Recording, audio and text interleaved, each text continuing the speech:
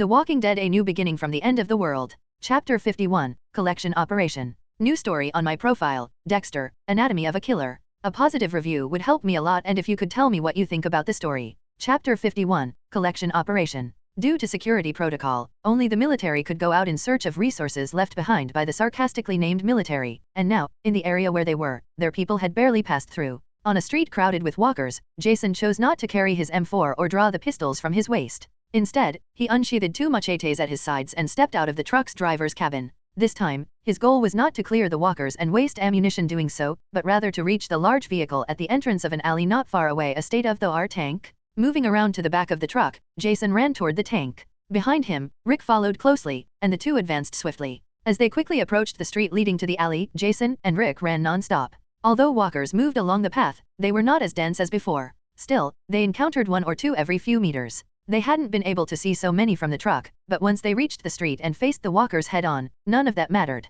Now, the machetes in Jason's hands showed no restraint, decapitating walkers without pause. Running behind him, Rick continued clearing the walkers from Jason's left and right sides. Their coordination made it seem as if the walkers were nothing, allowing them to reach their objective, the tank they had come for, quickly. As the new leader of a group, just like Shane and some other captains, Rick might not have been the most powerful in combat, but his mind was the sharpest, and he wouldn't hesitate to take down dozens of walkers if necessary. Now, he no longer questioned Jason's urgency in securing more tanks and weaponry. He understood that the stronger their group became, the safer they would be in the future, where those with the most powerful weapons would rule the world. Finally, the two reached the side of the tank. Jason handed one of his machetes to Rick. With a free hand, he grabbed onto a bar and jumped forcefully. His right foot landed on the tank, and with another strong push, he climbed up. Behind him, Rick attempted to do the same. He lifted his right foot, trying to imitate Jason's movements, stepping onto the edge of the tank to propel himself up. Damn it! The action was correct, but the result was not as expected. As he attempted the jump, Rick realized he had overestimated his strength and ability. Even though his right leg exerted all its force, the push forward wasn't enough to lift him onto the tank. Feeling the bitter consequence of his actions, Rick's body dangled slightly backward. Just as he was about to fall, he quickly turned his head to look behind him. Two walkers weren't far from his position. They were still about 2 meters away, but if he fell now, Rick knew he would be eaten by them. Watching the walkers get closer, Rick began sweating coldly. These damn monsters. Suddenly, he felt someone grab his arm, the one clinging to a pipe on the tank. Soon after, that someone pulled him up forcefully. Rick immediately realized who had saved him and quickly grabbed another pipe beside him to stabilize himself. Be more careful, Rick. Jason's familiar voice rang in his ears, and that slightly cold tone sounded extremely natural to Rick at that moment. Ha, thanks, I owe you one. Knowing it wasn't the time for conversation, Rick simply thanked Jason before following him to the tank's upper hatch. Crack! As the hatch opened, Jason jumped in, followed closely by Rick. It wasn't until Jason shut the hatch behind them that he reached out, patted Rick on the shoulder, and jokingly said, "Well, let's see if this tank starts." The corners of Rick's mouth lifted slightly at this remark, and a deep sense of gratitude suddenly arose in his heart. From what he had heard, Jason had learned the basics of operating and moving a tank, so there wasn't much to worry about now. Jason, who had just made the joke, had already reached the command cabin and began starting the tank, following what he had learned from the soldiers who operated them. Driving a war tank in peacetime was a once-in-a-lifetime experience. It was pure adrenaline, something exhilarating that made the body and soul tremble with excitement. Looking at all the buttons and advanced computers, Jason felt a bit overwhelmed but continued following the instructions he had been taught long ago. Hopefully, the tank could be transported by the truck. If not, they would only lose some time. Once Jason had familiarized himself with the interior, he began pressing buttons and activating the engine in a swift process. Just as Rick thought Jason wouldn't be able to start the tank's engine, the tank roared to life. Jason grabbed the radio from his vest and shouted loudly, "ZZ, George, get ready to drive." "Understood, boss." Throwing the radio aside, Jason focused entirely on driving the tank. The people in the large cargo trucks had only seen Jason and another person sprint toward a street full of walkers. They all wanted to help cover them, but they quickly realized the two had an unspoken coordination. Jason's machetes moved as if he had wielded swords his entire life, cutting down walkers in front of Rick, who followed behind and took care of the remaining ones with his weapon. These two men were not afraid of the walkers. At least Jason appeared extremely calm and composed, eliminating numerous walkers with relative ease. On the other hand, Rick fired dozens of bullets with great precision, hitting the walkers in the head. When the two ran toward the vicinity of the tank, the people in the truck finally breathed a sigh of relief. However, it seemed that Rick had made a mistake that almost cost him his life. Everyone's hearts pounded like a drum once again, but after Jason helped him in time, both managed to get inside the tank, and everyone felt relieved to see this outcome. Everyone thought it was over, but they never expected what would surprise them next. The seemingly inoperable tank in the alley suddenly roared to life and surged forward at full speed. Every walker in its path was crushed, reduced to nothing more than a mass of flesh on the ground.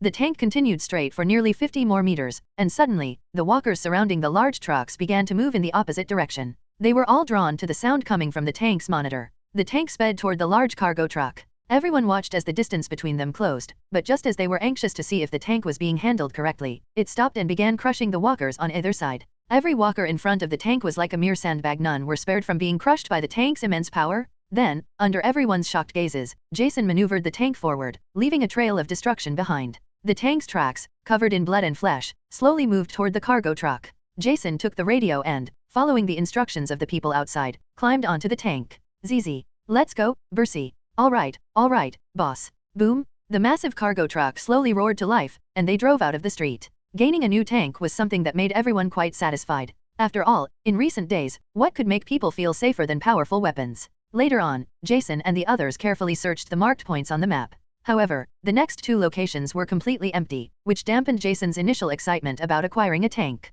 "Jason, don't get discouraged. We still have 3 more locations, plus we already have more than 1 tank and even a helicopter." Sensing Jason's disappointment, Rick tried to reassure him. For such a small group, their haul was already enormous. "Don't worry, that's not it. I believe there's still a high chance that there are stationed troops at these 2 locations." Jason was a bit concerned. After all, everyone was determined to grow stronger from this point on. Even though they had more than 10 tanks, fueling them was a major issue. It was estimated that more than half of them would have to be stored away until they could secure enough fuel to use them freely. The next locations on the map weren't too far away. Jason hadn't marked the entire city as search targets. Instead, he selected a few locations closer to the CDC facilities. The group soon approached the next site, and George, who was in the driver's seat, suddenly pointed to an intersection ahead and shouted loudly, "Captain, look ahead. It looks like there's a fortification there." Following George's direction, everyone in the cabin soon saw a hill surrounded by sandbags. The area in front of the hill wasn't large, but it occupied the center of a 3-way intersection. This was precisely the deployment point Jason had calculated.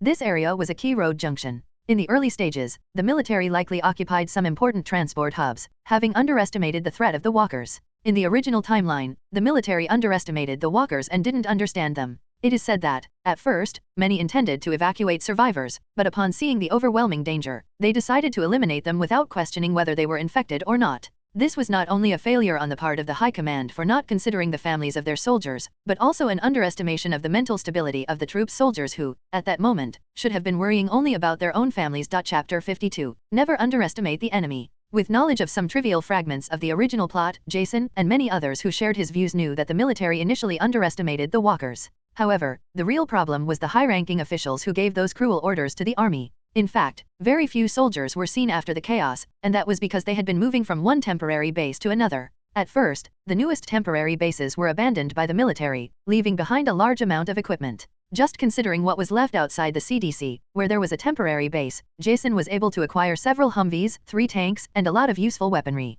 Many people criticized and were certain that the military had been too weak. No one could understand how the entire system collapsed because of these simple walkers. But there was a very detailed explanation. Most soldiers lacked crucial information on how to deal with the infected. Operation Cobalt caused discontent within the military, leading to deserters who, as is known, later formed the CRM. But before that happened, when everything first broke out, the military created many shelters and established useful containment measures. All it took was for one infected person to escape the military's notice for an entire base to be overrun by walkers. Everyone assumed they were just crazy people or victims of a virus that might be reversible, but everything spiraled out of control to a degree that, even with all their military weaponry, the soldiers had no choice but to flee. As Jason pondered all this, several people got out of the large trucks and stood at the edge of the camp. The scene before him only reinforced his judgment. This refuge had a large number of heavy weapons scattered on the ground, surrounded by tents that hadn't been removed in a long time. As he approached, Jason barely noticed the dark blood at the camp's entrance, but upon entering, he discovered the ground was covered with corpses.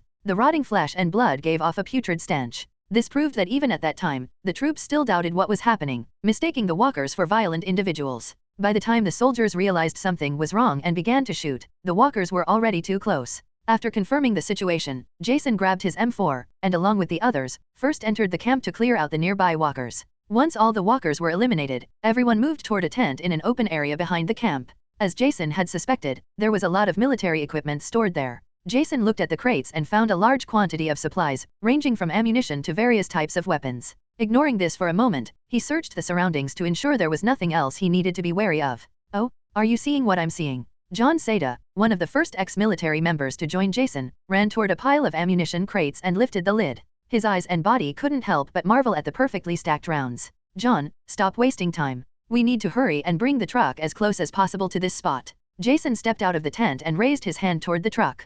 George, sitting in the driver's seat, slowly approached, and without waiting for Jason's orders, everyone began moving, loading the ammunition crates onto the truck. Since yesterday, Jason had been aware of everything the SCT community had in its warehouses, which could only be described as an excessive stockpile of weapons and resources. Yet, to Jason, it still wasn't enough. They couldn't be sure when they would have another opportunity to acquire more supplies, so it was necessary to take everything they could while there was still time. Place the crates on both sides and leave space in the middle for the weapons. We need to make sure they're properly secured with ropes. We can't afford to lose any of this, Jason ordered the group while hurrying to move the supplies himself. George, who had driven the truck to the nearest position, was the most relaxed. He stood on the truck's roof, keeping watch over the area to prevent any walkers from approaching. After at least half an hour of moving supplies, several people were exhausted and sweating profusely. Jason finally pulled out the last weapons crate, and several others helped load the heavier weapons onto the truck. Brothers? Finally, all this effort was worth it. Jason looked at the weapons before him with satisfaction, including heavy machine guns like the M249 and M250, many M4A1 assault rifles, pistols, daggers, and even 10 M24 sniper rifles. Ha ha ha, this feels amazing. Several members of the group celebrated, their faces unable to hide their joy. Jason was satisfied as well, but as a leader, he had to keep people moving. He reminded them, all right, let's hurry to the next location, now. Yes, boss. Everyone got back into their vehicles and drove to the next site. After Jason and the others finished loading the weapons, the last convoy from the CDC finally arrived at the prison. Prison in West Georgia. Daryl saw the modified RV from a distance and opened the prison's main gate. The large convoy was followed by several massive trucks and the last military tanks from the CDC. Sam and the rest of the more experienced guards saw the prison in the distance and nodded in approval. This place was definitely 100 times more defensible than the open CDC facility, which only had buildings. Carol and Jackie stepped forward to help the last arriving survivors. After that, they needed to assign rooms and set up special accommodations for the elderly, but thanks to the large number of people, everything was proceeding in an orderly manner. According to the classification that had been established, the outermost unit was designated for single men, followed by a unit for families, another for couples, another for single women, and the innermost unit was reserved for the elderly and their caretakers. Walking through the units one by one, Jackie directed groups of people to register for a unit and begin moving in wherever suited them best. This arrangement was overseen by everyone and was ultimately a decision made by Jason after careful consideration. This way, in the future, people could easily distinguish the basic status of each individual based on their unit. On the other hand, it was also convenient for new survivors to live in the deepest part of the prison. Young men and couples were housed closer to the exit, which was highly practical for a quick response in emergencies where combatants were needed. These people are mostly young and strong, and then there are the women and the elderly. To ensure the privacy of the ladies and the elderly, an effort was made to create a peaceful environment. As for living in the innermost part of the prison, there is no need to worry about going outside. There are several exits from the prison. Even if the fence behind the prison is repaired after some time, the elderly can quickly reach the backyard through the corridor to carry out their activities. The researchers did not follow the crowd to the living area but instead followed Carol to a separate house nearby. Carol opened the door, and everyone entered the room. Jason designated this place to become a laboratory later on. It still needs many renovations, but it will be fully equipped in the future. Carol briefly explained the place to the lead scientists, Edwin and Candace, according to Jason's instructions. The remaining researchers examined the place attentively. Well, it's not bad here. It's separate from the main area, but a lot of renovations will be needed according to our requirements, Candace said, standing in the middle of the room and looking around. Overall, everyone was quite satisfied. Carol didn't understand much about these things, but she knew that the team led by these two had developed a preliminary vaccine and had solved the problem that worried everyone. Because of this, she was very kind to them. Moreover, these 6 researchers were the only ones in their group capable of at least finding some kind of vaccine to save the world from this hell. How are you feeling, Carol? I heard about your husband. What happened to his group was a tragedy. Candace turned to Carol and asked with concern. From what she had heard, Carol's husband had been infected by a walker during a mandatory expedition outside the CDC. Not many details were given, only that he had died and was brought back so Carol and her daughter could say goodbye to their loved one. The group he was in had been led by Sam and had suffered several unexplained casualties. I'm fine. My daughter and I need to learn to endure suffering so we can move forward, Carol said with a faint smile. Jason also mentioned he would be busy these days, so you should first be assigned your respective rooms. The Jenners returned her smile politely and nodded before the 7 of them walked toward the prison. Crack. At the prison gate, Daryl stared at the numerous tanks and large trucks parked not far from the entrance, his expression stunned. If he didn't know the drivers, he would have called for people to prepare to defend the prison from an enemy attack. At that moment, a head popped out from the cab of a truck parked in front of the gate. It was Shane. He looked at Daryl with a playful smile on his face and asked, "Surprised?" "Ha ha ha." Daryl sneered, completely ignoring Shane, and simply opened the prison gate. Seeing Daryl's reaction, Shane showed an indifferent expression and drove the truck toward the back of the prison, followed by the vehicles behind him. Then, Daryl noticed that about a dozen strangers got out of the back of a dump truck. Immediately, he raised the crossbow in his hand and shouted, "Who are you?" Seeing the commotion, some nearby guards also pointed their weapons at the strangers. Wait, I saved them." Shane jumped down from the truck and, noticing Daryl's reaction, quickly stopped him in a loud voice. Shane approached Daryl and explained in a low voice, "All these people were at a university on the way here. A dozen of them had been sheltering in the university cafeteria before. Having been in hiding all this time, the food in the cafeteria had run out. Because of this, someone suggested going outside to try their luck. Unexpectedly, while they were fleeing, they heard the sound of our convoy and chased after us. However, out of 25 people, only 16 remain in their group. If Daryl had learned anything from life, it was never to trust strangers. Chapter 53, Everyone arrives at the prison. Have you checked them?" Even after hearing the explanation, Daryl kept watching the dozen men and women warily. Basically, they all have their student ID cards. Those who don't have them on hand are vouched for by others in the same group. I saw 2 of those young people being dragged away by walkers when we arrived to help them. At the very least, we can be certain of that. Shane's voice lowered a bit as he said this, and the college students, along with several girls, seemed to hear him, causing them to start sobbing. "I'm sorry." Daryl nodded slightly at the dozen students, but then heard some remarks that made him turn his gaze. "Stop crying like idiots. Because of people like you, our escape went wrong." A girl with round glasses looked at the women who were crying as if this were a dramatic scene from a bad movie. "Nara, can you keep those comments to yourself for later? It really seems like you feel nothing for the deaths of others," said an angry girl upon hearing Nara's voice. "Screw you, Carla, you were dead weight when we fled the university," Nara said coldly. Shane approached the students and said, "All right, listen up, everyone. I know you're all very shaken by what you've seen and lived through so far. I'm also truly sorry for the friends you've lost, but you need to understand that this place is not just a community of survivors, it's also a military outpost, and I'm just one of the group leaders here. I'm currently busy with a lot of things in this place, so I can't give you a clear answer about this place right now. Also, I ask that you stop fighting over personal grievances. What are you really saying? Are you going to kick us out of here?" A muscular guy stepped forward among the students. "What's your name, kid?" Shane stepped forward and stood in front of the young man. The young man felt an uncomfortable sensation from the man in front of him, which scared him a little, but then he looked at the dozen people behind him and stubbornly replied without showing weakness, "My name is Bruno Lastra. You can call me Bruno." Shane didn't speak. He just stared into Bruno's eyes, and Bruno stared back. The two of them locked eyes for about 10 seconds before Shane suddenly smiled and patted Bruno on the shoulder. "Bruno, right? You've got a good attitude. You can call me Shane. You will be provided with a meal until the leader of this community returns. All you have to do after that is convince our leader or captain to authorize your stay." "Agreed. We're fine with that." Bruno extended his hand for a handshake, but Shane just smiled and raised his hand to pat Bruno on the shoulder instead. "All right. Follow me to your unit and keep quiet. You're still strangers to us." "Understood, sir." Everyone responded instinctively. "And one more thing, save that attitude for when you're facing walkers." "Got it." Shane smirked and led the way. As he arranged for the students to stay in cells in another section of the prison, Shane didn't want these people to learn too much about the place. It was better to wait for Jason to return and let him handle it. Shane, who had just left the unit, disappeared from the students' view. The guy who called himself Bruno pressed up against the unit door. He didn't return to the group until he heard the sound of the door closing in the distance, and then the individuals began to whisper among themselves. "Bruno, you were too impulsive just now. What if you made him angry?" said a blonde girl with a beautiful appearance and a well-proportioned figure, sounding a bit fearful. Before Ian could respond, a mature-looking guy spoke again. "Celia, you're overthinking. I don't think these people are bad. Even though that guy just now was scary, he's probably a soldier or a cop. Didn't you see those tanks and the people carrying guns?"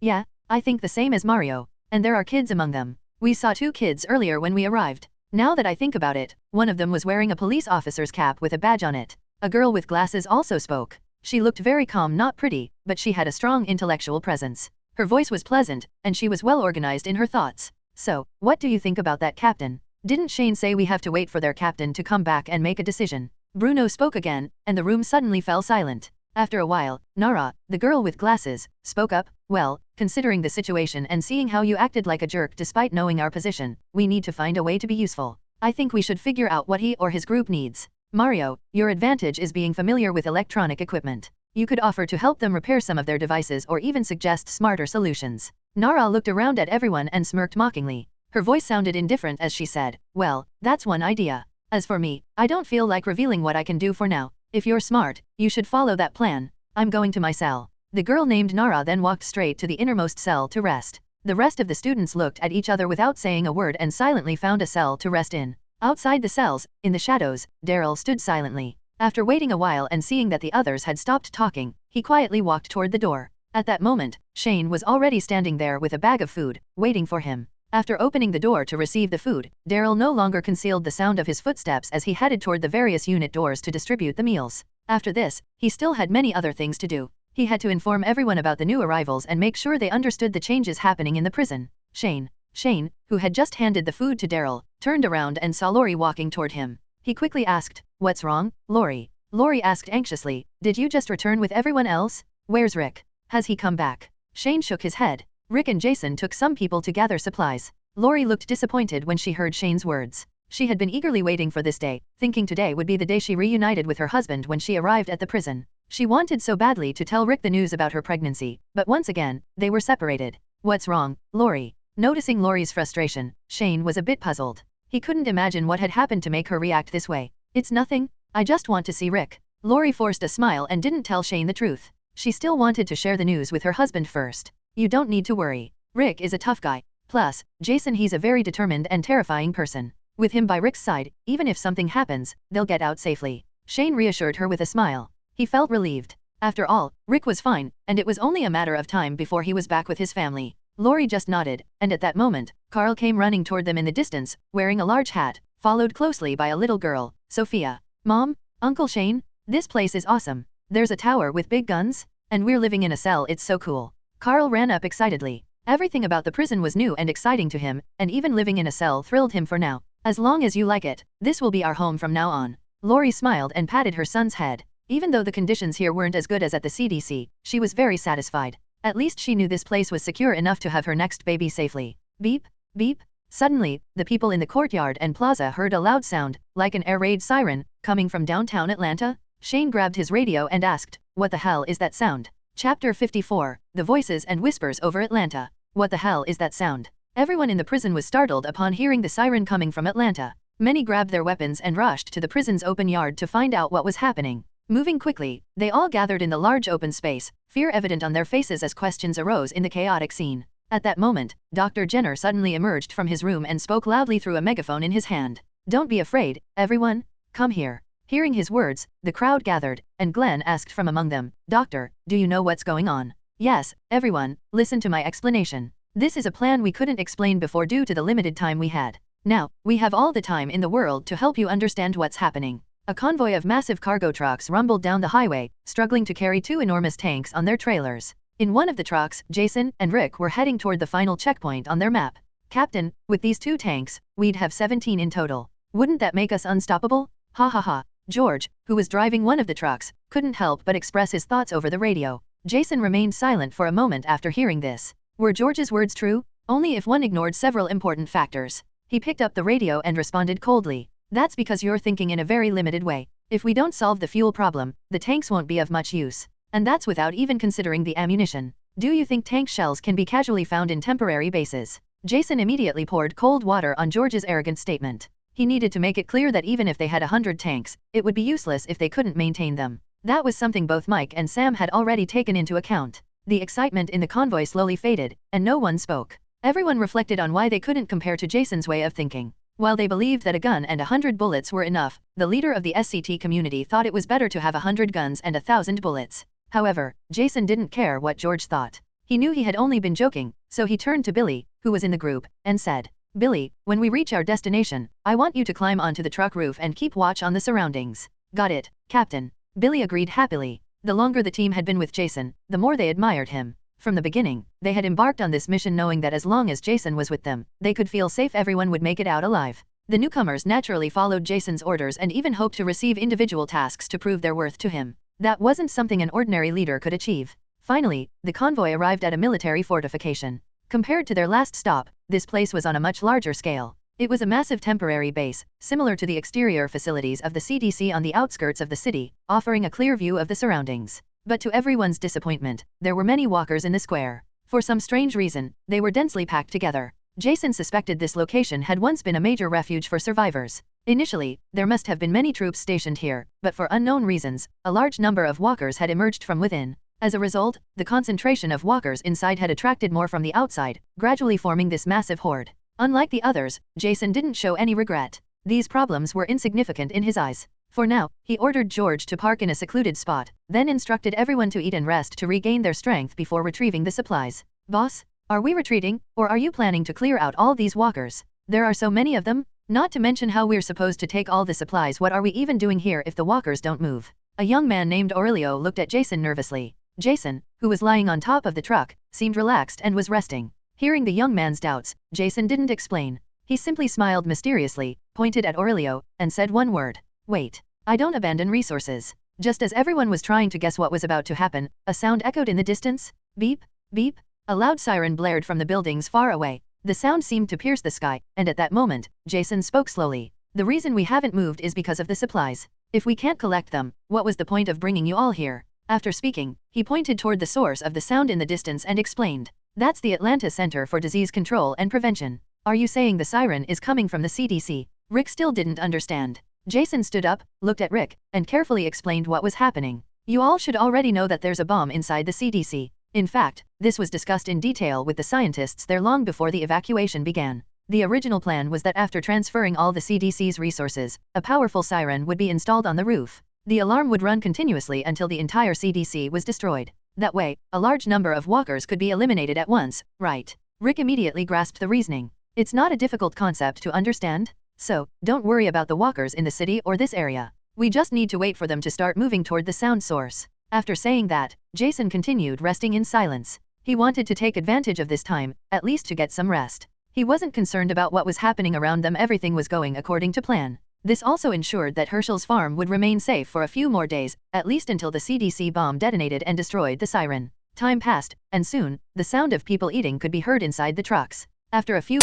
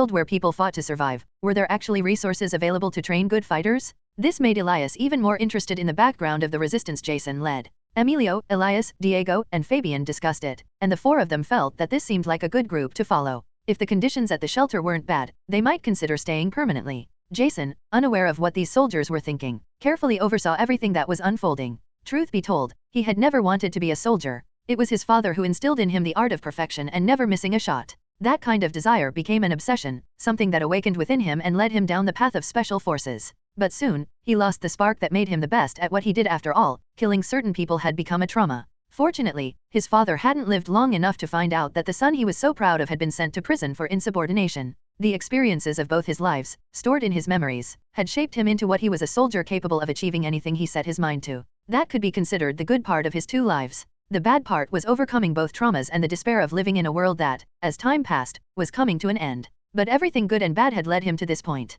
If it weren't for his combat experience and slightly crazy mind, he really couldn't imagine how he would have survived in this world. Walkers were terrifying, but people were even more so, and Jason had no difficulty killing his enemies. Shaking his head, Jason pushed aside those thoughts that led him into a dark, endless pit of questioning. He still needed to carry out his plans and survive in this world as best he could, so he said, "We'll spend the night here. It's best not to move at night since we don't know the area." After saying that, Jason opened the entrance to the basement but didn't go in right away. Night was the most dangerous time when walker activity didn't decrease. Everyone could still hear the sirens coming from the CDC, and for that reason, there were very few walkers nearby. However, Jason didn't want anyone to move. If they encountered a horde of walkers, the outcome wouldn't be good. Wasting no time, Jason briefly led everyone into the basement before inspecting it. This was the last supply point he had stored goods in, and it was also the most special one. Because what was stored here wasn't common supplies like food and medicine but rather far more important firearms and hard-to-find ammunition. To save space, a handful of long and short firearms were densely packed in huge crates, and there was too much ammunition to count.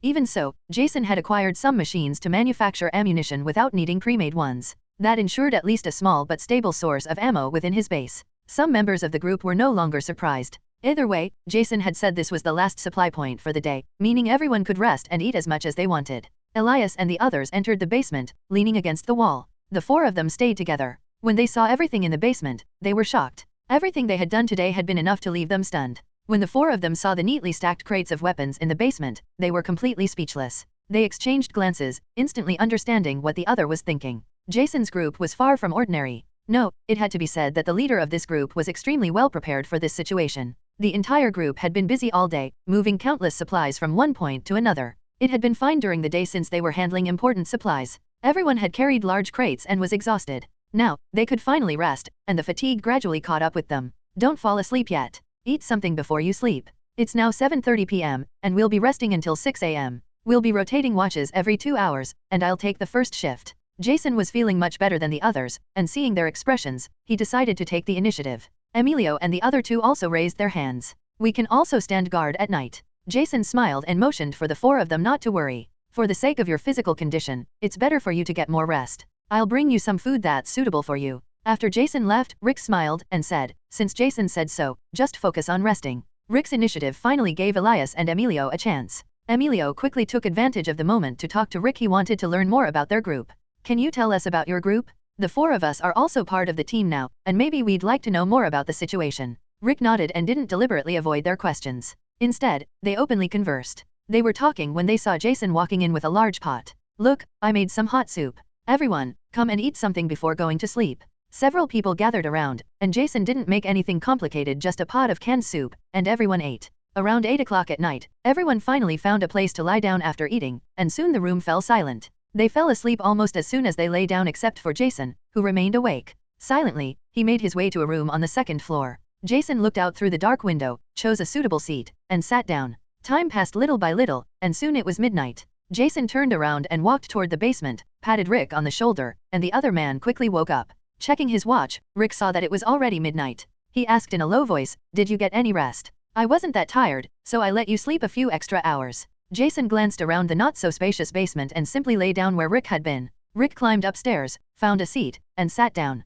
Jason also fell asleep quickly. The habit he had developed over the years made him a light sleeper. If he sensed any movement, he would wake up immediately. Beep, beep. A car alarm blared. Though the sound wasn't loud in the basement, Jason was already awake. However, just as he felt the situation wasn't too serious, he heard a series of footsteps coming from the first floor, the sound reaching directly into the basement. Frowning slightly, Jason suddenly realized that things weren't as simple as they seemed. Just as he grabbed his M4, he saw Rick rushing toward him, looking somewhat nervous. "Jason." Rick's low and concerned voice called out, and Jason slowly approached. "What's going on?" The rest of the group also woke up from the commotion, rubbing their eyes and sitting up. "A massive horde of walkers has appeared? We're already in the middle of it." Everyone, still drowsy, went pale at the mention of the horde, as if they had seen a ghost, especially the soldiers, who had just escaped from a horde and now found themselves in the same situation again. At this point, they truly felt like they couldn't catch a break. What were the chances? "Everyone, calm down. Let Rick finish explaining what he saw." Seeing the panic spreading, Jason remained unfazed.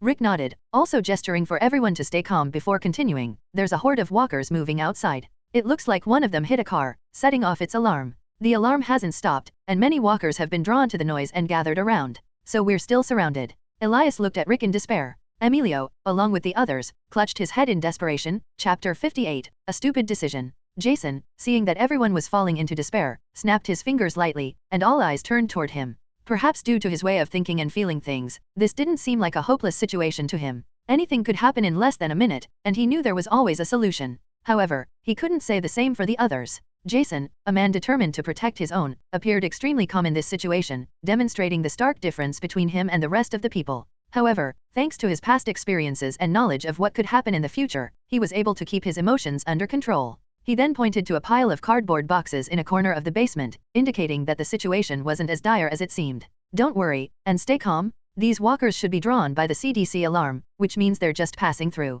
Most of them will follow the others quickly. And even though this is a hidden weapons storage, I left a large batch of food in the cardboard boxes in case of an emergency. So don't panic no matter the situation, we'll find a way out." Upon hearing Jason's words, those who had panicked regained their senses after analyzing the situation. Thinking it through, they realized they would only be stuck in this place for a day or two at most and could leave safely once the herd of walkers moved on. "Let's rest first and stay quiet. We'll assess the situation tomorrow and act accordingly." After Jason finished speaking, he lay back down and closed his eyes. The rest of the group watched him closely before lying down as well, without saying another word. Throughout the night, car alarms occasionally blared outside the basement. Though everyone lay down, none of them could fall asleep. They tossed and turned until after 4 in the morning, at which point exhaustion overcame them, and one by one, they drifted off to sleep. At 5 in the morning, Jason slowly opened his eyes. Aside from being woken up by Rick once, he had generally managed to rest well. There was no panic in his movements whatsoever. After waking up and getting his senses in order, he slowly walked up to the first floor of the house, where Billy was keeping watch outside.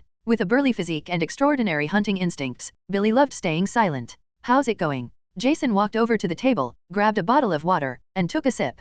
Billy shook his head and gestured with slight helplessness. "Boss, the situation is still the same. This massive horde of walkers doesn't seem to be dispersing yet, and that damn car alarm keeps blaring, keeping them here." Walking to the window, Jason looked outside indifferently. It seemed that his decision to leave the alarm running was now causing some unexpected complications. Gazing slightly outward, he could see that there were still many walkers in the streets. Although they weren't packed together densely, if he decided to run out now, there would be no way to escape alive. "I don't know if it's just my dumb luck or something else, but it looks like everyone forgot the radios in the truck." Shaking his head, Jason regretted leaving behind the radio he always carried in his vest. Now, no one in the group could communicate with the prison. After hearing Jason's words, Billy stopped looking at him and focused entirely on what was happening outside. "I just hope this horde moves on quickly." Even though he had killed many walkers alongside Jason, he had always thought a situation like this wouldn't be too scary. However, now he understood why the country had collapsed in just a few days without being able to do anything. If a massive horde of walkers attacked their base, hundreds of thousands of them, the battle would be extremely long, and he had no idea whether their community could come out victorious.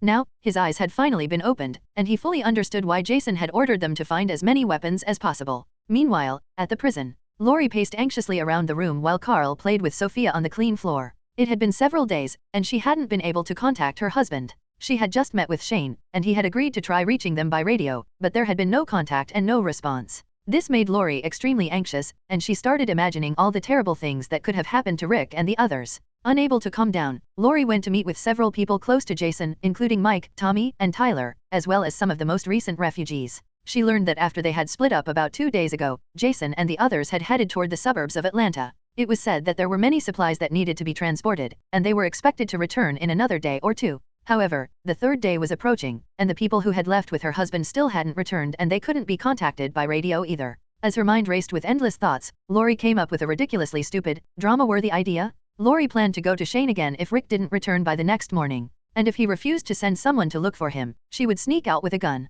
After making up her mind, Lori felt somewhat calmer. She went to Carol's room, glanced at Carl, who was happily playing, and reminded him, "Carl, it's getting late. Time for bed. Sophia and the others should go to sleep too. Mom, can I play a little longer? Just a little bit." Carl looked at his mother, his fair, youthful face filled with pleading. Carol also chimed in, "Carl, Sophia is going to bed too. How about this? If you go to sleep with your mom now, I'll let you play with her all day tomorrow. How does that sound?" Hearing Carol's words, Carl was genuinely happy. He grinned and quickly ran back to his room. Lori smiled at Carol and said gratefully, "Thank you, Carol." Carol didn't say anything, but a harmless smile appeared on her face. Without Lori realizing it, her mind was slowly being filled with irrational thoughts and decisions. In situations like this, the mind can lead us to make choices without even noticing, and that was exactly what was happening to Lori. The night passed, and so did the following morning. Lori, who had been worried all night, found Shane eating as soon as she woke up. "Shane, haven't there been any news from Rick and the others?" Lori approached Shane without eating and asked him directly.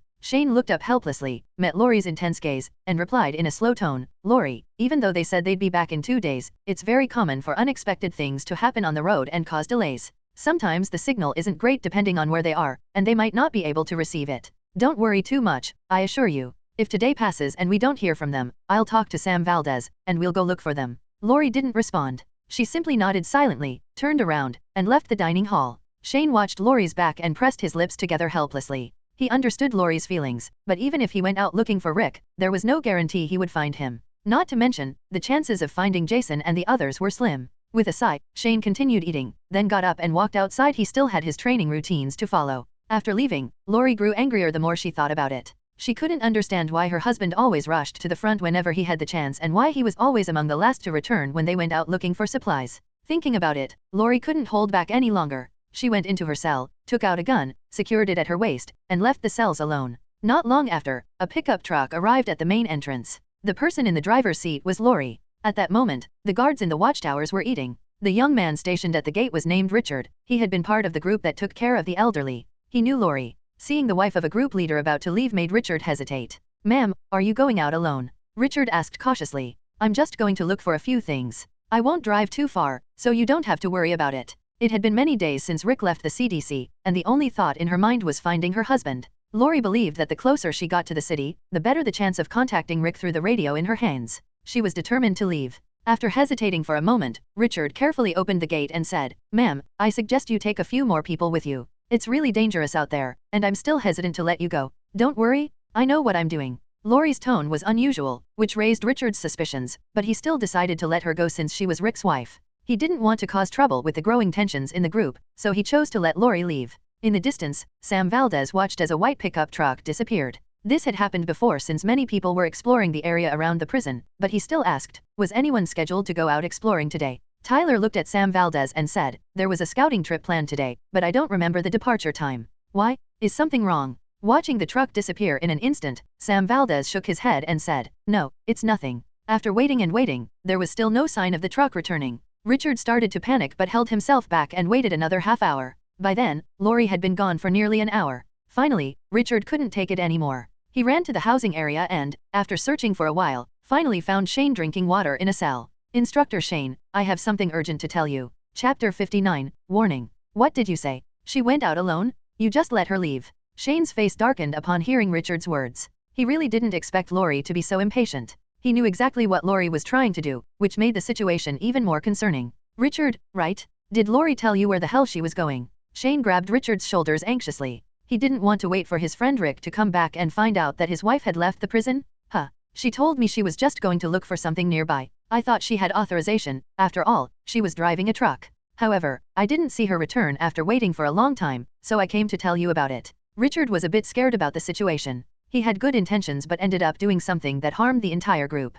Damn it. Shane was growing more anxious by the second. The only way he could fix this now was to find a tracker and go after her together. "What's going on, Shane?" Sam Valdez approached, sensing that something was wrong. His gaze shifted to Richard, who at this moment should have been guarding the gate. He had felt a bit uneasy seeing that truck leave half an hour ago, but he had been informed that someone was scheduled to go out and scout the area around the prison. So he didn't move immediately. But now, it seemed something was really happening. Shane, deep in thought about what to do, turned to Sam Valdez and said, "It's Lori. She left the prison, and it looks like she doesn't know what she's doing. So, What do you want to do? Sam Valdez wasn't going to waste time looking for someone who left on their own. There was too much work to do in this place. I'm going to find her. I'll take a group with me to bring her back. Shane handed the radio from his waist to Sam. Now, he planned to move as quickly as possible. Sam Valdez, on the other hand, was furious about the situation, which was going to waste everyone's time. Manpower was too precious to be spent searching for brainless people outside the prison. You know this is completely outside our responsibilities, right? Not only are you leaving your post to chase after a stupid woman, but you're also putting other people in danger. After accepting the radio, Shane glanced at Sam. He knew his words were right. If it had been someone he didn't know well, he might have hesitated too. But the person who left was his best friend's wife. Shane nodded and said, I have to go find her. I'll take care of it. Fine, but don't take more than 5 people. If you don't find her in a day, consider her dead. Sam Valdez paused and added, You're a good leader. I think you understand my words. I got it. Shane didn't pay any more attention to Sam Valdez. Though he was angry at the man's words, he had to admit that he was just speaking the truth. Who should he take to look for Lori? A tracker. Yes, Daryl. He had to take Daryl to find Lori. Shane tucked a pistol into his waist, grabbed a shotgun from his side, turned around, and walked out quickly, asking as he moved, Did you see where Daryl was a moment ago? Richard nodded, motioning for Shane to follow him, and the two of them hurried off. From a distance, Shane spotted Daryl and rushed over, shouting as he ran, Daryl? Daryl, come with me, man. Lori ran off on her own. I need your help to find her.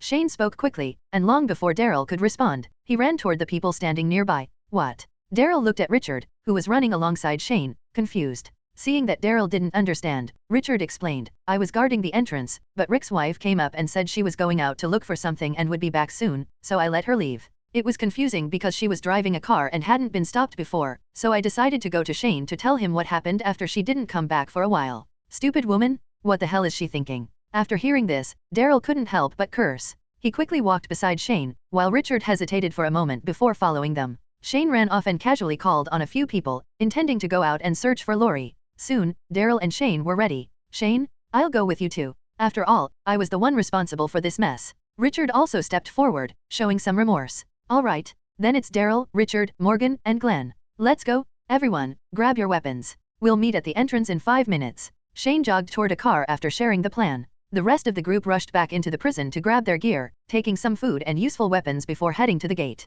By then, Shane was already waiting. With 5 people in a car, they headed straight toward downtown Atlanta in an instant. Aren't we going to back them up?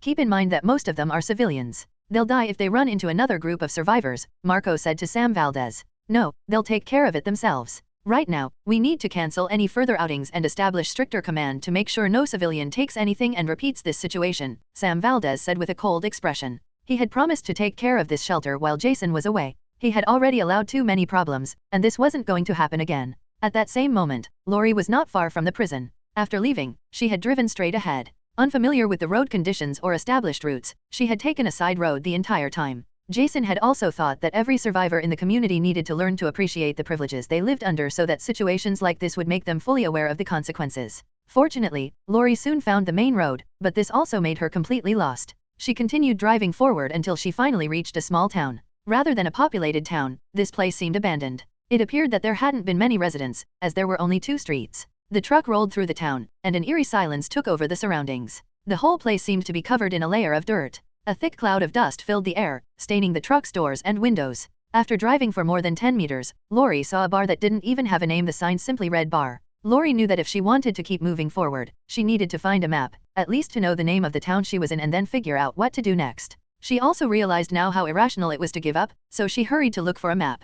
Maybe there's a map in that bar. Lori couldn't help but wonder, so she decided to take her chances. She drew her gun and disengaged the safety, just as she had learned before. Then, she got out of the truck and carefully walked toward the bar's main entrance. Crack! The sound of the door opening was particularly loud in the bar. Before she could take a good look at the room's furniture, a foul stench in the air made her feel suffocated. Lori quickly took several steps back, feeling her stomach churn. A wave of nausea hit her, and she began vomiting while clinging to the door handle. Ugh! Cough! With her head lowered, Lori didn't notice that the many walkers lying motionless in different parts of the area outside the bar had begun to stir and slowly approach. A walker with a rotting face took a few steps forward and clumsily kicked a wine bottle. The bottle rolled out of the bar's entrance, making a loud, jarring noise. Still gasping for air, Lori heard the sound. She immediately lifted her head and saw several walkers heading toward her. Lori fell to the ground in fear. She covered her mouth to stifle any sounds. She had never faced a single walker on her own before. As the walkers drew closer, countless thoughts flashed through her mind as if she were watching a movie. She remembered Rick saying goodbye to her, Shane advising her to wait patiently by Carl's side, and then Richard's hesitant expression when he let her leave. When Carl crossed her mind, Lori seemed to regain control of her movements. She couldn't let Carl lose his mother at such a young age. And even now, she wanted to give birth to the child she was carrying, hers and Rick's. Still sitting on the ground in shock, Lori suddenly sprang into action. She crawled forward, then turned and got to her feet, sprinting toward the truck she had arrived in. However, this world was full of surprises and, more often than not, misfortunes. Just then, a walker suddenly appeared behind the truck out of nowhere. Seeing this, Lori's heart pounded violently, and she barely held back a curse. Turning around and scanning her surroundings, Lori dashed toward a row of residential buildings on the other side of the street. When she reached them, she desperately tried to open a door, but it was locked. Just as she continued trying different doors, one clicked open. Lori felt a rush of relief. She quickly stepped inside and shut the door behind her. Panting heavily, Lori leaned her entire body against the door and slowly slid down, tears welling up in her eyes. She deeply regretted her decision to leave the prison. However, just as she was about to bury her head in her hands and cry, a guttural growl echoed from inside the house. A male walker emerged from the far corner of the room. Terrified, Lori immediately got back to her feet and raised her trembling gun. She aimed at the walker as it advanced toward her. Bang! Her first shot missed its mark, hitting the walker's body instead. Lori's hands continued to shake as she struggled to eliminate the creature closing in on her. Bang! Bang! Bang! After 3 consecutive shots, she was lucky enough to finally hit the walker's head. The corpse collapsed onto the floor. At that moment, someone knocked on the door. Lori sat on the ground, unable to process what she had just heard. In shock, she stared at the walker she had just killed. Chapter 60, the reason for being. Safe house, last supply point. It looks like the walkers are decreasing in numbers. These should be the last of the horde, Billy said as he looked outside. After taking double magazines filled with bullets and equipping himself to the limit, Jason nodded and said, "Let's not waste time. Let's take out the walkers in the street carefully and silently." Picking up rifles with suppressors, Elias, an expert at taking down long-range targets, settled by a window and began shooting. With precise, silenced shots, many walkers started dropping to the ground. This time, the assault rifle in Jason's hands was a modified AR-15 with a double magazine. He decided to carry his M4 on his back, wanting a change for this situation. "Focus on the walkers near the truck where we'll load the supplies." Understood. Elias and the others, now working under Jason's command, took charge of eliminating all those walkers. After all, their marksmanship was reliable, and eliminating walkers was far easier than carrying heavy supplies. Reloading. Once everything was in order, Jason went downstairs to help move the weapons crates from the basement to the first floor. "How's everything going?" George, who was catching his breath while moving a large crate of ammunition, looked at Jason and nodded. Now that everyone had started working, he felt at ease and wasn't too worried about the remaining walkers outside. "The team upstairs has started taking care of the walkers outside. We can move faster now," Jason said seriously. He set his weapon aside, went down to the basement, grabbed a crate, and said, "Getting tired already, Rick? We'll be back at the prison soon, and you'll see your family." "Yeah," Rick responded with a smile as he carried a supply crate upstairs. He was doing all of this for his family and survival, working for the future of his friends and loved ones. "What's the situation outside?" Rick asked as he climbed the stairs. "Elias and the others have it under control. There's nothing to worry about." After some time, all kinds of crates were stacked one after another near the door, ready to be quickly moved out once it was opened. "I think it's time to head out and get all this stuff to the bus as soon as possible. We have a long trip back to the prison," George said, sweating. Setting a crate on the floor, Jason nodded and went to retrieve his weapon. The time had come to leave. No one wanted to waste any more time here if they could get out now. In this situation, there was no telling when they might encounter another horde of walkers. Once Jason grabbed his rifle, he stood in front of the door and said, "I'll clear the way. Wait for my signal, and when I give it, start loading the supplies onto the bus." Everyone nodded without saying a word. After confirming they understood, Jason raised his rifle, opened the door, and stepped outside. Bang, bang, bang. With 3 precise shots, the closest walkers were taken down with headshots. Blood splattered as their bodies collapsed to the ground. Jason's eyes sharpened with vigilance, scanning the area for more walkers. His job was to clear out any blind spots that Elias and the others couldn't reach. Bang, bang. 2 more shots, and another 2 walkers were instantly eliminated. The street was littered with corpses, all taken down by the group on the 2nd floor. Jason ignored those and then signaled the team to move forward. Seeing Jason's signal, everyone smiled and moved toward the bus, starting to load the supplies they had brought up from the basement. Jason's thoughts drifted back to everything he had planned before all of this started. First, he had meticulously focused on physical training. Whether it was for endurance-based tasks or surviving the world's end, a strong body was necessary. Uncertain of where he truly was, he felt an overwhelming need to become physically stronger. His workout routines surpassed those of many of his companions. He knew exercise increased food consumption, but that wasn't a problem, considering all his efforts today. The second thing he had focused on was food. He and his future group needed a large supply to survive. The food crates stored at various locations before the world fell apart were proof of his foresight. He was aware that extensive training required a lot of food, so it was a priority. During the transport from Atlanta to the prison, Jason had worked relentlessly to stockpile supplies from supermarkets. In the future, food would be the first thing survivors would seek. As time passed and food supplies rotted, it was crucial to consider long-term survival. Theoretically, there wouldn't be a food shortage, but that couldn't be guaranteed. As the community grew, so would the demand for food. Elias, come down now and help me clear out the walkers nearby. Jason, now indifferent to making noise, operated like a machine and began shooting rapidly. Bang, bang, bang. Each bullet from his rifle found its mark in a walker's head, executing them flawlessly. Understood, Captain. Elias responded in a loud, clear voice. The 4 soldiers in the group had recovered from their previous muscle fatigue. The food and vitamins they had consumed had gradually restored their strength. Cover the right flank. I'll take care of Overwatch. One by one, the soldiers deployed into their designated positions, allowing Jason to focus solely on eliminating walkers. He turned to George and said, "Get in the driver's seat. We need to plan a new route back, considering the large walker hordes." Understood, sir. Since their time at this location was limited, Jason didn't want to waste any more of it. He started carrying 2 to 3 supply crates at a time. Unlike at the last military base, they couldn't afford to leave anything behind this time. This wasn't just an important site, there were massive amounts of medical supplies here that wouldn't be available later. No matter what, even if they had to kill hundreds of walkers, Jason was determined to take everything from this place. "These are the last crates, Jason," Rick called out as he and the others came out. "All right, everyone, get in the trucks. We're getting out of here." Jason set down his assault rifle and decided against boarding the trucks. Instead, he grabbed an M249 machine gun and climbed onto the truck carrying the tank. Grabbing the radio, Jason turned it on and climbed onto the tank's roof. He secured himself to avoid falling and put on a mask. After scanning the surroundings, his gaze fixed straight ahead, ready to clear the path. Due to the structure of the lead truck, he needed to provide support and also wanted a clear view of the road. "ZZ, this is Jason. Start moving now along the planned route. We'll change course if we encounter walkers," Jason said seriously. "Understood, sir." With the roar of engines, 2 large cargo trucks, 2 military transport trucks, and a double-decker bus began moving quickly. The narrow roads made the journey difficult, but they were slowly picking up speed. Just as Jason thought everything was under control, a distress call came through the radio. "Hello, is anyone there? Help." Jason looked down at the radio strapped to his chest. He had left it on a general frequency so civilians could find them. During this time, they had helped many people, but after parting ways with Shane, no one else had contacted them. If we consider everyone a threat, then we must treat any new encounters as such. Keeping this thought in mind, Jason picked up the radio and said, "This is Captain Jason Momoa of the military. What is your current situation? Over." People wouldn't trust others easily, but they might trust the military. After all, it hadn't been that long since the system collapsed. "We need help.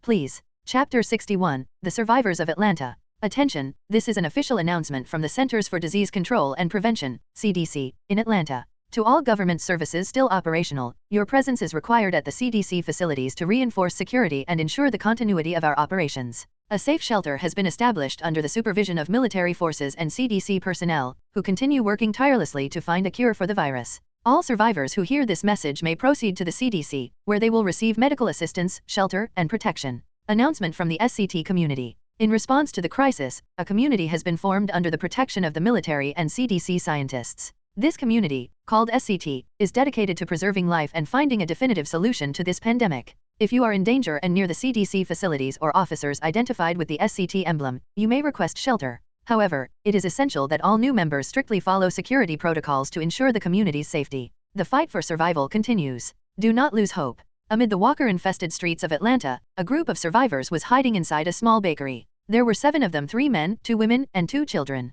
Ever since they had heard the broadcast about a shelter at the CDC facilities in Atlanta, they had been making their way there. At first, the idea of leaving the city seemed more appealing, but as the messages changed every 48 hours, they knew the shelter was still standing and remained secure. Their situation was dire. Before, they had been trapped inside a shopping mall, and the way they had escaped had been nothing short of praiseworthy. However, now that they were out on the city streets, their progress had slowed significantly. They had fallen far behind, losing too much time on their way to the CDC shelter. Everyone believed the shelter was still operational because the broadcasts continued to change. But a week ago, the transmissions suddenly stopped. On both sides of the street, a massive horde of walkers was heading toward the CDC, where alarms were still blaring. They were all terrified. None of them had ever seen so many walkers gathered in one place. That was the last message a week ago. Can we all agree that the shelter was destroyed by those immortal infected? My God, what do we do now? A teenager with long hair couldn't stop trembling. It's impossible that the shelter fell. The broadcasts lasted much longer than any other shelter. Something must have happened, said a man named Kenneth, a sergeant in the Metropolitan Police Department,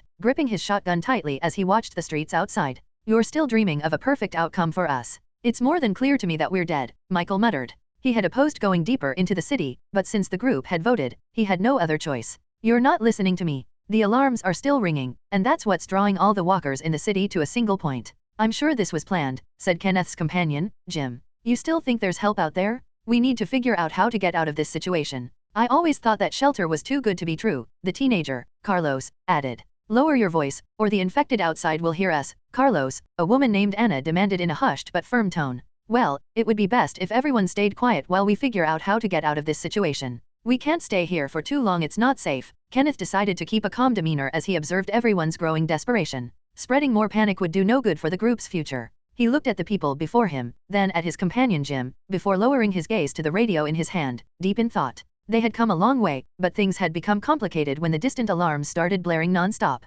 Kenneth knew that if the CDC was protected by the military, there should be no reason for an alarm that loud to still be sounding. Moreover, if the shelter had indeed fallen, someone should have at least sent out a warning that the place was no longer safe for Atlanta's survivors. Kenneth knew he had to come up with an optimal plan. They didn't have the necessary equipment to fight their way out of this place, nor did they have enough ammunition. Truth be told, Kenneth hated to admit it, but considering what was happening around them, no one would be able to leave this place alive. Hey, Jim, help me keep watch outside and assess the situation, Kenneth said, trying to appear composed and in control. Got it. Holding his rifle, Jim approached the entrance of the shop they were hiding in and began surveying their current situation. This world has gone to hell. How is it possible that the military was taken down so easily by rotting corpses? Carlos muttered with a complicated expression. Kenneth looked at the young man but couldn't give him an answer. He and his squad had been deployed, but those infected were nothing like regular humans. As the messages had stated, the only way to eliminate them was to inflict enough damage to their heads. The virus was something never seen before. Many on his team even said it wasn't from this planet. To collapse society in such a short time and with no way to contain it, Kenneth believed this was unstoppable. Anna glanced at Carlos and the two children beside him. Deep down, she still believed there was hope in this dark situation. There has to be a safe place somewhere in this city. It can't be that everything is lost. Oh yeah? Well, I hate to be the one to tell you, but we're screwed. Ha ha ha, there's no way out, and there's no food either, Carlos said with a bitter smile. At the very least, if we do things right, we might be able to get out of here alive and find a shelter. Things can't be as bad as they seem, Kenneth said after sighing in exhaustion. Just as Carlos was about to make another sarcastic remark, Jim approached and said, there are way fewer infected than there were at night. I think we have a chance to move to a safer location. But the moment Jim finished speaking, a series of gunshots echoed in the distance. The shots were numerous, indicating that more than two people were firing at the same time. Gunfire! Carlos shouted, but his mouth was immediately covered by Kenneth's large hands. What direction, Jim? Kenneth asked urgently. They shouldn't be more than 600 meters from our position. What do we do? Jim asked, seeking guidance. We have to take advantage of this and try to call for help. The walkers will be drawn to the sound of gunfire in a few minutes, Kenneth said, keeping a watchful eye on the street outside. Meanwhile, without anyone noticing, Carlos picked up Kenneth's radio from the floor and started frantically switching channels. The two children watched Carlos with conflicted expressions. They knew they couldn't make any noise, so they just observed. Come on, work. Carlos muttered as he switched channels, waiting a few seconds before moving to the next one. In his mind, Carlos believed that if the people shooting were soldiers, they definitely had radios, and their signal should be strong enough to hear what they were saying and hopefully, ask for help. Hey, what the hell are you doing? Anna asked, frustrated. Carlos had done nothing but complain this whole time, and now he seemed to have gone crazy with the radio. However, just as she was about to snatch the radio from Carlos's hands, a voice suddenly came through the speaker. ZZ, start moving now along the planned route. We will deviate if we encounter walkers along the way. Understood, Captain? We are beginning to move slowly in the designated direction. That sudden voice made everyone's heart pound like a drum. Anna froze suddenly, forgetting what she was about to do, staring at the radio in shock. Hello? Is anyone there? Help.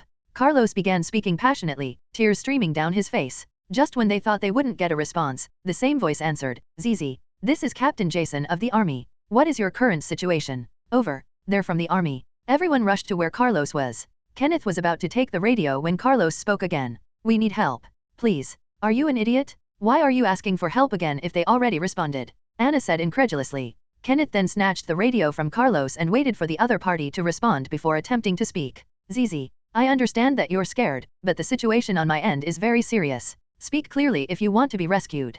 Kenneth, holding the radio in his hand, heard gunfire coming from the intercom and wasted no time responding. I'm Kenneth. We are a group of 7 people, including myself. We are on the main avenue leading to downtown Atlanta. Over. ZZ. Understood, Kenneth. If you can move 2 blocks to the right, toward the gunfire, we can take you with us. You must be quick and should start moving now. Understood. We are moving now, sir. After hearing the outgoing transmission, Kenneth looked at everyone and then at Jim before nodding. Everyone understood the general situation. If they moved quickly and took advantage of the timing, they could be saved by those passing nearby. All right, Jim and I will clear the way while you run with the children. Don't look back, just keep running in the right direction, Kenneth said as he stood next to Jim, gripping his weapon tightly. How many bullets do you have left, Kenneth? Jim asked. 1 magazine. Then I'll handle it. Lead the way. Without waiting for a response, Jim stepped forward and started taking down the walkers. Bang, bang, bang. Everyone, follow me. Move quickly. Kenneth wasted no time, turning right. Raising his weapon, he continuously fired at the walkers ahead.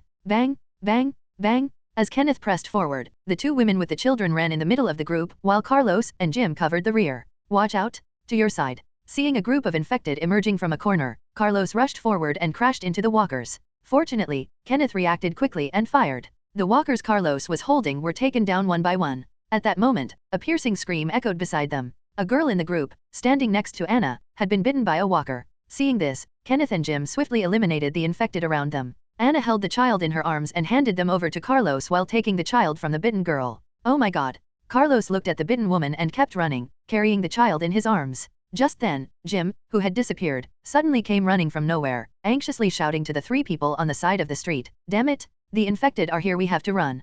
Kenneth looked at the girl, pulled out a grenade he had with him, and handed it to her. You know what's going to happen in a few hours. With this, you can go without feeling anything. The choice is yours. Without waiting any longer, the group kept running. Knowing how critical the situation was, Jim handed Kenneth a pistol strapped to his waist and then continued running. Kenneth, cover me. I got it. Bang, bang, bang. Halfway through the second block, the sound of gunfire had attracted a large number of walkers. In no time, they were completely surrounded. Kenneth, there's no way out. Kenneth, out of ammo, raised his weapon and began pushing back the walkers closest to the group. Stay together. Boom. At that moment, an explosion echoed not far from their position. It must have been the bitten girl from earlier. Just when they were in serious trouble, the roar of an engine sounded in the distance, followed by a series of gunshots. The precise shots cleared all the walkers blocking their path. Jason, wearing a mask, started shooting. The machine gun in his hands was eerily accurate, eliminating dozens of walkers within seconds. Emilio and Elias jumped out of the trucks and advanced to assist the escaping group. Stop. Stay still. Hands up. Even though they knew the highway was guarded by the military, they were still quite far from the agreed-upon location, and encountering soldiers here was completely unexpected. Kenneth and Jim, still holding their weapons, immediately dropped them and raised their hands high, fearing the soldiers might open fire. Fortunately, when the soldier saw the armed men disarmed and the others carrying children, he relaxed and asked, "Was anyone bitten?" "No, sir. We are all fine," Kenneth replied nervously. The other side was being extremely cautious, and it was clear they didn't mind taking their time to verify. Watching the soldiers standing on the slope with assault rifles in hand, Carlos subtly moved to the right, half of his body hidden behind Jim. He thought to himself that this kind of scene was straight out of an apocalypse. However, those thoughts vanished when the soldiers decided to take them in. "Everyone, get on the bus. Don't waste time," Elias ordered with an authoritative look. Yes. 6 out of the 7 people were able to be rescued. Before boarding, Kenneth glanced at Jason, who hadn't stopped firing for even a second. He was impressed by his precision. Once everyone was inside, Jason stepped down from the truck and naturally got on the bus as well. Carlos, hugging himself with relief, smiled. The sound of gunfire was now the sound of happiness ringing in his ears. Chapter 62, Everyone's Terror. As the convoy of large trucks and a bus left the urban suburbs, Jason, who was inside the bus, looked at the group of 6 people sitting silently, watching him. "Thank you so much for saving us. We all thought the shelter at the CDC facility had been overrun by the infected," said Carlos with an unnatural expression, happy to have survived. "I'm glad you all made it through the terrible experience you just went through. My name is Jason, leader of the SCT community. It's a pleasure to meet you all." Kenneth and the others nodded at Jason's words. They had heard messages about a shelter calling itself SCT, but they all felt uneasy at the long silence that followed those words. "It looks like you're from the Special Police Unit. I'd like to request your services. Skilled people like you can help me keep the community safe from the infected." Jason removed the mask covering his face and smiled. "Of course, we'd be ready to help in any way we can. My name is Kenneth, and this is my partner Jim. We're both from the SWAT Special Squad, and we're willing to assist in this crisis." Hearing Kenneth's words, Jason nodded with a slight smile and pointed at some crates behind them, filled with weapons and ammunition. "It looks like you're out of gear. You can take whatever you need from the crates. We don't know what will happen next, so we all need to be prepared." "Understood, sir." At the driver's seat, the man in charge was smiling slightly. He knew that, without exception, sooner or later, everyone would be willing to follow Jason. This was a rare skill, a natural leader who could handle any situation. We're heading to a shelter where former soldiers, police officers, and agents from other departments are protecting the survivors. Your value is important in building something new, but remember one thing: everyone is replaceable. After saying this, Jason walked to a seat to observe the situation outside the convoy. However, his body was ready to move if any of these people tried to make a foolish move. If I may ask, what happened to the CDC shelter? Lena asked in a soft voice. Jason looked at the girl who had just spoken and said, "We're relocating the shelter to the outskirts of the city. Staying in this city is not optimal at all." It seemed that these people had been heading to the CDC in search of refuge. Long before abandoning the facility, Jason had ordered that no more alerts about a shelter be sent out, knowing they would eventually leave that place. Now that everything was in order, they were heading to the prison to establish a base and begin expanding according to their plans.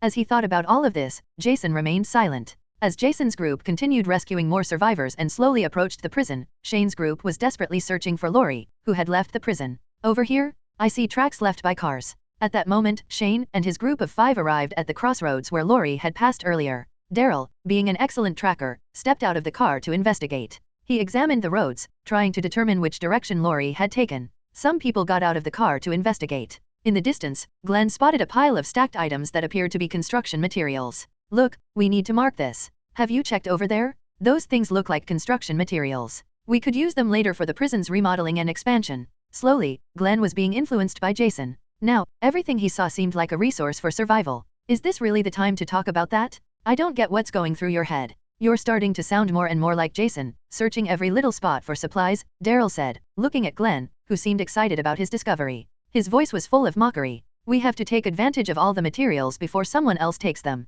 Glenn stared at the distant supplies and secretly marked the location. "Yeah, that's a good mindset." Not long after, the group finally arrived at a small town. Richard, who was sitting in the back, pointed at a parked pickup truck on the side of the road and shouted, "That's the car." Mrs. Grimes was driving that car when she left the prison. However, Shane and Daryl's eyes were already locked on a residential house in front of them. They saw at least a dozen walkers surrounding the door, banging on it relentlessly. "And she wanted to go to the city," Daryl muttered, understanding the situation. Shane simply stepped on the gas, aggressively turning the wheel and crashing straight into the group of walkers ahead. Bang! Crack! After a series of loud noises, the car stopped with 2 walkers on top of it. Then, several people jumped out of the vehicle one after another, machetes in hand. Daryl raised his crossbow and shot an arrow into a walker's head. With a swift movement of his dagger, he stabbed another walker in the skull. After clearing the nearby area, the rest of the group moved in to eliminate the remaining walkers. There were more than a dozen walkers around, but the 5 of them swiftly dispatched them with ease. Shane immediately stepped up to the house's door. "Knock, knock. Lori, are you in there?" Lori, who had been leaning against the door, stood up as soon as she heard the sound of a car. Through the keyhole, she saw everyone taking down the walkers outside. The familiar faces made Lori's eyes well up with tears, and they began streaming down her face once again. She survived. At that moment, that was the only thought in her mind. Hearing Shane call her name, Lori quickly wiped away her tears, straightened her clothes, and opened the door. "Shane." Seeing the door open and Lori standing there unharmed, Shane finally let out a long sigh of relief. Then his tone turned harsh. "What the hell were you thinking? Do you know how dangerous it is to go out alone nowadays? If something had happened to you, how do you think I would explain it to Rick?" "I'm so sorry, I was just trying." The words wouldn't come out of her mouth. Lori didn't know how to explain the irrational decision she had made. Now she understood that this world was cruel and that everything was falling apart everywhere. Shane sighed. He wanted to say more but stopped himself. That wasn't his role. Rick should be the one to handle it. The rest of the group had no words to say. They simply looked at Lori in silence. They could understand and empathize with her actions, but they didn't agree with what she had done.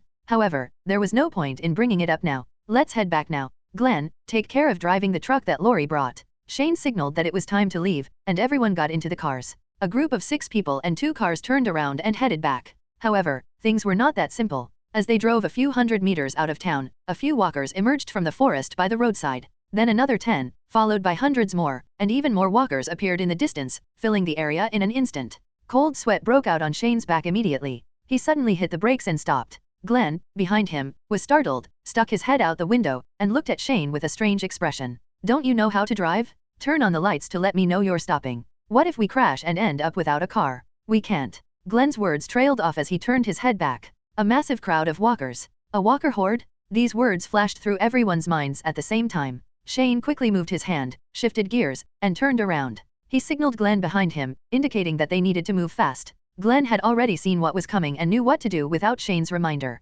Turning around quickly, the 2 cars sped back through the town and kept moving forward. Grabbing the radio, Shane reported the situation to Sam Valdez. ZZ. This is Shane. A massive horde of walkers is in the nearest town, not far from the prison. ZZ. Understood. How many walkers do you estimate? Sam Valdez asked in a cold voice. Hundreds, maybe even thousands of walkers together, Shane said nervously. This was the first time he had seen such a large horde of walkers. ZZ. Got it. We'll prepare in case the horde shifts toward the prison. Understood. Herschel's farm. Herschel, who was standing beside Patricia Otis's wife and his daughter Beth, feeding the horses, looked outside and saw two cars speeding down the road. The two vehicles were driving so fast that dust was rising behind them. The sun was already setting in the west, painting the sky a deep red. Herschel didn't know who was coming, so just in case, he signaled his daughter to run inside the house, grabbed a shotgun, and stood at the door. Herschel, it's me. As the two cars got closer, Shane stuck his hand out and shouted loudly. Herschel let out a sigh of relief when he saw it was someone familiar. He lowered his gun and stepped out of the house. Shane, why are you here? Where are Maggie and Otis? For some reason, Herschel always had a bad feeling whenever he saw Shane and the others, so he hurried to ask.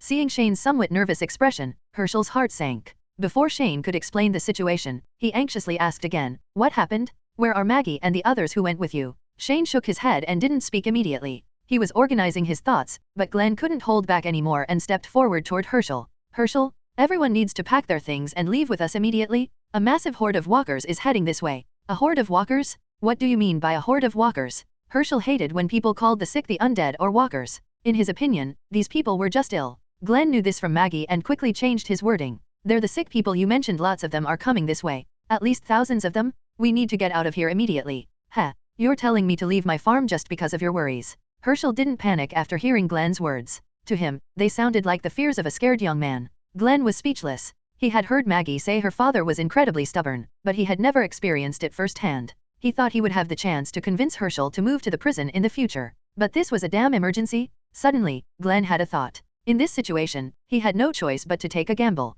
Maybe Herschel would hate him for it later, but that was better than Maggie hating him in the future. With that in mind, Glenn didn't hesitate any longer and said loudly, Herschel, don't you get it? These things are no longer human? They're already dead. You should think about your daughters. Do you want them to die with you, or do you want them to suffer your death? Make a damn decision, and we'll stop bothering you. But don't decide for others, that's something I won't allow. Chapter 63, The Alert.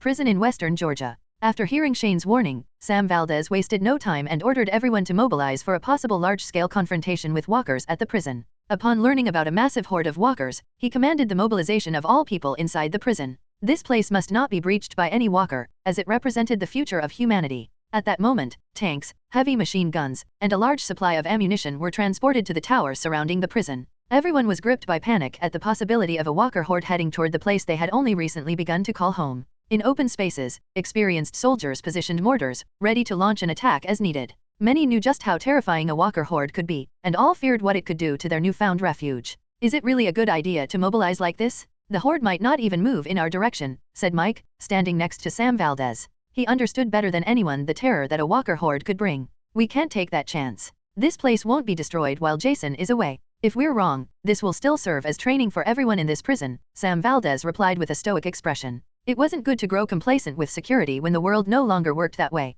Those under the protection of the SCT had always been shielded from harm, and what happened to Lori, who, having lived in a secure environment, developed a false sense of reality, led many high-ranking officials to believe they needed to make things harder for civilians. In the distance, mortars and heavy machine guns were placed at strategic points, and a tense silence settled over everyone. If a massive walker horde reached the prison, it would be met with hundreds of thousands of bullets. Sam Valdez looked at the radio on his chest and decided to try contacting Jason, who had yet to report back since leaving the CDC. ZZ. Captain, this is Sam, over. ZZ. Captain, can you hear me? Sam Valdez waited for a moment and sighed. It seemed his leader was in a tight situation. Under no circumstances did he believe Jason was in danger. Jason was a man gifted with the knowledge and skills necessary for this world, something Sam had witnessed firsthand since joining his group. Just as he was about to put the radio away, a very familiar voice crackled through the communicator. ZZ. This is Jason, I'm back online. Is there anything important to report? ZZ. Sir, there have been minor anomalies at the prison, but thanks to that, we discovered a horde of walkers not far from our position.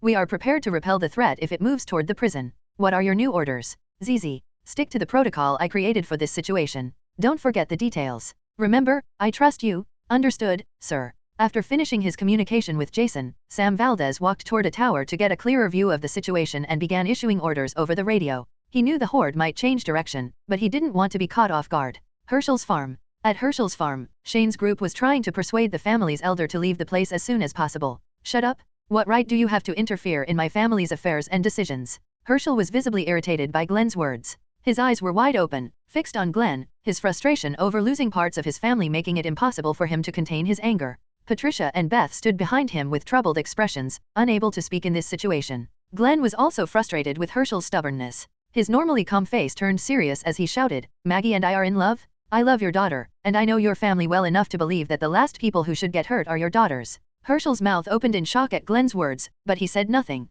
As the situation spiraled out of control, Lori stepped forward and said, "Herschel, I'm Lori, Rick's wife. You should know that Rick is a good friend of Jason. You know Jason, don't you?" Though Herschel didn't speak, he nodded silently upon hearing Jason's name. Seeing that Herschel was listening, Lori continued, "You might not know this, but Jason worked with the CDC researchers long before everything started. The researchers there explained to us that once the virus reaches its maximum spread in the human body, the infected are completely controlled by it. In simple terms, the infected are not alive. They have no memories of their past lives. The only thing left in their bodies is the instinct to feed, which is why they bite people. Have you ever seen anyone survive or move with a rotting body?" Before Lori could finish, Herschel interrupted her, shouting, "I don't care. My son and wife are infected with this disease. I want to save them, and I don't want to hear your words. I'm not leaving with you." Herschel, Dad. Patricia and Beth were visibly scared and instinctively wrapped their arms around the stubborn Herschel. Both of them knew that all those people were dead. They simply didn't want to accept the fact, and Herschel's stubbornness was even stronger. Glenn's expression kept shifting, and when he saw Herschel about to turn around and head back into the house, he couldn't hold back anymore and shouted, "Herschel, I heard there are many walkers gathered in your barn. The only thing you're accomplishing is putting your entire family and neighbors at risk because of your impossible wish. What will happen to Maggie if you die here?" When the people nearby heard that there were walkers in the barn, their expressions instantly changed, and Shane immediately moved toward it. The rest of the group exchanged glances before following him one by one, while Herschel's expression changed drastically. He broke free from his daughter's grasp and ran toward the barn.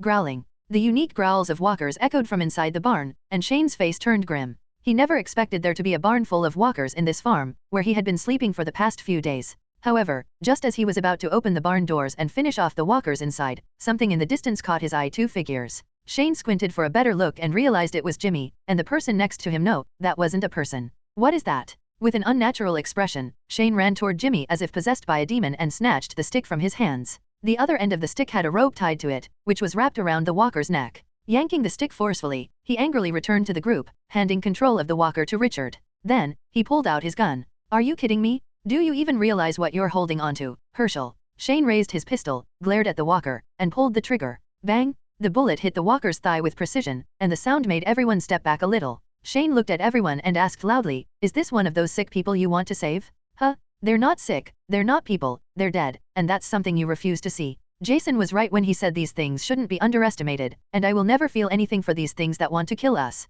This thing right here will end up killing us all if we don't do what we're doing at the prison. Herschel, let me ask you a question. Do you think a breathing person could withstand this? Bang, bang, bang. 3 consecutive shots hit the walker's chest. 3 shots to the chest. Would anyone alive be able to take that? "Shane, that's enough, man," Glenn said with a nervous look. "Yeah, it's enough." Shane approached the walker and fired one last shot to the head. Bang! Having taken care of the walker, Shane walked toward Herschel with an angry expression and pointed at him, "Enough trying to convince you about this situation. Didn't you say they were just sick? Do you really think your son and wife will talk to you again when they come out of that barn?" Slap!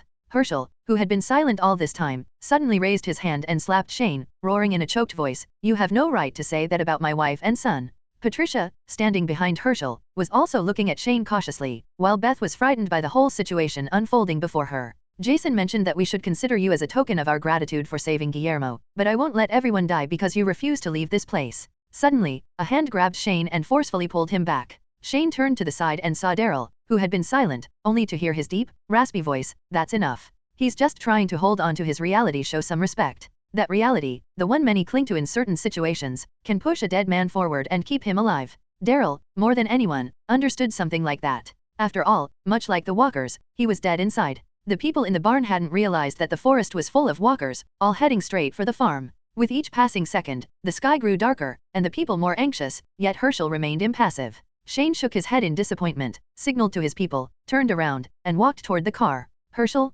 think about Maggie. Think about your daughter. Do you really want everyone to die with you?" Glenn still tried to persuade him, hoping to use family bonds to influence Herschel, even if it was just to leave temporarily. But the old man stubbornly stood his ground and didn't respond. Morgan hadn't interfered in this whole drama since arriving at the farm. He wasn't one to meddle. If Herschel wanted help, he would give it, but in this situation, there was nothing he could do. Seeing Shane walking toward the car, Morgan patted Richard's shoulder beside him, shaking his head slightly to signal that they should leave this place. Just as the three of them turned around, Morgan suddenly saw a few staggering figures emerging from the edge of the forest in the distance. The sun had already set, and Morgan could only make them out in the dim light that remained. Sensing the people around him, Morgan pointed to the edge of the forest in the distance and asked, "Look, are those walkers from the horde?" Richard grabbed his gun and looked through the scope into the distance. The few walkers wandering through the forest had begun moving toward the farm, and behind them, even more were following. "Shit." Richard paled and shouted behind him, "We need to go, now. The walker horde is coming." Everyone else was filled with anxiety upon hearing those words, and Glenn rushed over to Patricia, saying, "We have to convince Herschel, but if you don't leave this place too, you'll die." But Herschel, who had been standing there all this time, suddenly turned around, went inside the house, and told Beth, "Pack your things, sweetheart.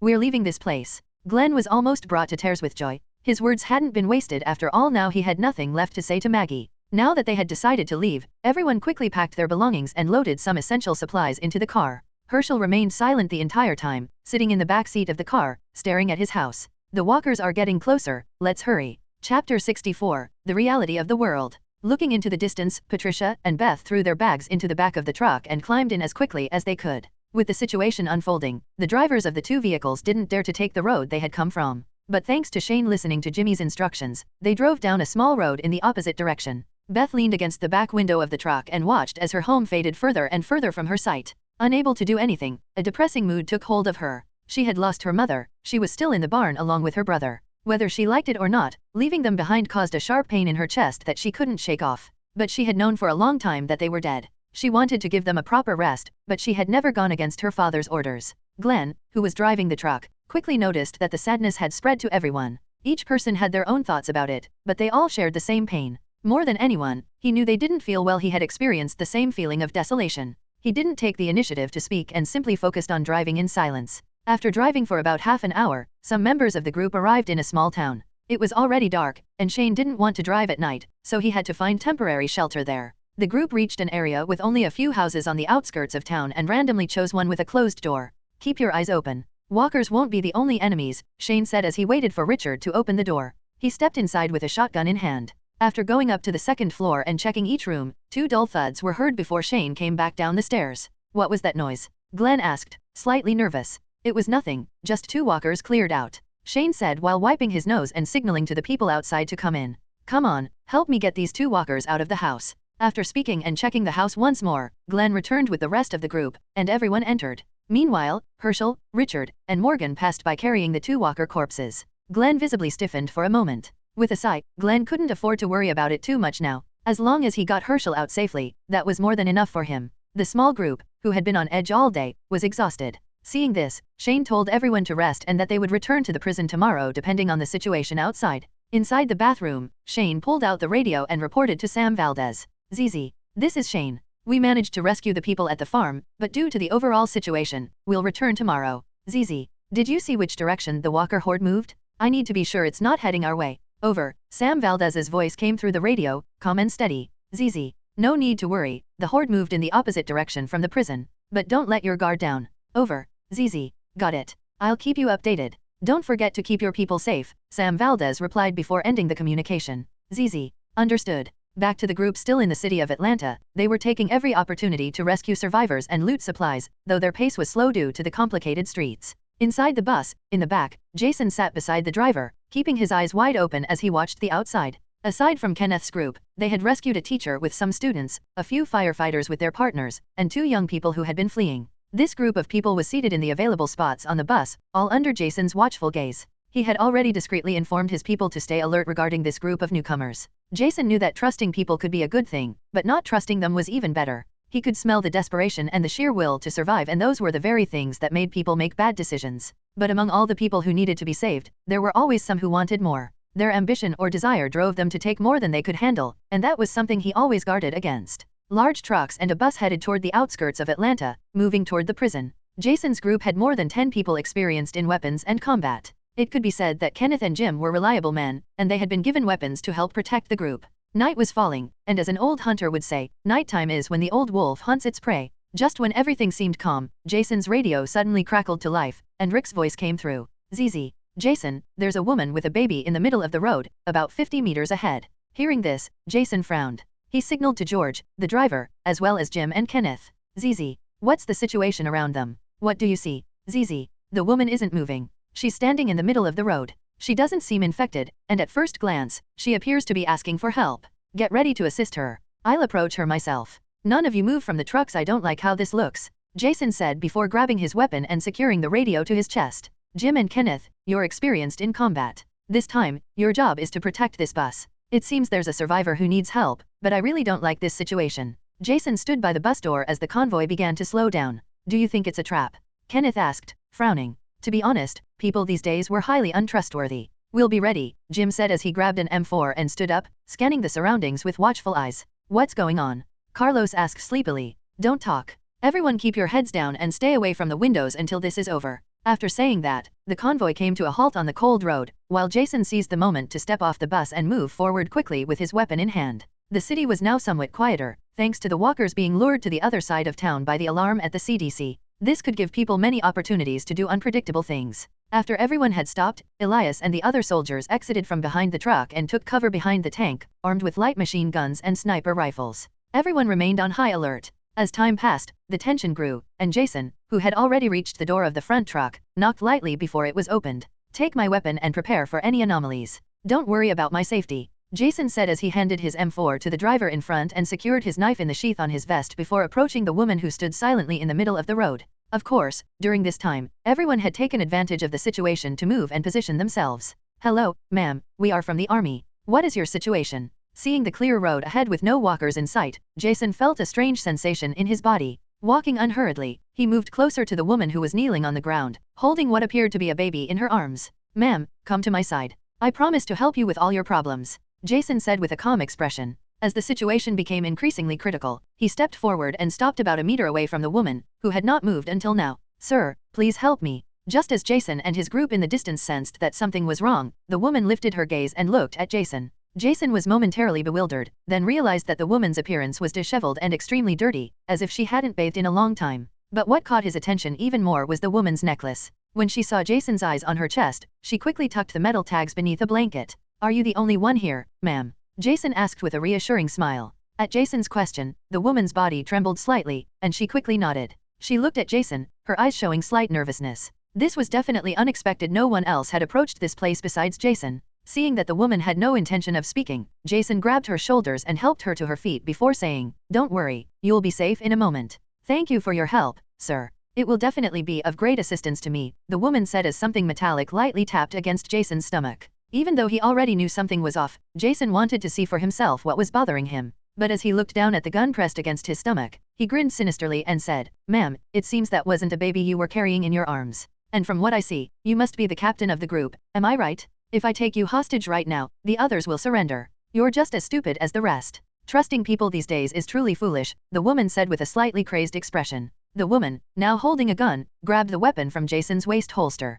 Shortly after, 3 trucks approached from different directions, filled with armed people. Judging by their numbers and firepower, they were definitely not just a simple group of survivors. Now, take your radio and tell everyone to surrender if they don't want to see you die. But don't worry, once we take your supplies, we'll let you all go, the woman said with a smile. This was the second time they had pulled off something like this. Please, don't shoot me, Jason said with a stoic expression. When he grabbed the radio, he brought it to his mouth and said, Take out the drivers and don't let anyone leave this place. The moment the woman heard these words, the smile on her face froze, and she pulled the trigger. Bang! However, at the same time, Jason pulled out a knife and plunged it into the throat of the foolish woman. A sharp pain struck his stomach, but his bulletproof vest had protected him from real harm, though the impact was still unbearable. Hearing the gunshot and seeing Jason's body jolt, all the men behind the woman froze for a moment. This situation wasn't going as expected. I never trust anyone, bitch, Jason said as he sheathed his knife and held the woman's body in his arms. By the time everyone realized what had happened, it was already too late. Just as Rick and the others heard the gunshot and saw the situation unfolding, they wasted no time and opened fire. Bang, bang, bang. Chapter 65, Things are not that simple. Everyone, fire. Rick shouted as he opened the truck door and fired at the people in front of him. Bang, bang, bang. Seeing that the enemy had no good intentions and had shot Jason, Elias, and the other soldiers eliminated the drivers as per their captain's orders. Jim and Kenneth aimed their assault rifles at the survivors without hesitation and pulled the trigger. Bullets shot out from the barrels of numerous weapons, and a mist of blood suddenly appeared on the bodies of the armed individuals, killing many instantly. "Everyone, move," shouted a man in the back of a truck before being shot in the forehead. Jason wasted no time and threw himself to the ground with a woman's corpse, using it as a shield. Bullets struck in his direction, but he quickly returned fire as soon as he regained control of the situation. "Damn it." Feeling a bullet graze his left arm, Jason's expression turned cold, and he continued shooting. Bang, bang, bang. After a few seconds, the scene fell silent. Although the deaths of these people had their own causes, no one in Jason's group hesitated to shoot and kill, making the survivors on the bus tremble in horror. Jason pushed the corpse aside and stood up, looking at his bleeding shoulder before stepping forward with a cold expression. Holding a pistol, he watched as one of the wounded writhed in pain on the ground and, without hesitation, fired. Bang! From time to time, bullets left Jason's gun, aimed at those still writhing on the ground. Slowly walking forward, Jason spotted two men crouching, trembling in fear. "What the hell were you trying to do?" Jason asked in a deep voice. Hearing his words, the two men turned around and knelt. "Please, don't kill us, sir. We really didn't want to do this, but we had to in order to survive." Jason looked at the two men begging for their lives, feeling furious. This was the first time he had encountered enemies who not only wanted his life but also his belongings. He knew this could happen, but it was too soon if he thought about it. Now that it had happened, Jason had no intention of leaving anyone alive. He glanced at his group approaching and, without hesitation, shot one of the men. Bang! The remaining man, seeing his companion killed, shut his eyes in terror and said, "I'm so sorry, sir, please let me live." "All right, I'm a fair person. Tell me what the hell you were trying to do and where you come from." Hearing Jason's words, the man trembled slightly and began to reveal everything he knew. He answered every question Jason asked, and with each response, Jason grew angrier. The man on the ground was named Roberto. He belonged to a group led by mobsters and former police officers who had gathered enough people to protect themselves from walkers in Atlanta. Their movements were limited, they mainly looted nearby stores and robbed survivors with small numbers. However, recently, as walkers moved away from their area, they began acting more frequently. After raiding a gun store, they started killing smaller groups in search of food and supplies. Once their trucks were full, they would return to their refuge to unload their stolen goods. But recently, their ambitions had grown. They had used the same tactic against military convoys, successfully looting 3 large military trucks. Catching the soldiers off guard, they took them hostage. The military trucks carried many weapons and supplies, which fueled the group's confidence and greed. When they saw Jason's trucks, they decided to rob them as well. According to Roberto, the group Jason and his team had just wiped out was the main force of their faction, which immediately made Jason think about his next move. "Sir, counting that man in front of you, we've eliminated 27 people. Everyone is gathering the weapons and supplies they carried," Elias reported grimly. The sight of survivors' people they were supposed to help trying to kill them left an eerie feeling in his heart. He now understood that people were being forced to change, and laws no longer existed. "All right, load everything up.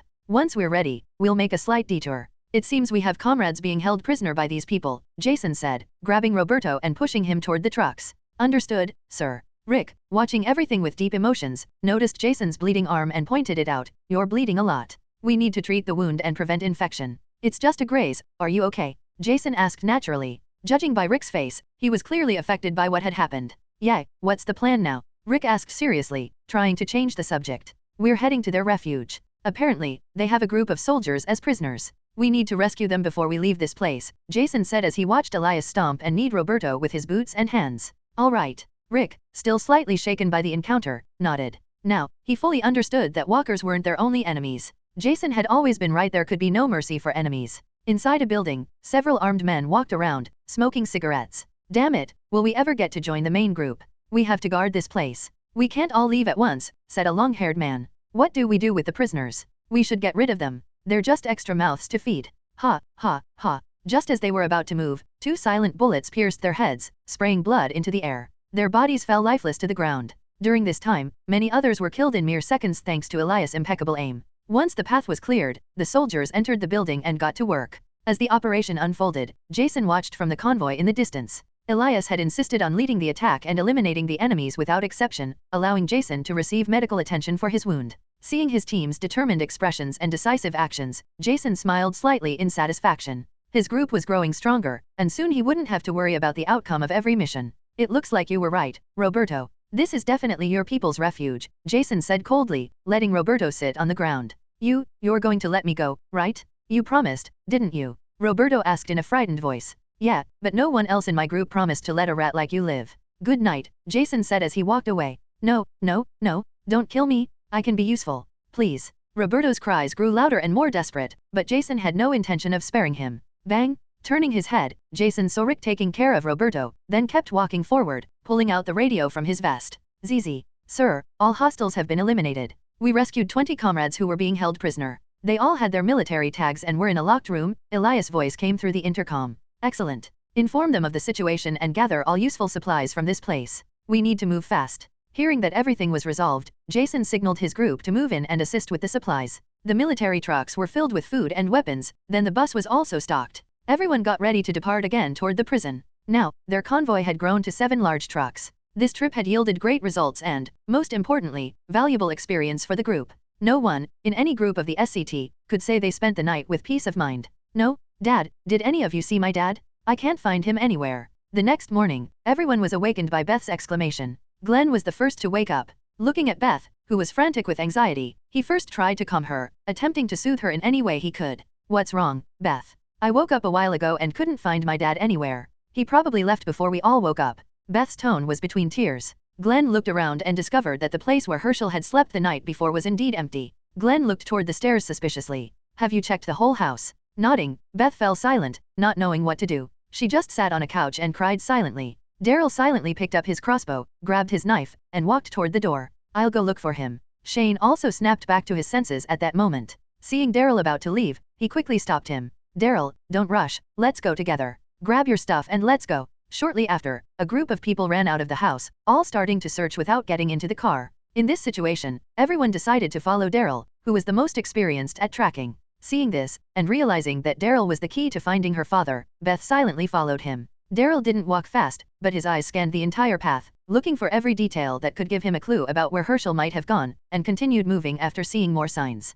After walking for about 20 minutes, several people arrived at the door of a bar. Daryl didn't speak but signaled to Beth behind him to step forward and enter. Without hesitation, Beth opened the bar's main door, and there was an elderly man with a white shirt sitting inside, and the only elderly man with those characteristics was Herschel. Beth cried with joy, ran into the bar, and ran behind Herschel, hugging him and calling him Dad quietly. Patricia, on the other hand, also entered to support the situation. For her, the most important thing was that everyone was okay. The rest of the group smiled upon seeing this. For them, a warm family scene was rare nowadays, and even Daryl showed a bit more emotion, though it was just a fleeting moment. When Daryl saw everything was okay, he wanted to return to the car when suddenly, from the corner of his eye, he saw someone on the roof not too far away. Everyone down. Daryl was the first to jump on Glenn and Lori, who were in front of him, and Shane also ducked quickly with an automatic reflex. Only Morgan, Richard, and Jimmy didn't react immediately. Bang, bang, bang. Everyone finally heard the bursts of gunfire not too far from their direction. After a burst of shots, all they could see was sawdust and dust flying around them. The bullets were still being fired in their direction, with several impacts beside them. Daryl, who had thrown the two to the ground, shouted loudly, "Get inside the bar, we can't stay in this place." After speaking, he crawled toward the bar counter on hands and knees, and the others quickly followed suit. Glenn looked to his side and saw that Jimmy had been shot and had fallen to the ground. There was no sound, while Richard was holding his arm in pain. But Glenn had no intention of helping, quickly getting on top of the bar. He huddled in the corner, watching vigilantly ahead. Shane, who had climbed over to the other side of the bar, then lay on the ground and extended a hand to Richard, who was groaning on the floor. "If you don't want to die, take my hand." Richard could be considered a normal guy, but like everyone in a life or death moment, he still managed to move and, in an instant, let go of the hand he had been holding over his wound and stretched out toward Shane with difficulty. Shane saw the bright red blood on Richard's hand at first glance, leaned forward, and grabbed his wrist. While exerting force, Shane couldn't pull Richard up quickly. Daryl, who had finally moved from a wall, saw the situation and hurried to help. Finally, with the help of two people, they dragged Richard to the other side of the bar counter. Daryl looked at Jimmy outside the door and saw that he was already dead, so there was no need to help him. "Jimmy's dead, damn it." After Daryl's exclamation, Glenn turned his head to the outside and then looked at Herschel, who was hugging his daughter tightly. Shane took the opportunity to treat Richard's wound, checking and discovering that the bullet had gone through his arm. His expression improved considerably upon realizing that it wasn't as bad as he expected. "Richard, old man, the good news is that the bullet went through. The bad news is that you have serious bleeding. The bullet must have damaged an artery. I'll try to stop the bleeding first. You might not last long. I need you to stay still." I won't move, man," Richard said with a pale expression. If he hadn't let Lori out at that moment, this wouldn't have happened. While speaking, Shane quickly cut the sleeve of Richard's t-shirt with a knife and then quickly made a tourniquet around the wound. Looking around, Shane saw that Herschel was still sitting there, and there was a bottle of alcohol beside him. He grabbed the bottle of alcohol and poured it on Richard's wound. "Damn it, friend. As the wine flowed through the wound, Richard's face turned even paler instantly, and he gritted his teeth, enduring the intense pain from the wound. The exclamations of pain couldn't be contained on his lips. Chapter 66, In Crisis. Minutes later, Daryl was sliding across the bar floor from one side to the other, cursing under his breath. He threw some empty wine bottles onto the counter beside him and shouted, "Shane, who are those bastards? And you, old man, someone died while we were trying to find you. Don't you feel even a little guilty? Hey, stop talking to my father like that." Seeing Herschel remain silent, Beth couldn't help but snap when she heard Daryl's cruel words. She turned to face him with red-rimmed eyes, overwhelmed by everything that had happened. Daryl took a few steps forward, looking at the girl in front of him. Anger surged from within, and he shouted, pointing at Herschel, "Did I say something wrong, girl? Don't forget that we're in this damn mess because of him." "Hey, Daryl, stop talking, can't you see the situation is already bad enough?" Lori quickly grabbed Daryl's hand, sensing he was losing control, but he yanked it away forcefully. Pointing at Lori, Daryl cursed as well, "Isn't this your fault too, Lori? You're a woman who still hasn't accepted the world for what it is. The one time you tried to do something on your own, you went out looking for death." Jason said that many in the community wouldn't understand the gravity of the world we live in, and now I think I finally understand his words. Lori fell silent at Daryl's accusations. Her lips trembled, but she knew she couldn't say anything to defend herself. "Let's stay quiet for a minute. This is not the time to argue. Do you really think now is the right time to fight among ourselves?" Shane finally spoke, having been tending to Richard's wounds, stopping the escalating conflict. Like everyone else, his mind was paralyzed in the moment. Jimmy's death, Richard's serious injury, and now the team constantly arguing instead of focusing on the danger outside. During their meetings, Jason had warned them that something like this was only a matter of time. That's why no one without experience was ever supposed to leave the prison under any circumstances. Everyone had agreed that only military personnel and elite fighters would handle outside missions, while the others managed the refuge. Considering the situation now, they all needed to calm down and think carefully about how to deal with the problem at hand. Suddenly, as everyone was lost in thought, Herschel, who had been sitting at the bar's edge, stood up.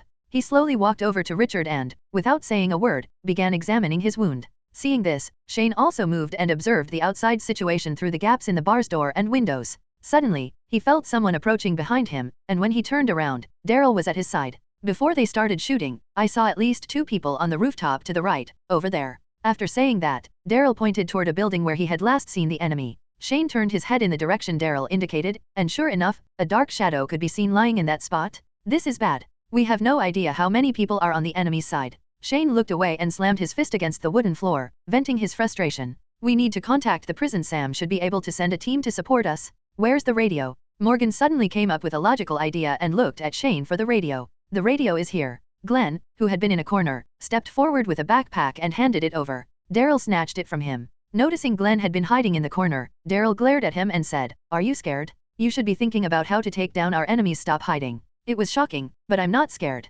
Glenn sat beside Daryl, repeating the words in his mind. With a look of disdain, Daryl ignored him, took out the radio, and started communicating with the prison. "ZZ. This is Daryl, do you copy? Over. ZZ. ZZ. Daryl speaking to the prison, can anyone hear me? Respond, we're in a crisis situation, over. ZZ. After multiple attempts to contact the prison, there was no response. Daryl, disappointed, tossed the radio back to Glenn. "The Walker horde didn't attack the prison, did it?" Glenn asked in a low voice. "Shut the hell up. Why are you thinking something so stupid?" Daryl briefly imagined the prison overrun with walkers. "That's impossible. The prison has tanks, they can't be taken down by a horde that easily." Morgan tried to reassure them, but the truth was, he had no solid answer to counter Glenn's words. Shane covered his face with his hands, filled with desperation. Even though he had led a group before, he now had 3 women with him, an old man, an injured person, and one who was already dead. In the end, only he, Daryl, Morgan, and Glenn had combat skills. Shane had a few capable people, but that wasn't the issue. The real problem was that they had no information on the enemy.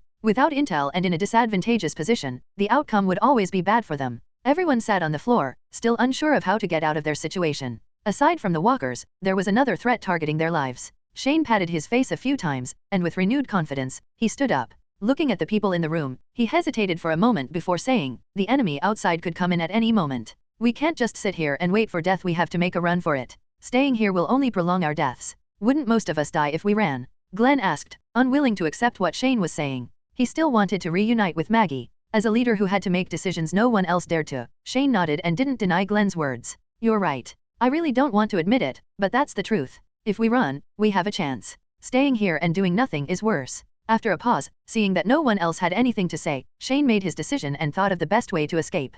"All right, everyone get ready to run. This will be our only chance." Just as everyone was grabbing their things, Glenn suddenly shouted, "Wait, everyone. Maybe no one else has to die." Everyone turned toward Glenn, who was holding the radio. A sound could now be heard coming from the speaker. "ZZ. Anyone from the SCT community who hears my voice, respond immediately." The group of people who had been saying their goodbyes instantly smiled, and Shane quickly snatched the radio from their hands. "ZZ. This is Shane. I hear you loud and clear." "ZZ. Shane, what a surprise. We're on our way back right now. How's everything at the prison with the Walker horde?" Hearing that question, Shane let out a helpless smile and replied with a grin, "ZZ. Jason, sorry, but we're not at the prison. Someone ambushed us, and we're under attack. Luckily, we managed to take shelter in a bar." The radio fell silent for a few seconds, and then Jason's voice came through again, this time tinged with a perceptible coldness. "ZZ, where are you?" Shane looked at Herschel and the others, and Beth, who was beside him, quickly said, "This is the closest town south of the prison. There shouldn't be any other towns nearby." "ZZ,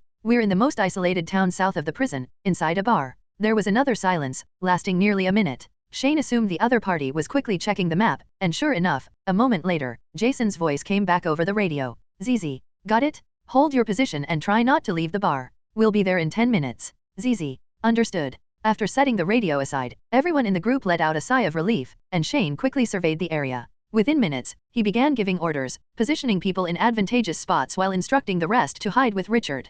A few minutes later, footsteps could be heard outside the bar. Shane raised his hand, signaling everyone to stay alert, while carefully peering outside through a small gap. He could now clearly see 5 or 6 people approaching the bar, carrying long guns in their hands. Shane couldn't afford to let the enemies get close to the bar so easily. If they managed to enter, things would turn bad for everyone. With a determined mindset, Shane raised his M4, aimed at the closest person, and pulled the trigger. "You're surrounded? Come out now and hand over the women." Bang, bang, bang. Of the few people approaching, 2 were hit by the burst of gunfire and collapsed to the ground. The rest, unwilling to remain in the open, quickly ran for cover in different directions. A man's voice echoed from behind a dumpster. "Listen up, you bastards inside. You're all dead. I'm going to take the women from your group and show them a good time. But before that, I'll catch every single one of you and slit your throats one by one." Hearing the threats from outside, Shane felt somewhat relieved. As long as the enemy knew they had weapons to fight back, it wouldn't be easy for them to get anywhere near the bar. At this moment, after placing the radio on his vest, Jason looked at everyone in the bus crowd and slowly prepared the words he wanted to express. During this time, he knew that this new group of survivors was truly exceptional. There were experienced soldiers, police officers, and skilled firefighters. There were even doctors, which was highly beneficial for the community. Jason, standing before everyone, silently observed the numerous somewhat dejected faces and said, "My community and all the people protected by soldiers, good police officers, scientists, doctors, and civilians fight every day to welcome more people from the outside. No one will be expelled from our refuge, and all will be welcome. But you must know from experience that there are people who want to destroy the refuge we are building with great effort, a home for children and the elderly who only seek to live their first and last days in peace. That's why I need your help. We must take up arms and fight." As he spoke, he pointed to the wound on his shoulder and said in a powerful voice, "Look at this wound. I received it while trying, in good faith, to save a civilian. Needless to say, they don't seek to be saved, and now the moment has come for you to decide. Will you move forward and fight against those who want to see us perish, or will you just stand aside and watch?" Looking at everyone's expressions, Jason understood that his words had influenced them. There was no hesitation, and even the elderly felt emboldened. Whether it was Jim or Kenneth, who had been saved by Jason, the soldiers that Elias had rescued from the clutches of those survivors, or the civilians helped along the way to this place, they all held weapons, ready to face the world. "We will kill whoever is necessary to save those who want to be saved. I would like to believe that there are more good people than bad in this world, but right now, the situation is telling me otherwise. I will create a new world and teach all of you how to survive. I won't deny that we will encounter obstacles along the way, but I assure you, this will only be the beginning of a new order." Seeing that Carlos had his mouth open but seemed to be thinking that he could do nothing, Jason was truly intrigued by him. Lowering his weapon temporarily, he took a step forward and said, "The cure for this virus has not been found by our community's researchers, and it very likely never will be." When Carlos heard Jason's words, he still couldn't believe it. After thinking for a moment, he realized what Jason was truly telling them and said, "If that's how it is, I'm ready to fight by your side to hold on to the little world we have left. I admit I still have some fear of the walkers, but I assure you that at some point, I will be ready to protect what little remains for us. That's what I like to hear. And as long as we keep fighting, there will be a path to a better future." Seeing Carlos' remarkable words, Jason felt truly satisfied. He raised his hand and pointed to a box behind the group. Inside that box are weapons and ammunition. "Soldiers, distribute a weapon to everyone for self-defense. You won't have to fight, but if you need to protect yourselves from what we cannot shield you from, you will know what to do." Then, he turned his head toward George Bercy and asked, "How much time do we have left before we reach the group under attack?" At least 5 minutes, sir, no more, George Bursey responded with a cold expression. Good. Hearing George's answer, Jason nodded with satisfaction. If they were still too far away, he would be truly anxious about what might happen to Shane's group, who were inexplicably outside the prison. Sir, should we eliminate all the enemies outside? A soldier approached Jason, wearing a characteristic green uniform, and asked with a calm gaze. Yes, no one outside should be left alive. They are possibly gang members or groups like the ones we encountered in Atlanta, so we must show no mercy. Jason expressed his thoughts naturally. Understood, sir. Jason nodded and approached Daniel, who was sitting with the other civilians, and said, this time, you will be in charge of the convoy's security. Leave the rest to us. As if thinking of something, Kenneth looked at Jason and said, we will take care of keeping this place safe. But sir, if I may say, if situations like this arise again, you can count on Jim and me. Jason patted Kenneth's shoulder and nodded. He then walked over to George Bursey, who was driving at high speed, and picked up the radio as he contacted Shane. ZZ. Shane, what's your situation? We'll be there in less than 3 minutes. ZZ. We're holding out, but we won't last long in this disadvantageous position. Jason. You should know there are a lot of enemy fighters, you have to be careful, some of them are on the roof. ZZ. Don't worry, we have plenty of people too. In the bar, Shane put the radio aside again and started to savor what was about to unfold, occasionally glancing at the dumpster. Deep down, he was eager to take down that bastard hiding like a rat. Since becoming a police officer in King County, he had never been in such a complicated situation as this. Even when Rick was wounded, it was nothing compared to now. With deep resentment and anger, he killed one of the men outside. From time to time, Shane fired toward the dumpster to suppress the enemies. 3 minutes might not seem like much in this situation, but it was definitely not enough. Right after Shane fired a few more rounds, the roar of numerous vehicles was heard in the distance. Not even a second later, the people inside the bar heard bursts upon bursts of gunfire not far from their position. Boom, bang, bang, bang. It's the military. Many of the trucks advanced forward, followed by a series of rapid gunfire exchanges, continuous bursts firing from all directions. Although Shane couldn't clearly see what was happening around him, he was sure there were people hiding behind the dumpster. But at that moment, several men in green military uniforms advanced with their weapons raised. Behind them, Jason walked calmly. Jason is here. Let's move out now. Shane rushed out of the bar only to see Jason turning around and walking toward it, followed by several unfamiliar figures. There were more than 30 men dressed in black and green uniforms. They were definitely military. Shane looked closer and realized they were all wearing army uniforms. Observing the military ranks of these people, some were higher than others. But Shane couldn't look any longer. Jason had already reached the bar's entrance, and Jimmy's body lay there, making Jason's face darken. I want the ones who are still alive here. Jason shouted with a voice full of authority. Elias and Rick, along with another pair of soldiers, slowly approached while holding 2 people. Move, damn it. In a matter of moments, 2 people were thrown in front of Jason. Without wasting time, he drew his weapon and looked at them with a calm gaze.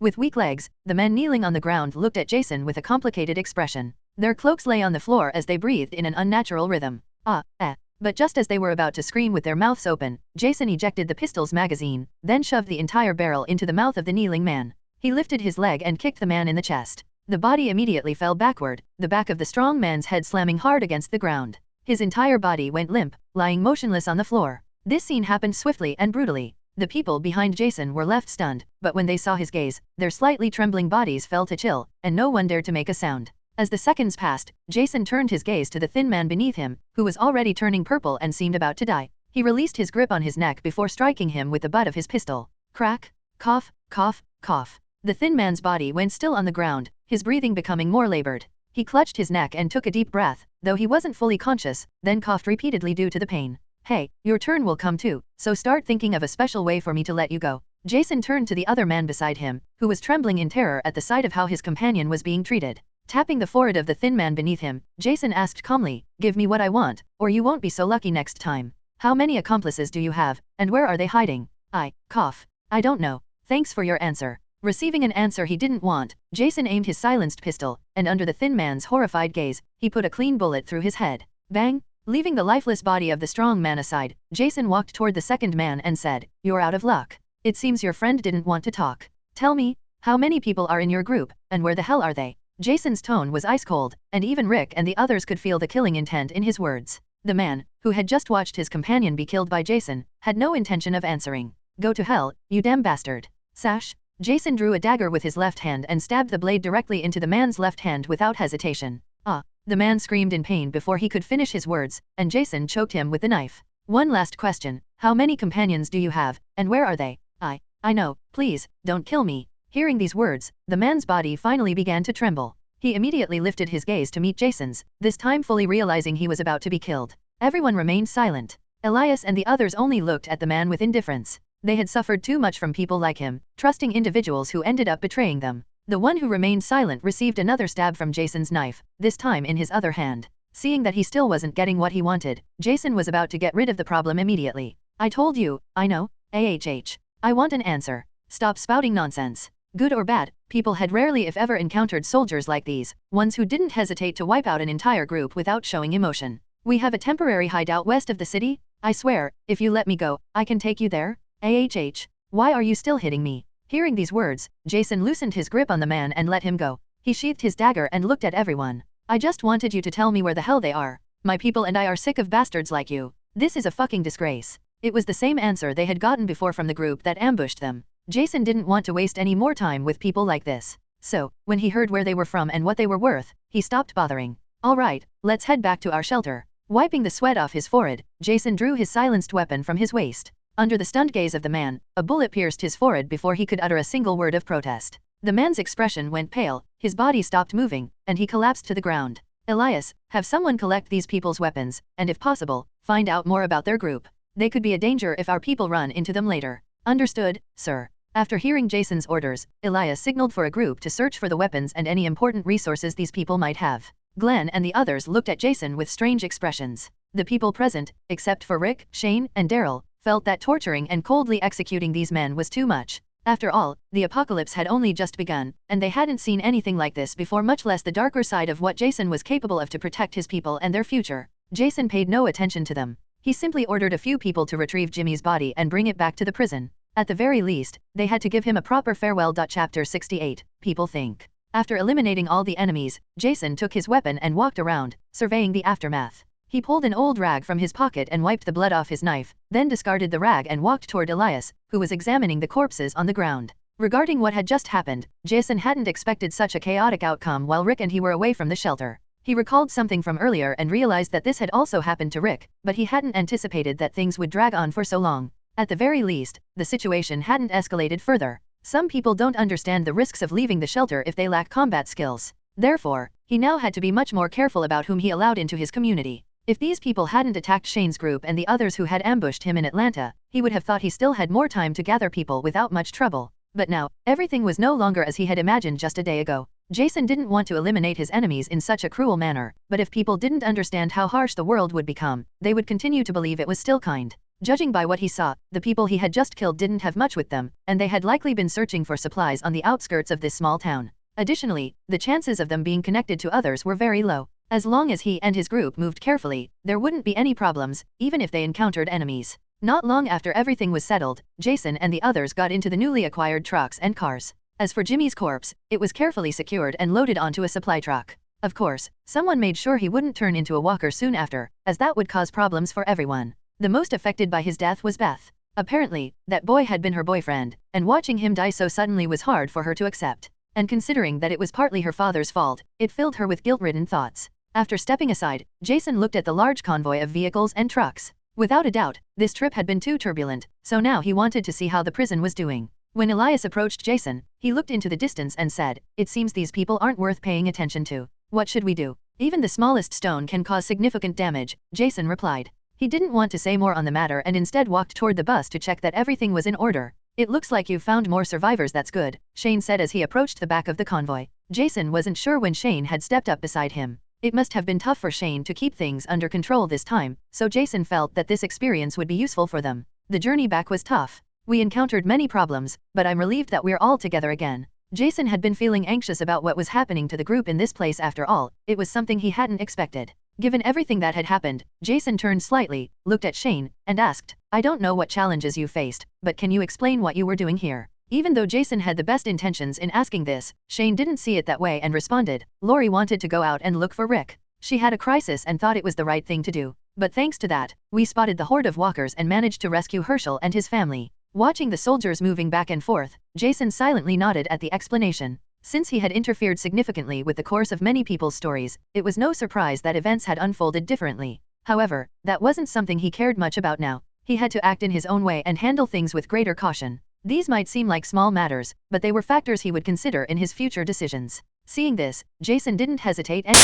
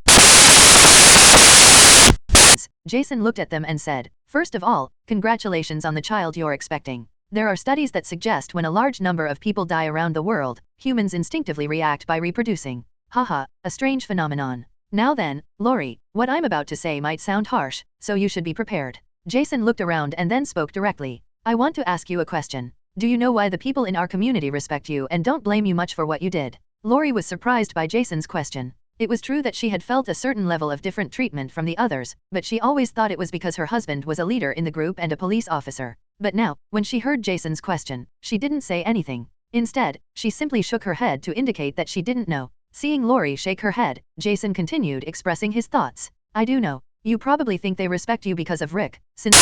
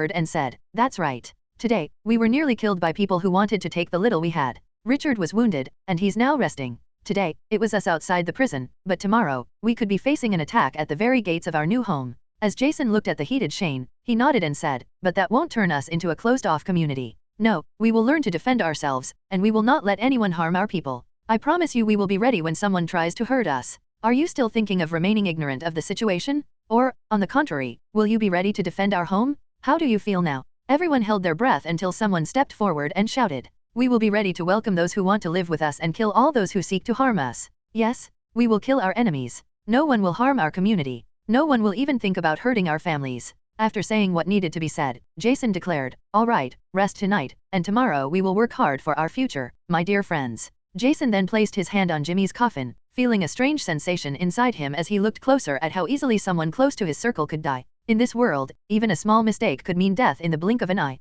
Up in a watchtower, Jason sat in silence, with Rick by his side. As Jason spoke with Rick, Daryl climbed up with his crossbow. He sat down at the edge of the tower, then looked at Rick and said, "Is this a date or something?" It had been nearly a month since Rick and Daryl met, and their relationship had grown closer over time. Not being good at communicating with people, Daryl had gradually eased his way in. Now, at least, Daryl was able to talk more casually. "The night seems quiet. As long as there isn't much movement outside the prison, the walkers won't come near," he commented. "We need to do a lot of work in this place. It's well protected, but we know how dangerous a horde of walkers can be," Rick said as he scanned the area. Jason smiled slightly and pointed out, "We also need to watch out for people. If we want to gather more survivors, we must be careful about who we let into this prison." To be honest, after so many experiences, Jason felt more familiar with the people around him. "Yeah, this is just the beginning," Rick said in a deep voice. Jason sat in a corner, scribbling some nonsense in a notebook, lost in thought. Apparently, these were still the early days of the overall story, with many people and events unfolding naturally around the world.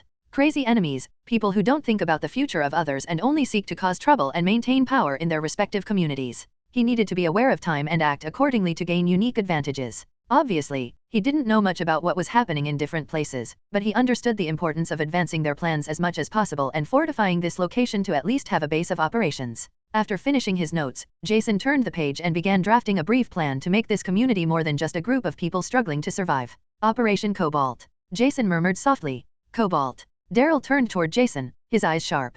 "Oh, Operation Cobalt was issued by the military. According to many of the soldiers who arrived at the prison, they were ordered to kill all people infected or not, but very few could carry out such dark orders." "They told you that themselves?" Rick asked, still unable to believe such an order had been given. "Yes. I remember that in the hospital where you were, the military was killing people indiscriminately. It was a tragedy, but did it change anything? The world went to shit. Not even the government could do anything." "Ha, ha, ha," Daryl scoffed in his rough voice. "From now on, we need to be careful when we go out. It's better to ask 3 questions first than to be ambushed by the enemy." With nothing more to say, they all went to rest, leaving security in the hands of Sam Valdez, who had gone to bed early since he hadn't slept, while ensuring that the walker horde didn't approach the prison.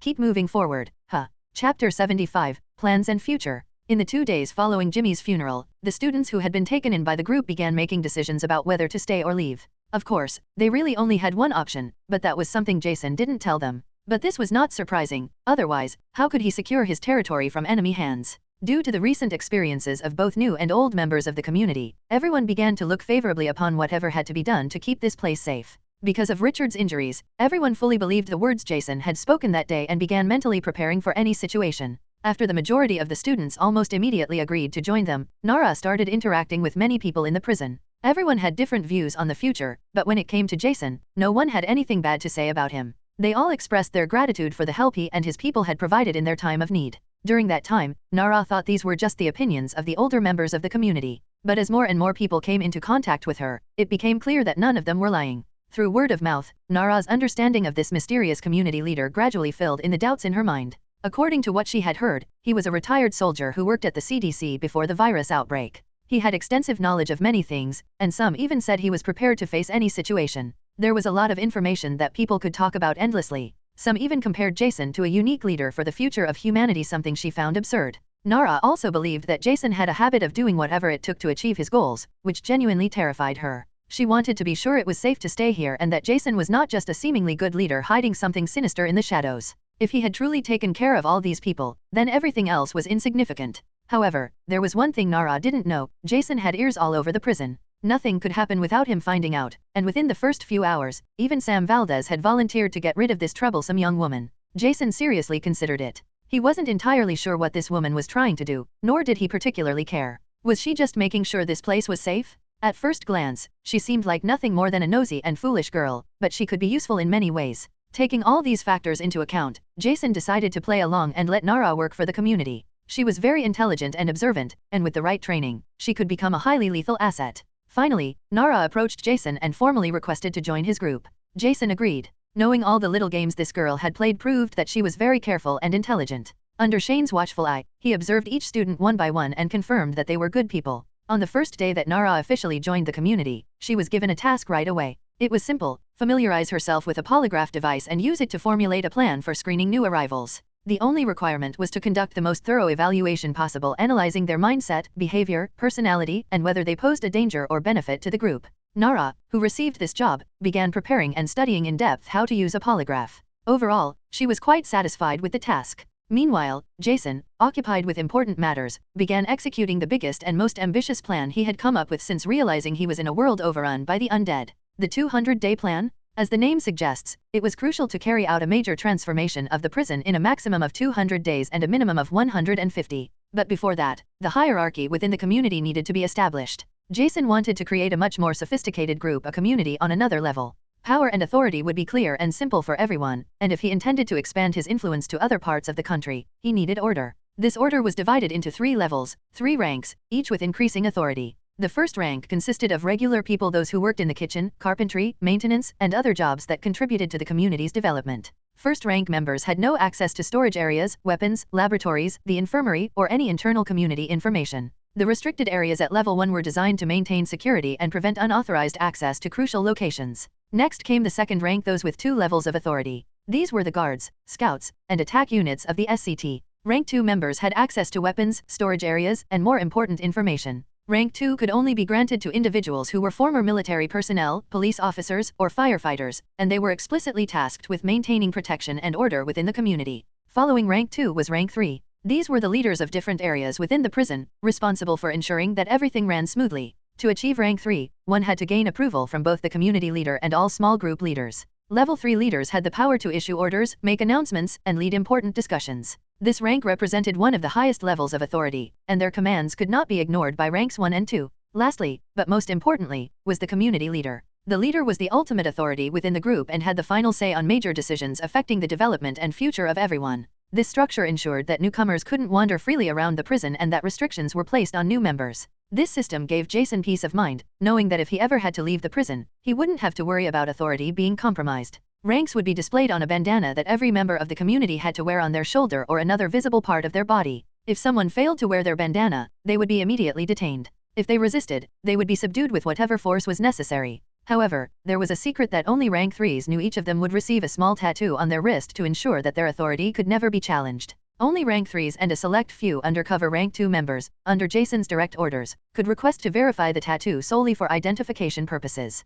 Once the hierarchy was clearly established, everything else would quickly move forward under Jason's next plans: the complete transformation of the prison. The scope of this renovation was vast. It included the construction of laboratories, large walls surrounding the prison, additional watchtowers, fully armed renovations to housing areas, power systems, water systems, agriculture, and livestock breeding. At the same time, with the newly established chain of command, many scouting operations would be conducted around the area near the prison. The first objective was to recruit new survivors. The second was to gather all kinds of supplies: food, firearms, ammunition, construction materials, and any other useful resources. Jason was fully focused on these plans. Aside from the few carpenters and construction workers in the community, he was responsible for sharing all collected information through books, with the fundamental goal of ensuring that everyone completed their training tasks. As for the plan to rebuild the entire infrastructure, the first step was constructing the laboratory. Ensuring a stable power supply for the entire prison was critical. With this in mind, Jason had acquired energy storage devices, equipped with photovoltaic generators, or in simpler terms, solar panels, and had even secured the possibility of generating wind power. Regarding the wall, Jason thought a lot. Given the destructive power of a piercing projectile, no matter how thick a wall might be, it wouldn't help defend against an explosion. He couldn't make the walls too powerful. Weapons and equipment were the same for everyone around the world. Considering all this, he decided not to overthink it. As long as the walls could defend against ordinary bullets and explosions, they would be a great help to everyone. Therefore, the structure would be built this way, 8 meters high and about 3 meters thick, with the most critical areas reinforced by a steel layer in the center. Behind these walls, armed towers would be placed at every corner of the perimeter, alongside the already existing watchtowers. Once the required weaponry was installed, the entire base would be fully protected by a formidable firepower network. After designing the security facilities with the help of an architect from the community, Jason also outlined the interior areas, such as dormitories and storage rooms. The cells, for instance, were too dark and somewhat damp. Many rooms had no lighting, so power installation needed to begin as soon as possible. The interior needed to be painted. Painting the originally dark walls white would also help improve illumination. There was also the issue of a reliable water source. To solve this problem, several experts suggested digging a well in the courtyard. Although there was an external water source that made resource collection convenient, the quality of river water wasn't guaranteed.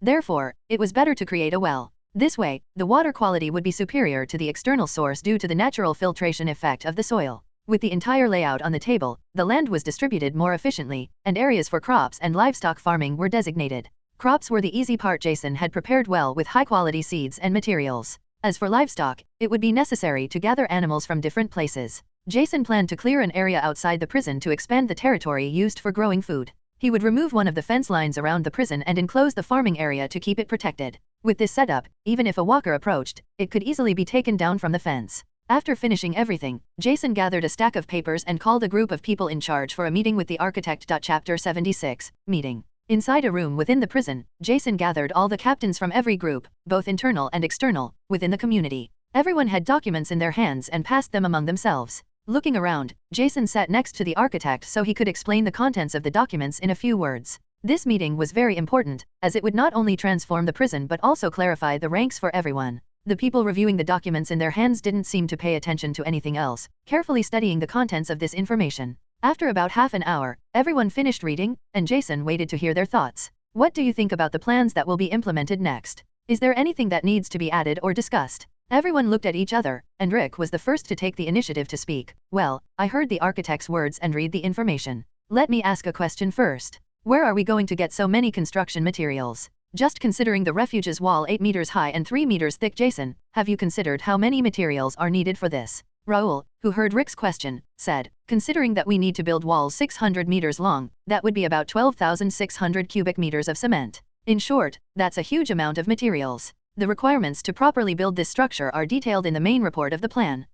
Taking into account that it might not be enough, where are we going to get so much cement? Not to mention the steel plates and bars. Upon hearing these figures, everyone's mood was slightly affected. The requirements to make this place according to the proposed plans were unimaginable. You're right to express your concerns. Although the planned structure demands a lot of resources, finding them won't be difficult. Around the prison, according to Sam Valdez's reports, there are many resources from abandoned constructions. Also, several places have been scouted during expeditions, so this isn't a serious problem. Even if that issue is resolved, there's still the problem of steel plates. This material isn't as common to find, am I right? Guillermo interjected with a perplexed look. This can't be that bad. Hearing someone speak up, Guillermo turned his head toward the voice, which belonged to an Asian man named Glenn. Seeing Guillermo looking at him, Glenn responded. The last time we went out, I also noticed that there were large piles of construction materials in an open space not far from here, but most of them were covered with fabric and straw. It was hard to tell what they were, but you could see large objects shining. Shane and the whole group saw them. Shane, who was sitting beside Jason, also nodded, indicating that Glenn was right. Of course, Jason had also left some resource caches that only he knew about in western Georgia. Very close to that location, if he hadn't encountered setbacks along the way, he had planned to find them during expeditions, but it seemed Glenn had discovered one of those points. Ha ha ha, that's incredible. Standing up, Jason nodded toward Glenn and said, since several resource sites have been found, we need to go to those places and take a look. In the meantime, does anyone have any suggestions? The ranking system is perfect for providing an overview of ranks and restrictions. As long as we don't have restricted areas where weapons and food are stored, this will be good for seeing who has authorization to be in those locations, Shane said while looking at the armbands with 3 black lines marked on his arm. These armbands were already being made by a group of experienced men and women in sewing. Soon, everyone should have these identification bands. Rick, beside him, studied the wall plan for a while, and now that he heard what Jason said, he made a suggestion. Jason, I think we should dig a moat outside the outer wall. Not only could we store water, but it would also give us a wide field of view for protection. Rick's proposal was supported by Herschel and everyone unanimously, so Jason gave the green light for the work to begin. Shortly after everyone's discussion, an even more refined plan emerged in the hands of the community. Seeing that the plan was coming together, Shane and the others began explaining the armband system, which would identify people based on their work. This was accepted by everyone, and soon the armbands were distributed to all survivors within the prison. Of course, at first, it might be confusing, and some would make mistakes, but at the very least, it was necessary to have some level of supervision in this large place. Early the next morning, Jason called all second-tier authority figures in the prison to hold a meeting and inform them about the discussed plan. Merle leaned close to a group that was discussing nonsense. With an intimidating look, he got closer and closer to the face of a young man named Carlos. Carlos's face instantly turned grim, and he asked, "Excuse me, is something wrong?" Without moving, Merle stared at Carlos, placed his arm over his shoulder, and said, "Am I the only one who thinks these armbands are a load of crap? I might get confused and use it to wipe my ass. What do you guys think? SHH, if someone hears you, it could get you into trouble. I actually think it's a good idea, considering there are people who want to harm our community.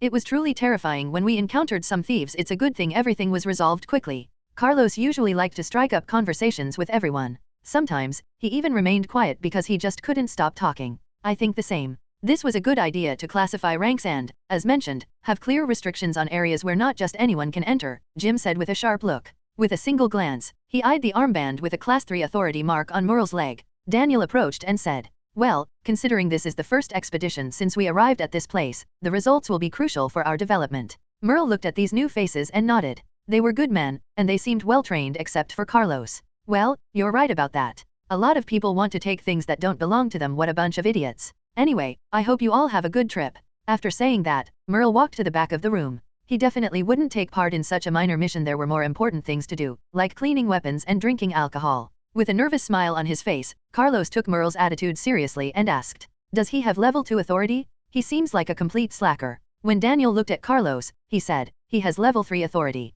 He may be unbearable in terms of behavior, but he's responsible for training people and he does it well. Level 3 authority." Carlos's eyes widened upon hearing that the old man had the highest level of authority within the community. Seeing Carlos's astonished expression, Jim smiled slightly and began talking about today's mission. It seems to be a material gathering mission. Large groups of people with level 1 authority will be helping in the coming days to load the materials while a group covers the area. After hearing this, Carlos looked around and asked, "So, do all these people seem really strong, or is it just me?" "Well, some are military, and others are police officers. It's no surprise that most of them have the experience needed to protect themselves outside the prison," Daniel said calmly. "I hope we don't run into a walker horde. It would be terrible if we came across one up close." Carlos was genuinely nervous. Just as Carlos finished speaking and was about to turn around and leave, Jim grabbed him from behind. "Hey, don't worry, I'm not done yet." Carlos widened his eyes and waited to hear all the information. Daniel was also intrigued by what Jim had learned from the others. "I heard that Captain Jason is leading the collection team this time. It's said that this mission will last a long time, and the experience gained will be immense.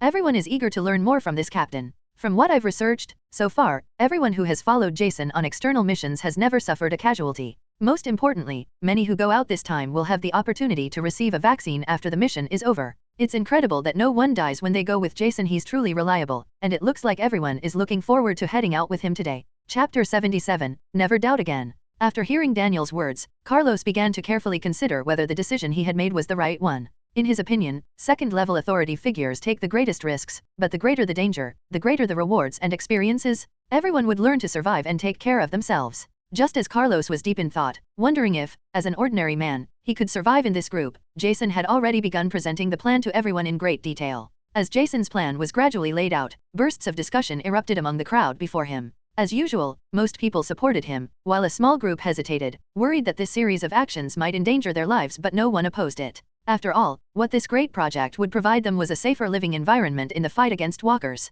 Jason spoke for about half an hour, detailing the groups and leaders who would direct the mission, the movements and strategies for mobility, and the precautions that needed to be taken. When Jason finally indicated that he had finished speaking, the crowd below erupted in discussion, with many standing up and asking a series of questions. "Captain, everyone in the community is ready to do whatever is needed, but why do we need to strengthen the defenses here?" A middle-aged man hesitated under the gaze of those around him, but still spoke clearly. "You're Orlando, right?" Jason looked at the middle-aged man with a slight smile on his face. This man was considered an important figure in the community. During a shootout at the beginning of the apocalypse, his wife had died. After escaping, with nothing left to fight for in this world, he found a nursing home where he helped everyone. After living in the prison for some time, he had earned the respect of many people. Orlando was pleased that Jason remembered his name. He tied his hair back and said with some concern, "Sir, none of us doubt your decision, and the results of this project are good, nothing but beneficial for everyone. But considering the danger, it's still difficult for us to overcome our fear of the walkers. Hearing this, Jason looked in Orlando's direction and said, "Believe me, as the leader of this community, I have taken all these concerns into account. I know your fear of walkers, which is why you will be protected by guards who are experts at eliminating them." After saying that, he finally stepped forward to address everyone and added, "Let me ask you something, Orlando, have you ever seen how destructive a horde of walkers can be? Very few people know that walkers in Europe have mutated. Some can open doors, lift objects off the ground, and climb obstacles. Can a simple wire fence really withstand an attack from 10,000 walkers?" The prison was a unique and excellent place to establish a base, but these problems had always been on Jason's mind. One day, he would face enemies intelligent enough to drive hordes of walkers toward his base. How could he ensure the security of this place then? The entire prison was surrounded by a fence strong enough to keep the walkers out, but that didn't guarantee that the smarter ones couldn't climb it. Fortunately, he was aware of many things that could happen and was preparing to avoid being caught off guard by any future developments. The SCT Operations Center must not be breached by any kind of enemy. Walkers can do that. How is that possible? When Jason saw the disbelief on everyone's faces, he said, "I don't want you to be shocked, but walkers won't be our greatest concern. Can we keep this place safe if another group covets our land? I know you're worried about losses on this mission, but at the very least, I want to assure you that the guards in each group I personally will do everything in my power to ensure no one gets hurt. Even so, we will suffer losses. Some of us will die, but whoever survives will be stronger than any other man or woman. My plans go far beyond this mission and will bring changes that improve everyone's lives in the future. The purpose of every living human is to rebuild civilization, and no one needs orders to feel that mission in their hearts. That's why every member of SCT will fight with that goal in mind." Jason's passionate words echoed throughout the place. Everyone felt invigorated with an unbreakable fighting spirit, and at that moment, they all wanted to take up arms and deal with the walkers outside. Looking at those who had been inspired by his vision, Jason knew this was the perfect moment to push forward. Without hesitation, he shouted in a deep, authoritative voice, "Do you want to live a good life in the future?" "Yes, Captain. Who here wants to destroy the walkers and never fear that those mindless corpses will eat us? We want to destroy the walkers and lose our fear in the process. Then, who among you wants to rebuild civilization to create a place where children can grow up without touching a weapon and the elderly can grow old without witnessing the darkest side of this world? We want that. Then don't doubt. Don't fear. Don't question how powerful you can become. Follow the plan, and one day, we will all see a new tomorrow without walkers. We won't doubt. We humans may be the most wicked creatures in this world, but we are also the best at adapting to any condition. Remember, hard times create strong men. Let's go." Rick, Shane, and the others standing behind Jason looked at the determined eyes of the people before them, then at Jason's cold and resolute expression. They all had to admire his ability to stir the hearts of everyone with just a few words. Many in the crowd looked at Jason with passionate eyes, and some women even began to feel something more than just shared excitement. Girls like Amy wondered more than once if what they were starting to feel was love for this man, but Jason himself seemed to have no time for such negative emotions. And Nara, who stood at the very front of the crowd, also looked at Jason differently in that moment. This man was not simply aiming for survival. Jason wanted to rebuild order across civilization. She had always considered him cold and detached from those around him, but now, her thoughts had changed. With a single command, all second-level authority figures began moving toward third-level leaders, working together with the rest of the people. A record was now being made of those who would be leaving, and the necessary equipment was being distributed among the groups. Tomorrow would mark the first day of a new month. Tonight, everyone would rest, and a small farewell party would be held. Jason promised everyone that once the mission was complete, they would receive an unexpected surprise. Guillermo was deeply distressed that night. As the person in charge of supplies, it pained him to see so many resources spent on a party, and he felt a little uneasy. After being assigned to keep the food and weapons storage in order, he reported daily on what was used and what remained. But to tell the truth, Jason was the one most informed about the resources in the warehouses and everything that was being used. For now, the warehouses were full, and even large trucks remained packed since there was no space to move them at the moment. In the armory warehouses, there was also gunpowder and machines to produce certain types of ammunition, but very few people had the skills to make them, and sooner or later, they had in mind to acquire a factory. That night, everyone received wine, and a lavish meal was prepared. After all, many would be leaving the prison, and some might never return. That was just how things were, and no matter what Jason did to prevent it, sooner or later, there would be casualties. As Jason sat in a corner of the table, lost in these thoughts, the people around him were having a pleasant evening. Andrea, who was aware of her sister's feelings, nudged Amy to go talk to Jason. After leaving her sister next to Jason, she walked away, leaving her alone. Jason, on the other hand, had no such colorful thoughts in his mind at the moment. After feeling movement beside him, he turned and asked, "Do you drink wine too?" Amy smiled and nodded. She picked up the wine bottle and handed it to Jason, casually asking, "How have you been? You don't seem very used to this kind of atmosphere, do you?" Hearing this question, Jason looked around and felt a slight anger rise in his mind. Over time, he was slowly feeling more responsible for the future of his community, and he knew that everyone was about to face true hell in the coming days. Amy, noticing Jason's serious expression, said, "I'm sorry. This place is really nice, and a lot of people feel comfortable with what has been built here. We're all grateful, Jason. I'm glad to hear that. Let me know if you have any difficulties. Even though time might not always be on my side, when I'm here, I can handle trivial matters. For now, times will be very tough, but once the plans for this prison are completed, everyone will be safe." Jason could only look at everyone with a slight smile. Now, more than ever, he could see that all his efforts over time were beginning to bear fruit, which pushed him to keep striving. Amy looked at Jason and suddenly realized her mistake. Seeing Jason, who only appeared to be in his early 20s, bearing such a heavy burden, she abandoned her original questions and instead asked, "Jason, how old are you?" I think I'm 26. Why?" Jason didn't understand the strange question Amy had just asked and gave her a slightly confused look. Without realizing it, Amy exclaimed, 25 years old? That can't be. I thought you were younger. Haha, well, you're not wrong. To be honest, I can look a bit young if I don't have a beard, and I rarely tell people my real age. Jason was a little surprised by Amy's words. Seeing Jason suddenly smile, Amy smiled too, but she knew that her feelings didn't stand a chance. Thinking about it, she decided to ignore them. Amy could clearly feel that Jason's kindness toward her was nothing special, so common that he was the same with everyone. Maybe now wasn't the right time, or perhaps Jason simply wasn't interested in such feelings in today's world. Chapter 78, The Disinterest in Success. Jason noticed a slight change in Amy and asked more attentively, "What's wrong? Do you not like the food?" Hearing this question, Amy quickly shook her head and smiled again. "I'm fine, I just thought of something. Come on, let's make a toast." As soon as Amy said that, Jason raised his bottle, wanting to end this somewhat awkward conversation. "By the way, do you have something specific to ask me?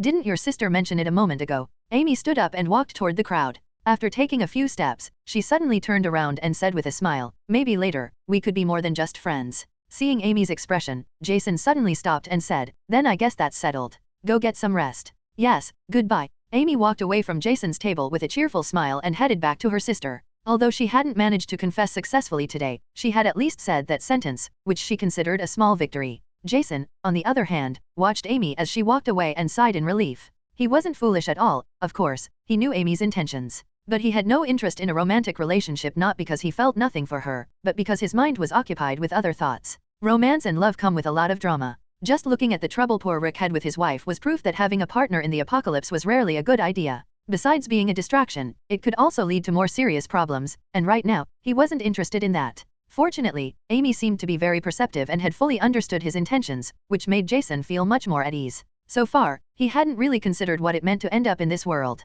But now that he was here, he would make sure not to waste time on relationships. Without a doubt, this kind of mindset would take him far and give him the chance to save many people. Looking around, all the people surrounding him were undeniably real, not just side characters. That alone was enough to make Jason feel gratified, at least knowing he could keep them safe. Whenever he felt that sense of peace, he reminded himself that many important things would happen in the future. With that determined mentality, Jason was committed to protecting his community and creating a safe path for everyone. That resolve prevented him from getting lost in other uncomfortable thoughts. Despite being surrounded by companions, he always carried the heavy burden of leadership, and deep down, he had no desire to get involved in matters of love. Sighing once more, Jason looked at the distant crowd celebrating. These people were proof of his existence in this world and the reason he was still here. If they were to disappear, he might not even have the motivation to keep going. "I shouldn't let them drink excessively again," Jason murmured as he watched a young man nearly set himself on fire. If it weren't for Merle kicking him out of the way, tonight could have turned into a disaster. "I agree, my friend." Just as Jason was thinking out loud, a calm voice suddenly spoke from behind him. Jason turned his head to see who was speaking and found Shane, holding a beer in his hand, as he sat down beside him. "Shane, how are you, buddy?" Jason asked with a slight smile. Shane considered Jason a very special person, one of the few who had understood his decisions from the beginning. In the original story, if it hadn't been for Shane's obsession with Lori, which was, in Jason's opinion, unnecessary, the man could have played a crucial role in the future of the group. Even after his death, he was still remembered by many. "Looks like everyone is having a good time. I never thought this place would turn out better than the CDC, Shane said with an observant look. Jason, who had been contemplating Shane's potential, smiled and said, "Of course. Although we should regulate how much alcohol these people drink." After hearing Jason's response, Shane's expression became a bit complicated, and he said, "A lot of these people haven't suffered enough, but they're all willing to fight for survival. It's good that we have a leader with that kind of vision. Otherwise, things would be much harder." "Haha, you think too highly of my leadership. I'm just trying to survive while helping people along the way." Shane remained silent. He could relate to Jason. Both of them had no family left and were simply surviving in this world while leading others. "I want to believe we'll all survive, but As he spoke, he pointed into the distance, looking at the people celebrating. Many will die, and we can't prevent it. The only thing we can do is keep fighting for those who are no longer with us. It's better not to dwell on what might happen or what will happen. If we get consumed by thoughts, we won't take action. Jason set down the bottle in his hand. Seeing that Shane had his mouth open as if he wanted to say something but couldn't find the words, Jason felt a bit uncomfortable. He temporarily set aside what he was doing, stood up, and said, "If we ever expand and manage to open a shelter, you'd be the perfect candidate to lead those people." When Shane heard what Jason said, he still couldn't believe it. After thinking for a moment, he quickly realized how highly Jason thought of him and replied, "Whatever you say, buddy. To make that happen, we'll need to work hard. Tisk, the problem won't be the walkers. I'm sure that soon, our biggest issue will be other humans who don't want to see us survive." Jason expressed his concerns as he looked at Shane. Shane took a sip of his beer and said, "We'll kill anyone who tries to hurt us, you have my word." "Yeah, we should get some rest then. We've got a long day ahead of us tomorrow."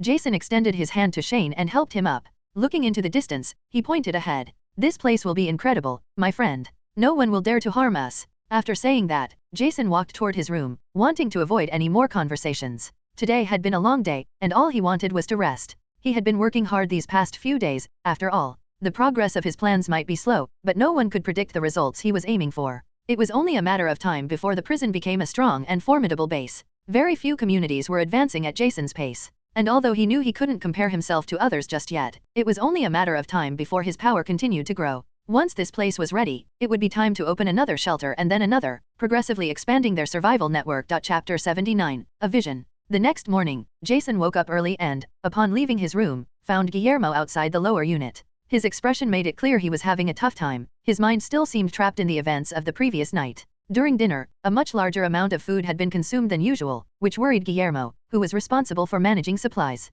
Large quantities of food and wine had disappeared in one go. In his former refuge, those provisions would have lasted a long time. Jason didn't want to waste time on unnecessary conversations because he knew what this man was looking for. He pretended not to pay attention to his surroundings and quickly prepared to leave. At that moment, the last thing he wanted was to hear about matters unrelated to his main objective. However, Guillermo, who was looking at some sheets inside a folder, sensed something passing by his side. When he looked up, he realized it was Jason, the very person who had authorized a celebration to finalize the upcoming plans within the prison. Guillermo extended his hand and stopped Jason, still not understanding a few things that were bothering him. "Wait, Jason. Guillermo, you know I have a lot of urgent matters today. If it's not important, let's talk later." Jason stopped and glanced sideways at Guillermo. "It is important. I want to know what you meant when you said I should handle all decisions regarding supplies. Will you do anything else after bringing the construction materials?" Jason, hearing this, turned toward Guillermo and clearly stated, "A pre-selected group and I will be leaving the prison for an indefinite period. We don't know when we'll return, but it will definitely be before all the ongoing orders and plans are completed."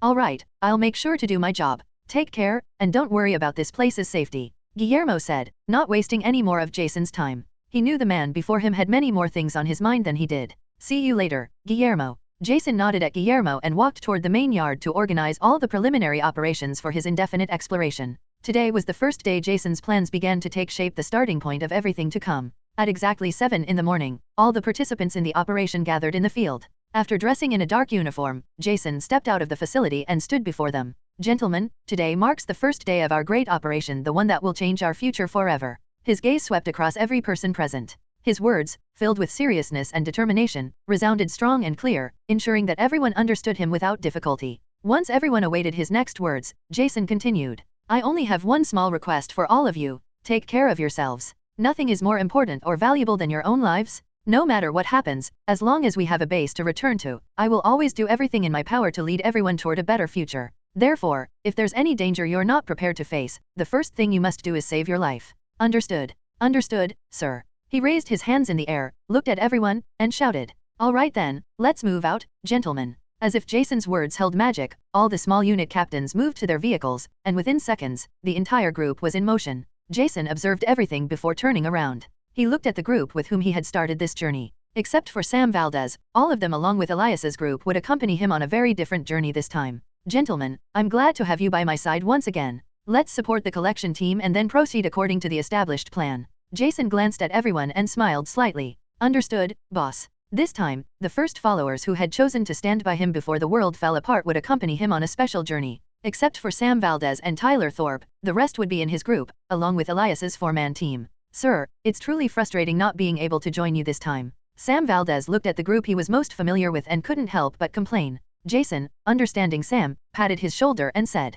"Sam, your presence as the head of the outer guard is irreplaceable in this prison. I completely trust you and your abilities." "Haha, looks like no one trusts me." Tyler approached with a friendly smile. "Come on, kid, I taught you how to shoot, and now you handle weapons correctly. You'll definitely be useful for defending the inner facilities and managing all communications." Billy Fisher smiled slightly. "All right, guys, it's time to move out." Jason, who had been delayed, looked at everyone before saying goodbye to Tyler and Sam Valdez. This time, he had no idea what he would find on this journey, but he knew he would have no advantage or prior knowledge, something that would put his skills to the test. The prison gate had already been opened, and several Level 1 authority personnel from the collection team were in the trucks, while the defense team was positioned in Humvees equipped with machine guns and off-road vehicles. The rest of the people who stayed behind at the base gathered their tools and returned to work. Everyone inside the prison was constantly busy, so much so that time never seemed to be enough to accomplish everything planned. Before long, there was significant movement throughout the prison. Everyone was occupied with their respective tasks, but most importantly, no one showed any signs of discontent.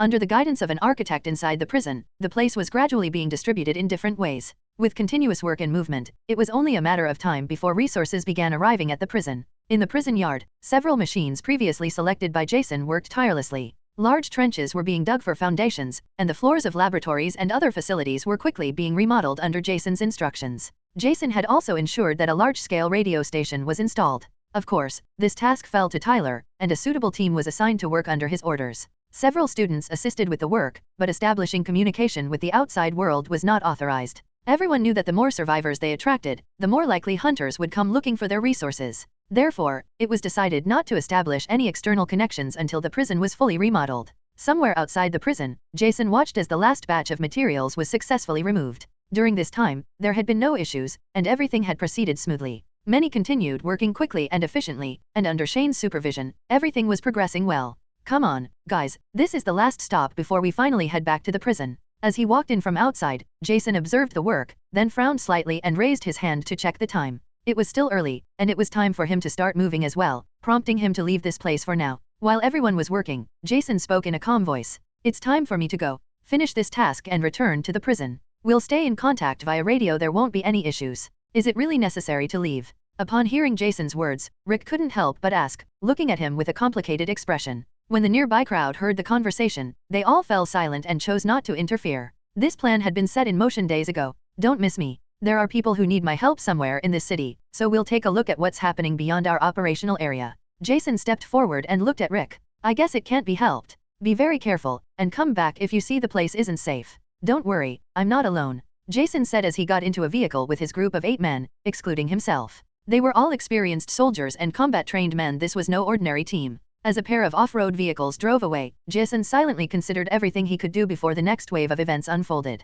He had arrived at the prison long before the worst would come, and he had no intention of staying in one place, waiting for trouble to knock on his door. This is only the beginning. Chapter 80, from another place. More than 80 days ago, humanity was executed. The righteous and the sinners were judged in the same way and with the same pain, depending on their circumstances. Many managed to hide from the spread of the virus that started it all. Some were able to escape becoming a walking corpse or something worse. Who knows what the hell is out there, right? With a lot of luck and skill, it seems many have survived. After all, it's impossible for humans to perish completely in this hell that many claim was sent by God. But that's just unjustified nonsense to avoid the blame humans bear for playing with a force more powerful than they could control. Now, we suffer the consequences of decisions that were never in our hands. But amidst all this hell, I see a great opportunity. This opportunity gives us the chance to choose our own path and make our own decisions in a single order. There will be no more powers or authorities controlling human development. There will be no more factions to follow in the future, and the best thing for everyone is for a single leader to take charge of humanity's future. This is worth it. As we slowly continue surviving, we will learn to work in this land stained with walkers and decay. I have a wish, and that is that with determination and help, we can move forward together from this point on. Inside a large building, a man with disheveled hair, clad in black tactical gear, stood in front of a broken window, holding binoculars. Moving slowly, he carefully observed everything ahead, and his tone of voice grew increasingly disappointed. "I thought that when he said this group was invincible, that we couldn't mess with them and that our only option was to retreat. He was talking about a group of a completely different caliber, a level far beyond what my eyes are seeing now. Sir Jason, if you allow me to explain, they attacked us at night. We didn't know. SHH. Looking at the group with a face full of fear, Jason ignored them and pointed ahead. "This group of people is supposed to control most of the city, right?" "That's correct." An old man named Jeffrey entered the room and looked at Jason with a somber expression. Their leader is called Dmitry, and his aggressiveness is exactly as I expected when I first met him. He doesn't care about people at all. His modus operandi when encountering a new group of survivors is to disarm them. They then take more than half of the food and continue doing so periodically. That group recently settled near our community. We don't know much about them, but they are extremely dangerous. We were thinking about leaving this place until those bastards took many of our people to prevent us from leaving. As the two talked, loud footsteps echoed from the hallway outside the door, and then the door swung open as a group of people dressed identically to Jason entered. Sir, we have split up as per your instructions. This place houses around 150 people, and if we leave, they will surely die. At that moment, Tommy stepped forward with a serious expression, reporting the situation to Jason. During all this time, Jason had been roaming the city of Atlanta, searching for key locations and essential resources. His primary goal was to see if he could establish a refuge at some point in the city and expand from there. It wasn't long before they ran into problems, and as they dealt with them, they also took in some survivors and kept moving forward. But not more than a month ago, Jason and his large group, who had been moving all over Atlanta recovering military weapons from bases, came across Jeffrey's group, which had recently been attacked by Dmitry's men. When Jason saw the opportunity to grow his community, he became interested in having this group of people join his side. This was the perfect moment to establish a base on the outskirts of Atlanta.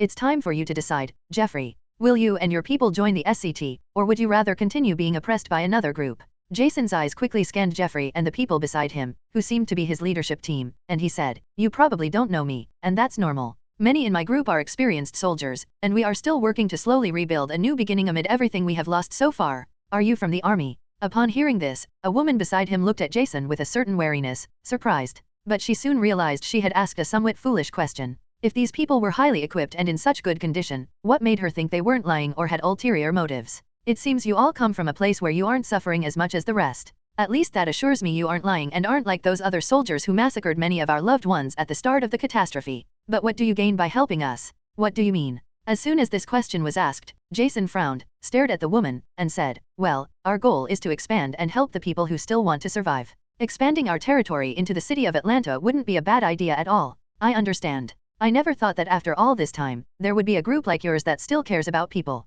The woman named Anna looked at Jason's indifferent expression, which assured her that he wasn't lying. She couldn't detect any trace of deceit or hidden motives in his words, and she immediately realized that he could be trusted. Hard times have made people distrust one another. Nowadays, who can be certain of what the other side is planning? Hearing about this group's struggles, Jason remained seated, looked at Anna, and said, "It's a shame you don't have many options, but I assure you that my intentions are good, and soon, my actions will speak louder than my words." You have a point. After sitting for a long time, Jason gradually organized his thoughts and considered what he could do in this situation. It had been about 2 months since he left the prison, and according to his people, everything was running smoothly. During all this time, aside from wandering like a nomad and facing many horrors of the post-apocalyptic world, especially how terrible people could be, he had realized that the chances of encountering hostile humans were even higher than running into walkers. Unconsciously, he touched his chin and murmured, "What do you think, Tommy?" "It definitely won't be a problem, Captain. We have more than 30 active soldiers and 13 more in reserve, not counting the people in this group.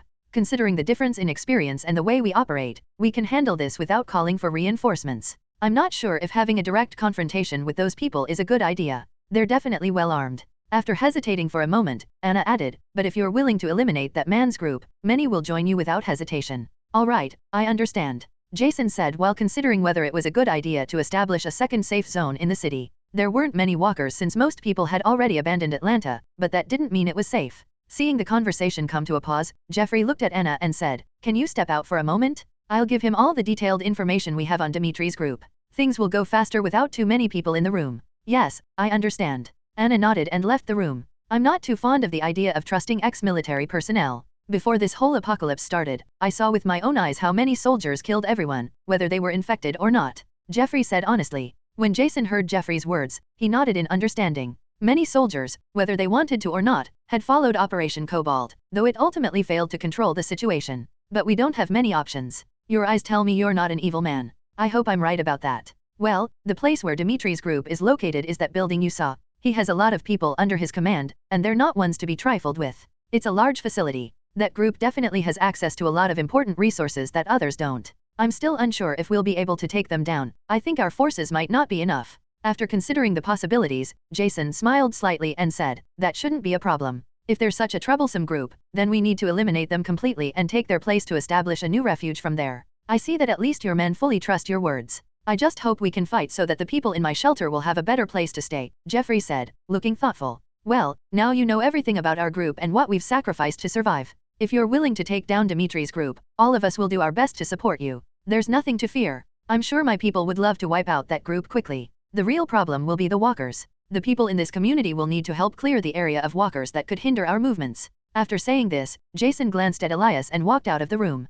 Considering the resources Dimitri's group had, they would be more than enough to take them down. But eliminating that group offered many benefits. Not only would he be able to establish a new refuge in Atlanta, but he would also provide safety for all the survivors in the area. Chapter 81, A Night War. 3 months after leaving the prison, Jason had managed to gather a new group of over 70 people, most of whom had great combat skills. They were not only police officers but also former soldiers, and all of them had chosen to follow him. A few days later, outside a building, the captains of many squads under Jason's command gathered for a meeting, gripping their weapons tightly. Everyone surrounded Jason with expectant eyes. Each of them had recently joined his group, and they were slowly realizing that this man was someone worth following. His plans would undoubtedly push them toward a better future. Among the well-equipped group, Jeffrey stood to the side with the fighters from his survivor group, who now followed Jason's direct orders. They all placed their trust in one man, and Jason was undoubtedly confident he could solve this problem as soon as possible. Jason observed this experienced group, all dressed in black tactical gear. Some had uniforms combined with protective armor on different parts of their bodies. Holding weapons in their hands, they stood firmly in place, fully armed and ready for war. Jeffrey, a leader guiding the members of his group, looked at the slowly setting sun and said, "Has everyone been informed about what we're doing today?" Elias, who stood beside him, watching the situation from a different angle than Jason, lowered his gaze slightly and said, "Our people are at least well informed, but in short, today we're going to wipe out an entire community that has recently gained influence in this part of the city. We've all discovered that they take many people prisoner in the building they've claimed as their base. Among us, there's no need to mention what their intentions are, right? As our leader said, tonight will be easy, and after this, incredible things await us all." "Very well." Jeffrey nodded in satisfaction. The first time Jason arrived at his refuge, he thought it was just another group like Dimitri's. But he was both surprised and doubtful when he heard that Jason was uniting the nearby communities in Atlanta to begin implementing a plan to restore some semblance of hope to humanity. A new future with researchers, a large army, ample supplies, food, and weapons to fully equip an army. Jeffrey undoubtedly trusted Jason and said, "So, are there no changes to our preparations? I thought we would have more than 150 people to eliminate the enemy group. Even though our strength is great, we shouldn't underestimate the enemy's power. It's something to seriously consider." At that moment, Jason, who had been silently observing the situation from a corner, spoke, "We never underestimate our enemies. It doesn't matter if they're 5 or 100. If we're attacking tonight, there's no need to keep considering their strength. Am I right?" "You are absolutely right, sir." At those words, Jason's cold and authoritative gaze swept over everyone as he said, "I found you, I reached out my hand to you, and now you're here. Many of you lost your wives or suffered in ways similar to what those bastards are doing to all those people right now. I've always told you walkers aren't the only thing we should fear. People have been forced to make decisions based on their hearts. We've made ours, and if we compare them, it's clear that the future is on our side. I don't justify the blood on my hands. I have never regretted anything I've done up to this point, and I hope you haven't either." Hearing these words, the expressions of all Jason's followers except for Jeffrey's people reflected a shared sentiment. They had all suffered and bled in this world that was suddenly destroyed, and they were willing to give everything to be the ones to rebuild it. "We're with you, boss. Let's take those bastards down." Jason's eyes turned cold. He looked at everyone with a smile and said, "Since we're all ready, let's get rid of some pests that have no place in our future." "Yes, sir." Everyone began boarding the vehicles. Jeffrey was amazed by Jason's ability to communicate with his followers. Without quite understanding how, he also felt that following him was the right path forward. Outside, in a large building, a massive refuge filled with armed men, people were celebrating the great haul they had gathered that day. They laughed and shouted without fear of attracting walkers, as they had sealed the streets with metal fences and large buses behind them. "Ha ha ha, I don't know which damn psychopath alerted all the walkers in the city, but we should be thanking him," a bearded man remarked. "Yeah, if it weren't for that son of a bitch who lured all the walkers away, we wouldn't have been able to loot all those supplies and weapons the military left behind. It sucks that we have to stand guard outside the refuge tonight. Right now, I'd rather be enjoying all the wonders life has to offer." "Ha ha ha, you're just a bastard who thinks with the wrong head. Stop talking nonsense." Meanwhile, in the distance, figures were slowly closing in on the refuge from all directions.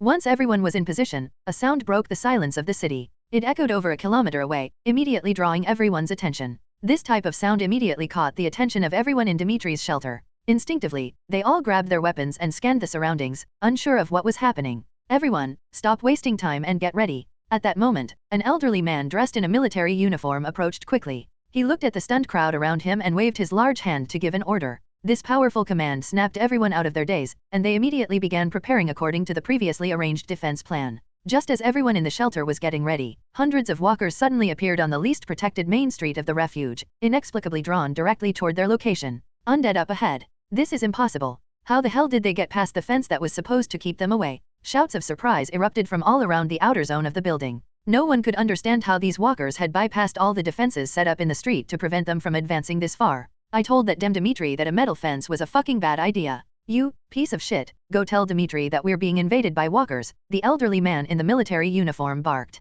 Yes, sir. Back at the scene, about 30 men grabbed a series of shields and stood in front of the walkers, ready to take them down without wasting ammunition. Come on, let's get rid of these sacks of meat. The elderly man in the military uniform observed his people's swift movements and nodded in satisfaction. No one in this group was afraid of walkers, and that pleased him. However, something among the horde caught his attention. Among the crowd of walkers, several figures stood still. When he looked closer, his blood ran cold. In the middle of the small horde, about a dozen figures were holding rifles in their hands. Slowly, these rifles were raised and aimed at their enemies. Before anyone realized it, they were ready to open fire. From an unknown location, Jason lifted his radio and said, "Attack team, start eliminating the enemies. They're not all walkers, there are people among them." The voice of the elderly man in the military uniform roared like thunder, and the people lined up to eliminate the walkers were left completely stunned. What did you say? However, there was no time to react. From within the crowd of walkers, gunfire erupted. The bullets, like meteorites, tore through the walkers in the middle and roared toward the people preparing to fight them. But as the bullets flew toward them, the people holding ballistic shields in the front managed to block them. Sparks flared instantly as the rounds struck the metal. Although a single bullet couldn't do much against these sturdy shields, a dense barrage of gunfire rained down, and the ballistic shields in their hands were slowly pushed backward. As they struggled to withstand the bullets in confusion, more than a dozen figures fell to the ground in a mist of blood. In mere seconds, numerous people were taken out without much effort. Meanwhile, the remaining group holding ballistic shields had no choice but to stop and crouch down. They huddled together and immediately began advancing toward the shooters, preparing to return fire. But as the distance closed, the power of the bullets intensified. Although the processed metal shields were tough, they couldn't withstand such a relentless assault, and cracks started to form. Bang, bang, bang. With another barrage, one of the shields failed to withstand the continuous impact, and soon, shrapnel pierced through it. Before many could react, multiple bullets tore through them, and their lifeless bodies collapsed to the ground. Some still clung tightly to their shields even in death. Soon, more people emerged from the building, carrying large ballistic shields draped over their coats, and began counterattacking the enemy. Seeing this, the people among the walkers took a step back, and another line of similarly armored figures covered their bodies to shield them from harm. In this tense standoff, there were now two lines of ballistic shields, one from Dimitri's people and the other from Jason's group. Bullets rained down along the street, cutting down numerous walkers in the crossfire. Everyone inside Dimitri's shelter was bewildered. Walkers had clearly entered their refuge, but how the hell could these walkers be holding weapons? However, someone behind Dimitri's group quickly began giving orders, and soon, they started returning fire against the attack team. Although Dimitri's men held their formation, many were being taken down with precise headshots. Even so, Dimitri's people were clearly well prepared. They began emerging from different sides of the building, and not a single one of them retreated, just like the suicidal assaults they had launched before. Jason's small group of 12 people clearly couldn't withstand the relentless attack from the large number of enemies pouring out of the building, and they slowly began to fall back. Vehicles started emerging from the underground parking lot of the building, and the machine guns mounted on the trucks opened fire, aiming at the attack team. Just when the situation seemed to be turning in Dimitri's favor, far in the distance on a building more than 500 meters away, a team of snipers lined up, wielding anti-tank rifles. They took aim at Dimitri's men. Jason gave the order, and the anti-tank rifles unleashed their devastating fire. My condolences, accept your fate obediently. Chapter 82, You Are Not Ordinary People. Following Jason's orders, Elias, leading the sniper team, opened fire from a distance. The large-caliber bullets cut through the air and, upon impact, tore apart both cars and bodies alike, causing chaos within seconds. Boom, boom, boom. The vehicles equipped with machine guns barely lasted a few minutes before being reduced to rubble under the relentless power of the gunfire. Taking advantage of the slight calm in the situation, the advance team, which had remained in cover until then, emerged again and began eliminating enemies still stunned by the attacks coming from all directions. Several grenades from an unknown source were thrown at the enemies retreating towards the building. However, far from panicking, they only furrowed their brows slightly and, despite the pressure, kept gripping their weapons tightly, firing desperately. Everyone, put on your masks. The order came suddenly from a commanding voice, and the advance team, under Jason's direct command, paused for a moment to put on their gas masks before continuing with the assault. The gas began to spread slowly around the building's entrance, infiltrating inside where many enemies had been retreating. Within seconds, the smoke started to take effect, weakening those sheltering inside. As the smoke grenades released their lethal contents, the sound of gunfire began to die down. Only those outside, still fighting, continued to shoot. The thick smoke had an immediate impact. The people inside began to suffocate, clutching their throats while coughing uncontrollably. With the air saturated with gas, the visibility for the survivors drastically reduced, and the accuracy of their shots plummeted. It was the perfect moment. Taking advantage of the confusion, the advance team quickened their pace, moving swiftly to take up a much more strategic position. Without losing time, Jason took his radio and ordered firmly, "Jeffrey, the situation outside the building is under control. Have one team enter through the parking lot while another advances through the front door." "Understood." Jeffrey responded immediately. After receiving the confirmation, Jason slowly advanced, ready to join the offensive. With a pistol in hand, he walked with determination while the main group followed closely behind. Without hesitation, they all headed toward the building's entrance to reinforce the advance team. As he advanced, Jason glanced at the shelter that, not long ago, had been in perfect condition. Now, only ruins and destruction remained. And despite being the cause of all this chaos, Jason's expression remained indifferent. Nicholas Gonzalez gripped his light machine gun tightly and, with evident concern, asked, "Sir, won't the sound of the gunshots attract the walkers from the city?" Jason answered calmly, "Don't worry, those walkers won't be a problem." John Seda, who was following closely behind the group, intervened. "Did you see how the advance team walked through the walkers and eliminated most of the people outside the shelter? I never would have thought of an attack method like that. It's terrifying." Billy Fisher nodded upon hearing this. He observed the bodies scattered on the ground without feeling the slightest bit of guilt. To him, those people were despicable. No matter what they had done today, they deserved to die. "Stop thinking about the outcome." Jason interrupted the soldiers who were following him when he noticed some hesitation in the group. "In a moment, you will see with your own eyes the atrocities these people have committed all this time. And when you do, you won't feel a shred of compassion for them. Don't forget why we're fighting. They wouldn't hesitate to kill us and raid our central base if they had the chance." Knowing Jason was right, John Seda nodded. "Yeah, these bastards don't deserve any pity." As they walked, everyone put on their gas masks and approached the building's entrance. When Jason saw this scene, he looked at the many people lying on the floor. It was obvious they had fallen due to the toxic gas, but if he left them like this, they would definitely turn into walkers. Secure the targets. If they turn into walkers, they could become a problem. With that, Jason aimed his pistol and began shooting each one in the head with no emotion. Bang, bang. Meanwhile, the advance team had already reached the upper floors without Jason needing to give direct orders. Everyone knew what they had come for, so there was no need for him to give instructions every second. "Sir, this was much easier than we thought," Billy Fisher said with a deep, excited voice. "Don't let your guard down. We might run into a surprise." "Yes, sir." At the top of the building, Dmitri watched the chaos unleashed by the mysterious group that had attacked his shelter. His eyes reflected a mixture of rage and confusion as he saw his men being massacred without being able to do anything to stop it. "Boom! Who the hell are these people?" Dmitri roared in a hoarse voice, unable to understand how his domain was crumbling so quickly.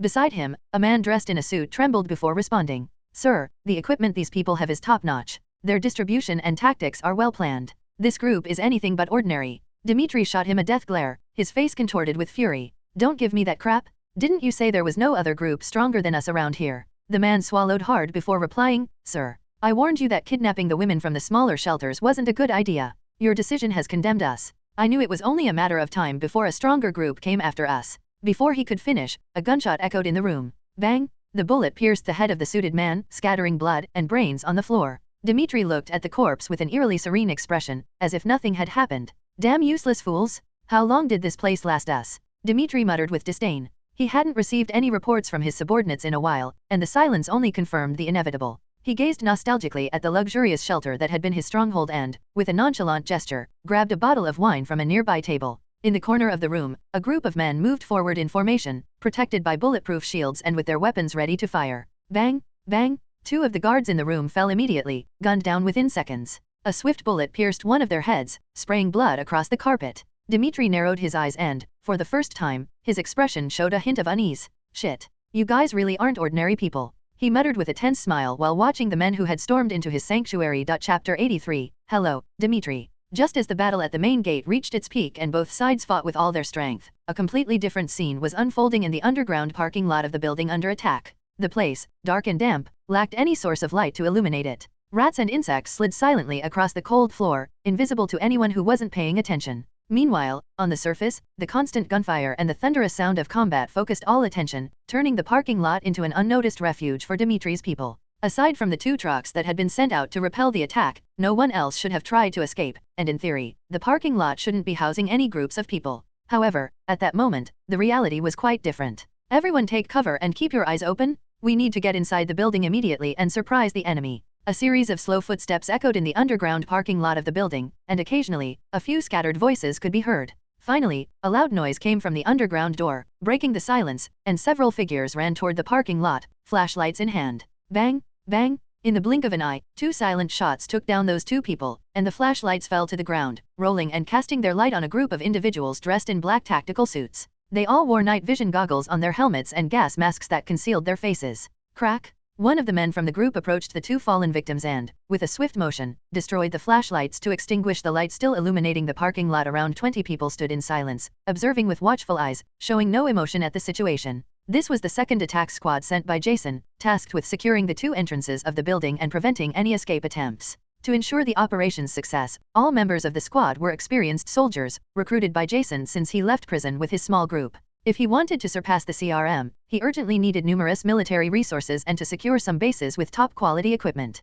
That's why, outside the prison, Jason had much more power than he had ever imagined obtaining. To facilitate the start of the mission, the night vision goggles were removed, and those carrying ballistic shields opened the way into the building. The leader of this squad was an older man named Jeffrey, a former leader of the refuge who had fallen victim to Dimitri's forces. With a watchful glance around him, Jeffrey gave the order, "All right, we need to get inside the building." Thus, the entire squad, under Jeffrey's command, advanced into the building, beginning to clear the path. The darkness of the facility made it difficult to see the faces of some people, as the electricity had not been restored for some time. In areas without power generators, the building remained completely dark. As they ventured deeper into the place, they encountered several people guarding a door. From the expressions on their faces, the fear they felt was evident. "Excuse me, where's the bathroom?" "What?" Before they could react, the person was caught by 2 shots to the chest. They fell to the floor lifeless within seconds. After confirming that the threat had been neutralized, a man from the group, who had witnessed the shots and was at the front, fired again, this time aiming at the head of the corpse. He firmly pointed out,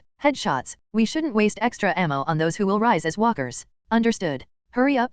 We need to cover more ground to support Jason's group." Noticing some gazes fixed on a door, Dimitri ordered, "Let's quickly check the rooms. If we find prisoners or resources, leave them for now. First, we need to eliminate all enemies. There's no point in saving someone if we can't defeat the enemy first. We need to be quick and effective." As he spoke, Jeffrey moved forward and began clearing the path. Seeing his determination, everyone understood what needed to be done without Jeffrey having to remind them of every detail. They cleared the area quickly. Bang, bang, bang. As they advanced, the enemy's resistance increased, but the strangest thing was that they all seemed to flee in terror, not understanding what was happening. Seeing this scene, Jeffrey frowned slightly but didn't pay it much attention. He continued walking through the cleared hallways and soon encountered several people lying on the ground, struggling to stay conscious. Instead of continuing to move forward, he stopped and allowed those carrying ballistic shields to open the path again. His frown deepened. Bang, bang, bang. Is everything okay? Noticing Jeffrey's worried expression, one of Jason's group members couldn't help but ask, a hint of suspicion in his voice.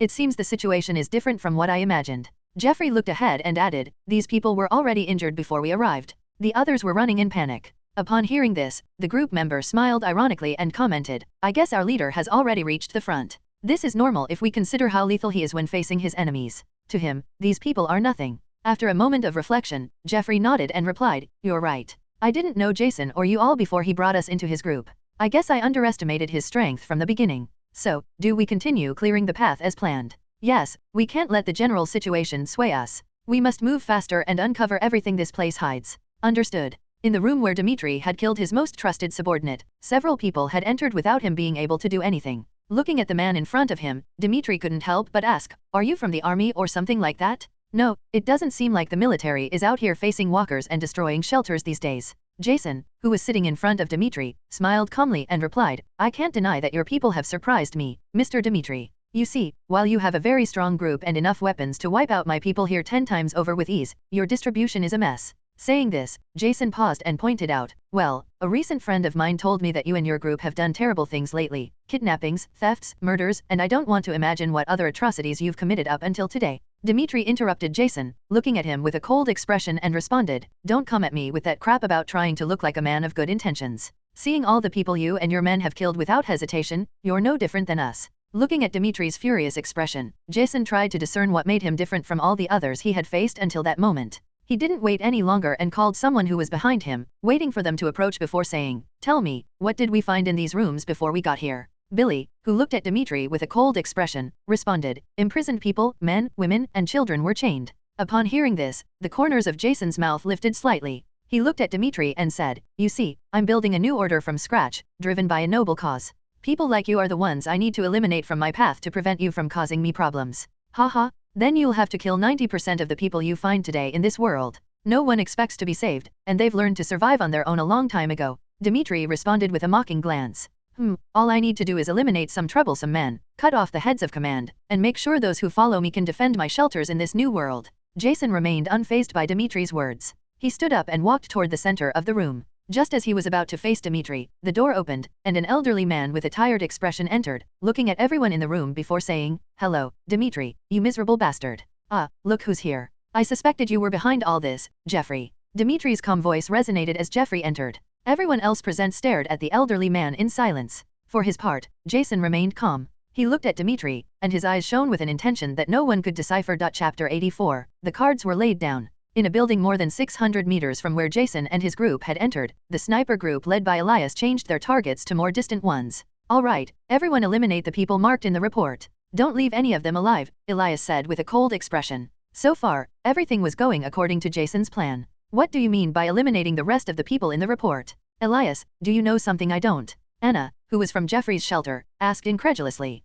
Upon hearing this, Elias turned around and said clearly, "We're going to kill 7 targets from your group. Those 7 must die before the night falls." As soon as Elias finished speaking, there was a series of gunshots. Bullets came from the rifles, followed by confirmation calls. Target eliminated, Cesar was taken down. Mayakal was eliminated. Mad was eliminated. Seeing Anna's frozen expression, Elias understood that she must have been very surprised. He then said, "You know, we've been watching your group for a long time, long before you were supposedly attacked by Dmitri and his people." Upon hearing this, Anna's body trembled with shock. Her hand slowly moved toward her gun, ready to kill all these people in front of her, and she said, "You damn traitors. You said you'd help us, why are you killing us now?" Elias paused, looked at Anna, and pointed out, "Jeffrey, the leader of your community, made deals with Dmitri to exchange resources and people in exchange for his protection. But when the transaction went wrong for unknown reasons, Dmitri attacked your group, and that's when your leader announced that they had been attacked by a ruthless community. I'm still very surprised. I fully believed the words of that old man, but I never thought he was telling a different story. Luckily, we have a very observant leader, who knows what would have happened if it weren't for that, right?" Anna, who heard these words, couldn't believe it and screamed, "You're lying? You and Jason are just like all the other groups, you only seek your own benefit." Just as Elias was about to respond, the radio on his chest began making noise, and then a voice came from the intercom, "ZZ. Unexpectedly, all the cards were gathered in one place. I almost was fooled by your slow words." At that moment, Jeffrey burst into the room where Jason and Dmitri were having a conversation, where they were expressing their indifferences. Everything stopped when he, an uninvited person, entered. Why is this person still alive? Everyone heard the question and immediately looked at Jeffrey with strange expressions. Why the rush to kill him? You seem a bit restless, Jeffrey. I know this person has many of your people captive, but there's no rush to end his life. This situation made everyone, including Jeffrey, feel the calm words of Jason. To outsiders, they were just simple words, but Jason's closest followers knew his intentions, and some immediately left the room. With an unnatural expression, Jeffrey said, "It's not what you think. I just thought there was no need to waste words with this monster." "I'm the monster, Jeffrey? I think I understand what you told this group of people. You're truly a damn old liar." Dmitri looked at Jeffrey with a serene gaze, leaned back in his chair, and closed his eyes in annoyance. It was true that Dmitri had done terrible things, he couldn't deny that, but if compared to Jeffrey, perhaps they weren't so different when it came to sins and ambition. Applause? This is truly brilliant. Unexpectedly, all the cards were gathered in one place. I almost was fooled by your slow words. At the same time Jason was clapping, everyone behind him clapped enthusiastically. They all fixed their eyes on the 2 men in front of Jason. Looking at Jason, who was clapping in an unusual manner, Jeffrey felt something was wrong and said, "Jason, it seems there's a misunderstanding. I can explain." "Ha ha ha, looks like things didn't go as you thought, right, Jeffrey?" Dmitri smiled with satisfaction and said in a cold voice, "Do you really think this man in front of us would swallow all the crap you told him about me? You're done, you damn fool." As if hearing the most feared words, Jeffrey felt a chill run down his body and said, Sir, I don't understand what Dmitri said to you, but he's lying. Can you stop right now?"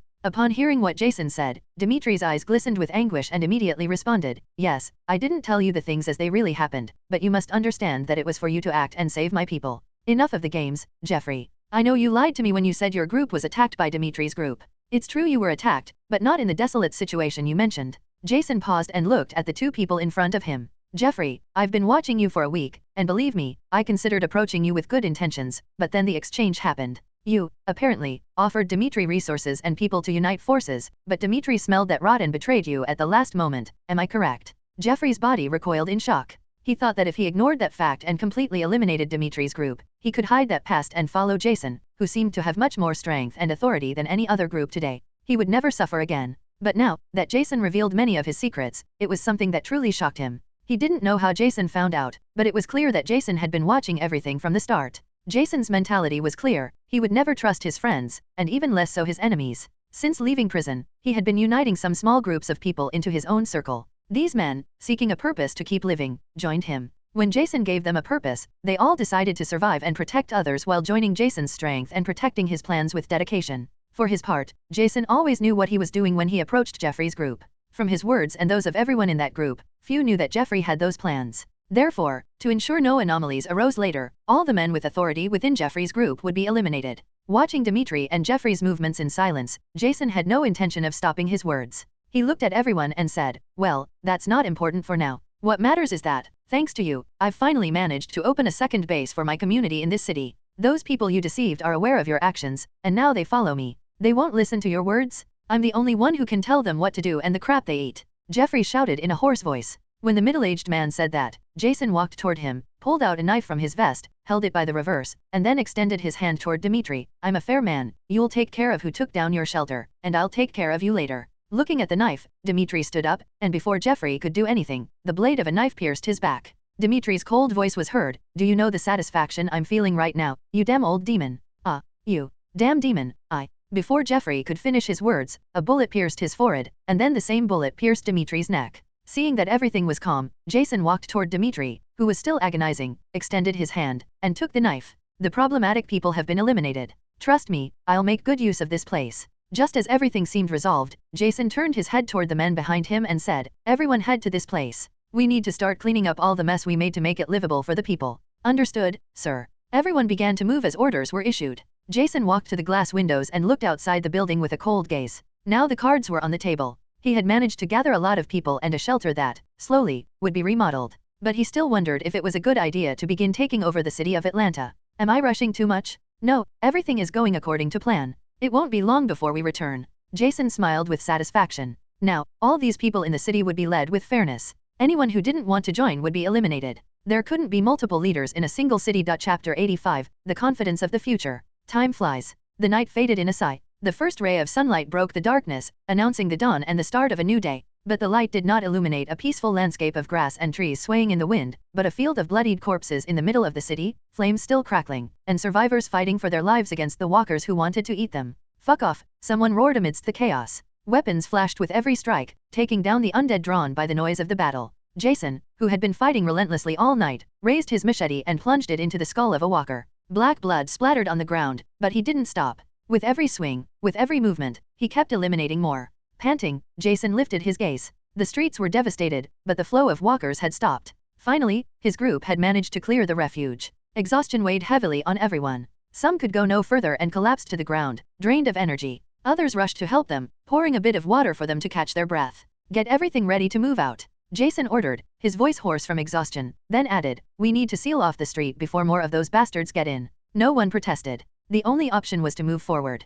Although the battle in the city had ended, Jason knew the fight outside was still ongoing. They couldn't let their guard down. Besides, with the noise they had made, staying there any longer was an invitation to disaster. Jeffrey's group, who had been holding back the walkers for hours, was on the brink of collapse. They all needed a rest, and it was only a matter of time before they would lower their guard. Still, the survivors from the surrounding areas forced themselves to stay on their feet. They helped each other, called out to their companions, and, staggering, hurried toward the building's entrance, dodging the bodies scattered across the ground. "Sir, please, I need help." The scream tore through the air and caught everyone's attention. Jason turned just in time to see a man clutching his neck desperately. He approached immediately, his stomach tightening in anticipation. When the man moved his hand from his shoulder, the mark of a bite was exposed. Jason sighed, gritting his teeth. "I understand," he said calmly, though his eyes told another story. "It's okay, friend. But tell me, was at least the one who bit you sexy?" The attempt at humor hung in the air, heavy. No one laughed. The man heard Jason's words and, despite the tears rolling down his face, managed a faint smile.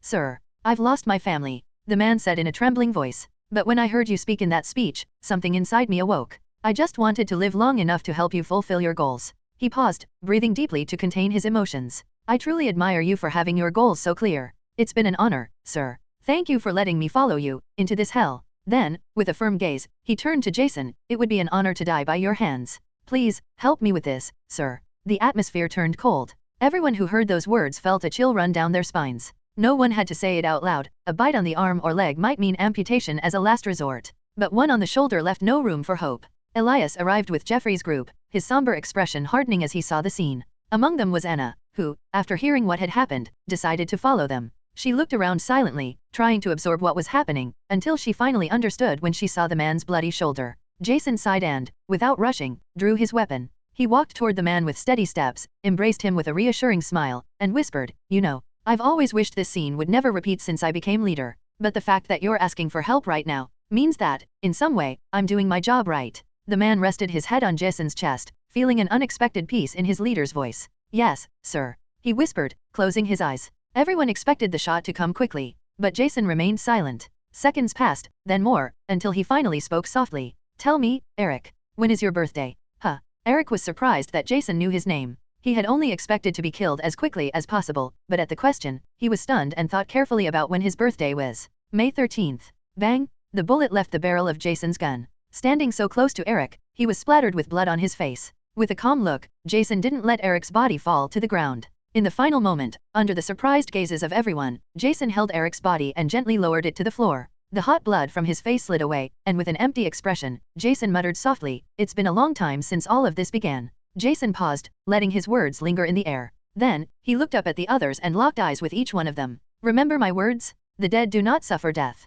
It is we, the living, who mourn the deaths of our loved ones, our friends, our brothers." After saying this, Jason closed his eyes for a moment, as if absorbing the weight of his own words. Then, he fixed his gaze on Anna and continued, "If you choose to keep fighting, I will open the way for you. As far as my life will go, I will be the one to make the hardest decisions, to prevent this from happening again." Eric's death is a symbol. It showed us that we can still fight for our future. It taught us that death is not a punishment, but a reward. Will you continue fighting in the name of all those who are no longer with us? Although it seemed like everything had ended, Jason knew this was just the beginning. The place needed to be kept safe, and it wasn't going to be easy. Death would continue to be part of their lives, but he was ready to face it. He needed to be a good leader, one who, despite defeats and losses, would never let his group fall. A leader with an unbreakable will. The crowd remained in absolute silence. Jason watched them for a moment longer before turning and walking into the building. Just before entering, he stopped and turned back to them. "One day, it will be us who die. But until that day comes, we must remain calm and have our weapons ready to defend ourselves." Anna stepped forward, determination in her eyes. "We will continue fighting. We will follow you wherever we go, by your side." Jason smiled faintly, appreciating the firmness in her words. "As I thought, you are a strong and determined woman. Reorganize your people to clean up this place. Very soon, we'll begin to expand from here. There's a lot of work to do." Lost in thought about everything that had happened, Jason turned back to the crowd. "Keep your heads up. There are still many people who will need our help later." "Yes, sir." The response was unanimous, firm, and full of purpose. "Good." With a confirmation, Jason entered the building and walked again toward the room where Dimitri and Jeffrey's bodies rested on the cold floor. He glanced at his own reflection in the window, and his appearance now was terrifying. Covered in blood and pieces of flesh on his boots and body, Eric's blood on his face, and an expression that showed his most indifferent side. This time, Jason felt something heavy in his chest, something he could barely express, but his present self prevented it. "How far have we come, huh?" Jason murmured with a faint smile, raised the weapon in his hand, and aimed at his head before closing his eyes. "One shot, and it all ends. You won't suffer, you won't face criticism, and you won't have to kill your followers before they turn into walkers." As he thought this, Jason opened his eyes and threw the weapon onto a desk. Just then, after a bit of regret, he smiled as if what he'd done were a joke. He walked toward Dimitri's body and searched through his things out of sheer curiosity, only to discover he had nothing. When he looked down, he found an old radio and then took the microphone, pressing it out of mere curiosity. "Zizi. Hello, my name is Jason, and right now I just want to be alone. Is there anyone out there who can hear me and share a moment of peace? Zizi." Hearing the silence coming from the radio, Jason smiled bitterly and thought, how am I supposed to get a response? However, the next moment, a female voice came through the intercom, and although the sound was crackling, he could hear it clearly. "Zizi. Hello, I'm Alicia." Jason's eyes brightened, and he spoke again. "Zizi. Hello, Alicia. How's life treating you in this world full of the undead?" "Not bad, at least I no longer have to worry about anything other than surviving with my loved ones. What's your situation?" Without wanting to discuss anything else, both parties began to share the things they had experienced in this world and what they thought would happen next. After some time, Jason slowly lost the connection with the other side, and before it happened, he said, "Note this radio channel.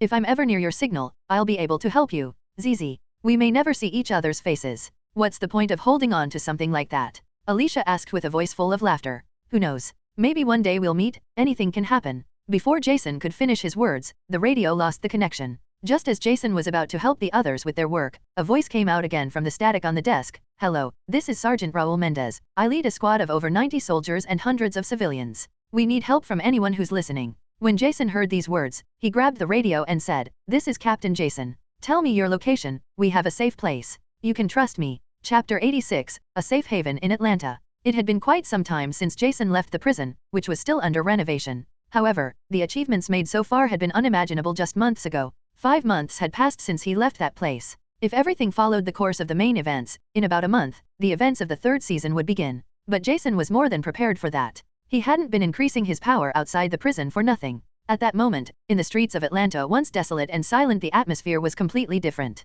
Now, the area was bustling with movement, with groups of people pushing forward to get closer to a wire fence guarded by at least a dozen soldiers. The soldiers, with impassive expressions, wore a bandana on their right arm with 2 bright lines and the letters SCT embroidered on it. For them, containing the crowd was just another routine task, far from extraordinary. Just a few months ago, seeing 1 or 2 people on these streets was a rare event. However, the recent establishment of a refuge and the massive walker clearing campaigns had attracted many survivors. Scattered groups had begun arriving in search of a safe place. Everyone wanted to survive. But beyond that, they sought leadership. A leader without ambition or intelligence was a dead end in this devastated world. Now that this refuge represented an opportunity, no one wanted to be left outside. With the constant influx of people, the number of survivors in this part of the city had already surpassed 800. Even so, everyone had to be patient. The wait to be accepted into the refuge was long, and not everyone would make it through. Attention! All survivors wishing to enter the refuge, make sure to bring your belongings. Form an orderly line and wait your turn. You will be screened for any signs of infection, and your weapons will be confiscated for security reasons.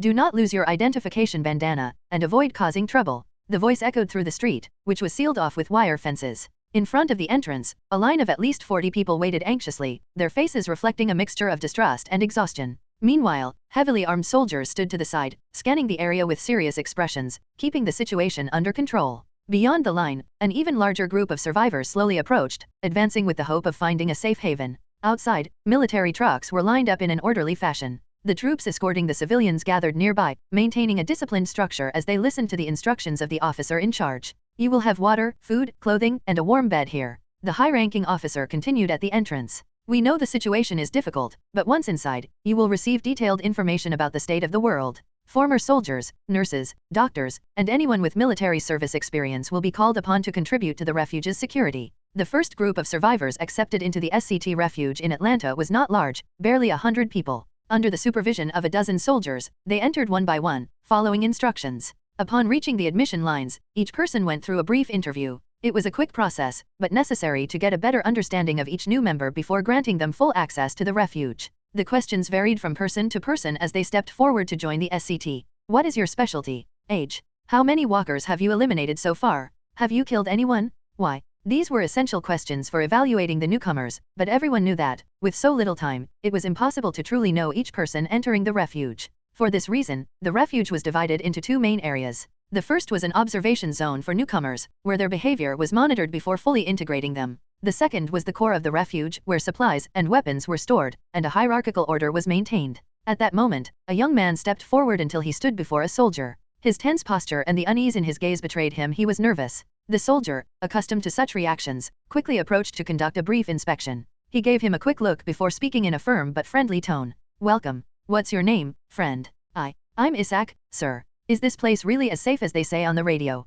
Isaac asked, his voice filled with uncertainty. Seeing soldiers these days was rare, and the situation had left him confused. The soldier offered him a slight smile and said, "Don't worry. You will be safe here. We have resources and the right personnel to protect everyone who becomes part of our community. Little by little, we're reclaiming the city. This is a safe place." Hearing the doubts and insecurities of many survivors, the soldier understood their fears. Patiently, he answered each of them without exception. Large groups like this were uncommon in these times, but if someone took the initiative to organize them, it meant an opportunity to build something new and secure. Observing the people still waiting in line, the soldier turned his attention back to Isaac. He briefly examined his posture and movements before nodding. "All right, follow all procedures, and you'll be accepted into this community without any issues." Isaac nodded and moved toward the entrance. He crossed the wire fence and, upon reaching the door, hesitated for a few seconds before stepping inside the refuge. His eyes scanned the place with curiosity. Inside, numerous heavily armed soldiers patrolled the area, while enormous trucks towed abandoned vehicles from the streets. Men in helmets and green vests worked in an organized manner, some moving back and forth with assigned tasks. In the distance, a lonely and empty street contrasted with the buildings, where people were constantly entering and exiting. The refuge appeared far more structured and functional than Isaac had imagined. Just as he was about to observe in more detail, a voice beside him pulled him from his thoughts. "Please take a seat. We will conduct a blood test, and you will need to answer a few questions." "Yes." Isaac responded with a reassuring smile. The interior of the refuge impressed him. There were no corpses, no evident filth, everything was surprisingly clean and orderly. His first impression of the place exceeded his expectations. After completing the registration process, answering questions, and receiving a brief orientation on the refuge's rules, Isaac was given a bandana with the community's initials and the level of authority assigned to him. The weapons he carried were confiscated, but that didn't bother Isaac. He knew that if he managed to become a refuge guard, he would ascend to the second level of authority and gain access to weapons for personal defense without any issues. "Keep moving, don't stop," ordered a soldier stationed not far away, watching the newcomers. One by one, the survivors were guided toward a military truck. "All right," someone in the line responded. Adjusting the strap of his backpack, Isaac climbed into the vehicle along with the others. Once the truck was full, the engine roared to life, and the convoy began to move slowly through the cleared streets. What surprised Isaac the most was the size of the shelter. The area was completely free of walkers, yet curiously, many streets and buildings remained uninhabited. His curiosity was noticed by one of the soldiers, who decided to clarify the situation. "We are clearing out this part of Atlanta," he explained proudly and added, "before occupying an area, we must ensure it is completely secure. We can't risk a horde of hundreds of thousands of walkers breaking in here." Saying this, he pulled a radio from his vest and pressed a button. "Miss Anna, we're heading to the support center from the south side with 30 new survivors." A brief crackle sounded over the radio before a female voice responded, "Understood. We're expecting you." As the truck moved forward, small groups of soldiers patrolled the streets, supervising civilians engaged in various tasks. Isaac observed the closed buildings and couldn't help but ask, "Are you sealing the structures?" The soldier beside him nodded. "Yes, buildings that currently have no use are sealed after being cleared." "Why go through all that effort?" a woman asked with curiosity. "Our goal is to secure total control of Atlanta," the soldier calmly replied. "Our people are moving through the city, locating small shelters, and relocating survivors here." Isaac nodded enthusiastically. "That's incredible." The number of soldiers in the area was surprisingly high. Everything seemed meticulously organized, making him think that this place could be his best chance to survive. From the top of a building in Atlanta, Jason observed how the streets were being sealed with massive wire fences and strategically placed trucks. However, that wasn't the only thing being done. Groups of harmless walkers were also being left in certain areas to keep others controlled, a tactic that helped consolidate his community's dominance. Little by little, his influence was expanding. Tanks, military trucks, combat helicopters, planes, they had everything at their disposal. But for now, only weapons arsenals were being transported to the city, along with large shipments of food and construction materials. Thanks to the presence of numerous architects, a long-term plan had been designed to ensure total control of Atlanta. His vision included the construction of 3 massive walls that, over time, would encompass the entire city and allow them to contain any threat even if a new outbreak occurred within the safe zone. For now, the priority was consolidating the first wall. Although it would be the only one for a while due to the number of survivors and the countless walkers still roaming the streets, it represented the first major step toward their goal. Under Jason's orders, tanks, helicopters, and armored vehicles continued arriving at the shelter. All their combined efforts were focused on strengthening the community and growing this bastion of survival. It was no easy task, but Jason had earned the respect and loyalty of the soldiers he had encountered along the way. Many of them had been reunited with their families thanks to him, while others kept their loved ones safe in the prison. Unexpectedly, Jason had ended up protecting the families, friends, and acquaintances of many of his men, ensuring that the refuge's security remained uncompromised. Now was the time to expand the production of food, weapons, clothing, medicine, and, of course, establish strategic alliances. Even if scientist Candace Yanaar managed to develop a cure for the virus, Jason knew that her discovery wouldn't change the future immediately. With billions of walkers worldwide, restoring civilization in a short time would be nothing more than a dream. Even if the cure were in the prison, mass-producing it would require resources and specialized facilities, many of which were lost when the CDC exploded. For that reason, Jason decided to focus on taking control of Atlanta step by step. If his memory served him correctly, no large community had ever managed to dominate Atlanta in the original history, which gave him a significant advantage. This would make developing shelters at strategic points in the city much easier.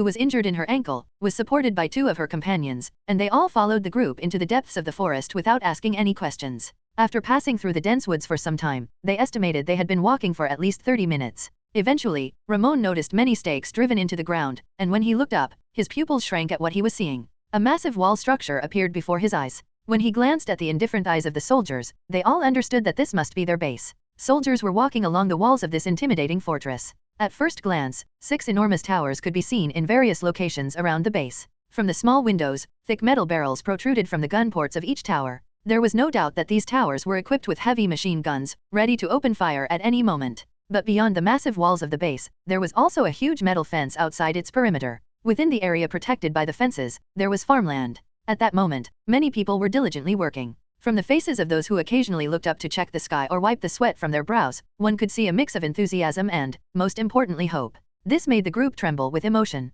Wasn't this what so many people were searching for? Inside the enormous walls, 4 even taller towers stood, completely enclosed, with only a few gun ports visible around the structures. At that moment, everyone's eyes met, and they all had the same thought. The 6 individuals looked around with extreme curiosity, and the soldiers beside them did not stop them from observing. They simply quickened their pace, leading them toward the main gate. The group soon arrived at the outer gate of the wire fence. The soldiers guarding the gate first saluted their superior officer before opening it. They all passed through the gate and soon reached the inner entrance. The inner gate was massive and imposing. Few knew that inside the walls and doors, there were steel plates over a centimeter thick that extended throughout the base. There were 2 medium-sized towers on either side of the gate, each with people stationed at the top, holding rifles. However, as they approached, they discovered something that greatly surprised them all. It turned out that there was an artificial moat surrounding the enormous walls of the base. The moat was about 10 meters wide. Along the way, Ramon noticed fish swimming in the water, groups of them moving slowly, occasionally splashing up from the surface. Some who had been starving for days stared hungrily at the large fish, tempted to jump in and catch some to eat, but seeing the heavily armed soldiers around them, those thoughts quickly faded.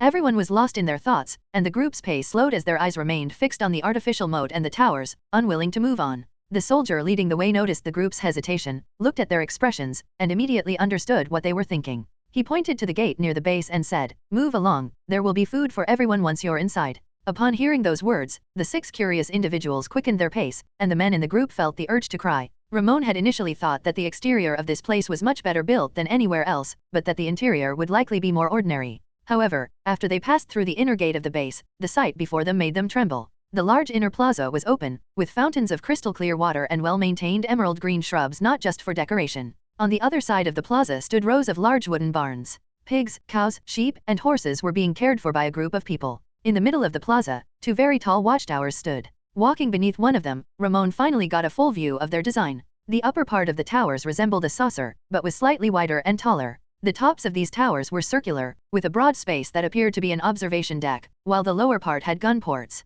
Judging by their size, they could easily accommodate multiple people inside. Looking further inward, an imposing structure dominated a large section of the site. At its center, there was another wall with a double gate. The gate appeared to be made of steel, but it was open at the moment, with several soldiers in black tactical uniforms stationed there. As they watched the group approach, the soldiers inside began to move, leading the 6 newcomers further inside. As soon as they stepped through this new gate, the scenery changed drastically. The ground beneath their feet was completely paved with concrete. Beyond the plaza stood large 2-story buildings. At a glance, photovoltaic solar panels could be seen, and the 2 buildings on the sides were connected by a roof. On both sides, 2 more watchtowers stood, identical to those in the outer courtyard. To one side of the buildings, there was a fenced-off area filled with playground equipment, where some children were playing. Pregnant women stood nearby, their smiles calm and content. On the other side, there was a separate house with a closed door. Its purpose was unclear, but 2 soldiers were guarding it. Ramon finally focused on the largest structures in front of them. Although the exterior walls of the buildings had been painted over, it was clear that this place had once been a prison. Suddenly, Ramon and the others saw a young woman emerging from the main building. She had large black-framed glasses, her long hair tied in a ponytail, and carried a clipboard in her hands. Dressed in a training outfit with military boots, she quickly walked toward them. The woman spoke as soon as she respectfully greeted the leader. "Captain Shane, are these the new survivors from outside?" Shane nodded, pointed to Ramon and the others, and said, "Indeed, Nara. These people need to be fed first, then bathed, and finally tested." Nara nodded at his words, lifting her clipboard to jot something down. "Then, as you mentioned, let's take them to eat first." 10 minutes later, in a large dining hall, several women entered carrying plates of food. The 6 rescued individuals looked at the food with bright eyes. As soon as the plates were set down, several people eagerly reached for them, but each of them warmly handed out forks to one another before eating. The guards around them quietly left. The 6 ate as quickly as they could. Ramon even licked his lips, realizing he had eaten too fast, but the feeling of fullness in his stomach made him feel comfortable. It seemed that Shane, the only one who had remained in the room, noticed their thoughts and spoke again. Looks like you haven't eaten well in a while? Don't overdo it. Alright, get ready for the test. After speaking, Shane called for people outside to clean up the table, and the 6 individuals were led into a special room. Just as they exchanged glances, Nara entered with a stack of documents. Shane took them and distributed one to each of the 6. Ramon looked at the paper's contents and found several strange questions with multiple-choice answers, asking about various situations. Nara pulled up a chair, sat down in front of them, and said calmly, "There are some tests that will be done later, but for now, just answer the questions honestly. Time is limited. If any answer turns out to be untrue, it will have a major impact on your evaluation and future here. Hurry up."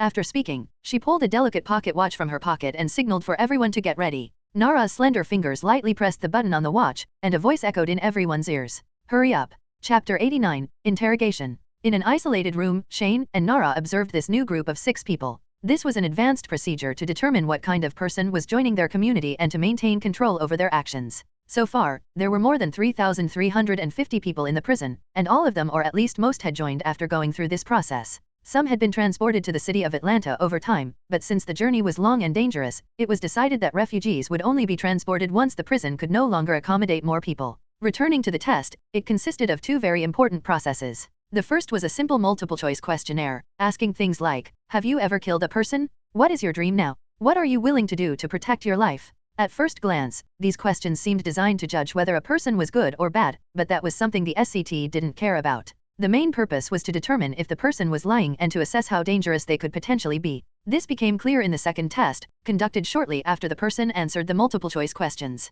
Looking at the watch in Nara's hand, she glanced at Shane and nodded. Realizing it was time, Shane stood up and said, "All right, I suppose you've had enough time to answer these questions honestly." "Yes, we're done." Ramon and the others handed their answer sheets to Shane and waited in silence for what came next. Once they had the papers, Nara got to work and said, "All right, we'll start with the first person, and that is Jasmine." When Jasmine heard this, a curtain covering some unknown instruments was pulled back, revealing them to the group of 6. These devices were highly advanced, and very few people should have been familiar with them. However, Nara didn't wait for them to guess what was about to happen. As she extended some cables toward Jasmine's hand, she said, "What you're all seeing is a polygraph in simple terms, a lie detector. In a moment, we'll select the most important questions, and if you answer them correctly and without anomalies, this will be over quickly. But if, on the other hand, we realize you lied in your answers, you'll have serious problems for your future." "All right, let's get started as soon as possible," Nara said as she powered up the device. She then moved her hands, placed some cables on Jasmine's fingers, looked at the data on her computer screen, leaned back, and picked up the sheet with the recorded answers. After that, Nara looked directly at Jasmine. It was important to note that, in these kinds of tests, people usually tried to answer as best as possible to leave a good impression, even if their responses weren't true. This test evaluated those answers. Jasmine, sitting across from Nara, observed the woman, who seemed to be about her age. She hadn't expected such a device to exist in this place. Even if she answered some questions truthfully, she felt inexplicably nervous. "All right, we can begin the questions. Are you ready?" Nara lifted her gaze and looked at Jasmine. "Yes." Hearing the response, Nara looked at the sheets in her hands and asked the first question. "You only need to answer with yes or no. Do not say anything else. Your name is Jasmine, correct?" "What?" Jasmine's expression changed upon hearing this question. Obviously, her name was Jasmine, but she didn't understand what was happening. "Just answer with yes or no. No other response will be heard," Shane said with a sharp look. Ever since Arion left the prison, he had personally taken on this role to maintain security and control over the people seeking refuge here. As a cautious man who always preferred the safest path, Shane was obviously the right person to oversee this process and ensure nothing went wrong. Fortunately, this job didn't require much effort, and even if some people lied in their responses, they would simply be reformed. Jasmine remained silent for a moment, then nodded and answered, "Yes." "As your response indicates, would you do everything possible to save a child's life, even if they were about to be killed by a walker? Is that true?" Nara carefully monitored the data from the lie detector. "Yes." First lie detected. "Like many others, you also prioritize your own life over that of others." Nara, familiar with this type of interrogation, remained unfazed upon detecting the first dishonest response. Even she admitted that she would prioritize her own safety over the life of a child she didn't know. This wasn't about simple heroism or dignity, it was about survival, something necessary to stay alive today. Shane's eyes didn't reveal any thoughts either. Many of the people who arrived at the prison as new refugees had a well-developed survival instinct and understood the hell that was living outside with the walkers. However, after training, depending on the level of authority they wished to obtain, they adapted to a specific rank. Of the 3 available ranks, approximately 30% chose Class 1, while the rest opted for Class 2. Many preferred to continue fighting and learning to kill walkers rather than staying at the base, relying on the victories of others. Everyone preferred to fight, and that showed how much the world had changed, turning people into strong fighters who would rather protect their own lives with their own hands than hope to be protected by others. At this point, of the 6 rescued individuals, 5 had already been evaluated. As expected, they all lied in the moral questions, something that was duly noted in their records. "You're the last one. Don't be afraid," Shane said, looking at Ramon, who had an anxious expression. "Haha, even though I answered the questions truthfully, I still feel nervous." At that moment, Ramon looked at the cables being placed on his fingers, feeling an overwhelming sense of anxiety. He didn't know what happened to people who lied, but it was evident that the outcome wasn't favorable for them. However, when he looked at Shane, who had a calm expression, he felt even more afraid of what could happen to him here if the device malfunctioned or if his emotions betrayed him. Sensing this, Shane, standing beside him, shared a breathing technique to help him stay in control during the process. Using it, Ramon gradually calmed down and began answering the questions with ease. As if time had slowed, Ramon grew increasingly tense, and just when he thought it would never end, Nara's voice reached his ears. "All right, that seems to be all."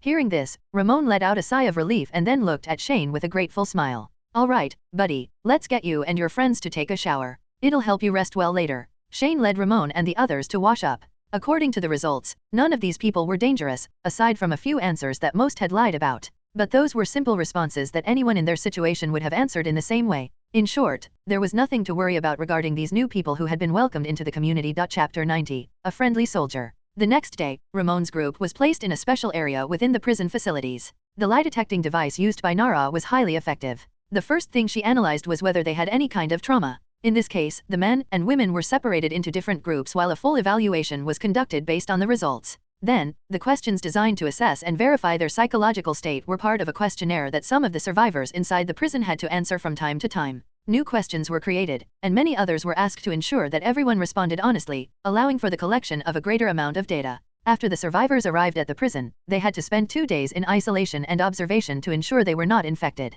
Once it was confirmed they were not, 2 days later, based on their previous evaluation results taking into account incorrect answers and their behavior during this time, their profiles would be classified into 4 levels. The results of this classification would play an important role in the evolution and security of the prison. For those who posed minimal threats, a certain degree of freedom could be granted. They would then be observed for half a month before being re-evaluated to determine if they were fit to become soldiers. If a survivor was identified as a potential problem, further investigation and analysis would be required. They would be divided into different levels of danger, and only after their details were sufficiently understood would they be granted a certain degree of freedom, followed by long-term observation. If the risk was too high, to the point of being uncontrollable, a special team would be assigned to relocate the survivor to a much safer place outside the prison. These procedures were what Jason applied to everyone he took into his group. Now that his community had grown too large for him to manage alone, he had people handling all these tedious tasks. 2 days later, Ramon and the others were finally released according to the program. They reunited with Nara, who provided them with more details about the place, informing them that their dormitory would remain the same.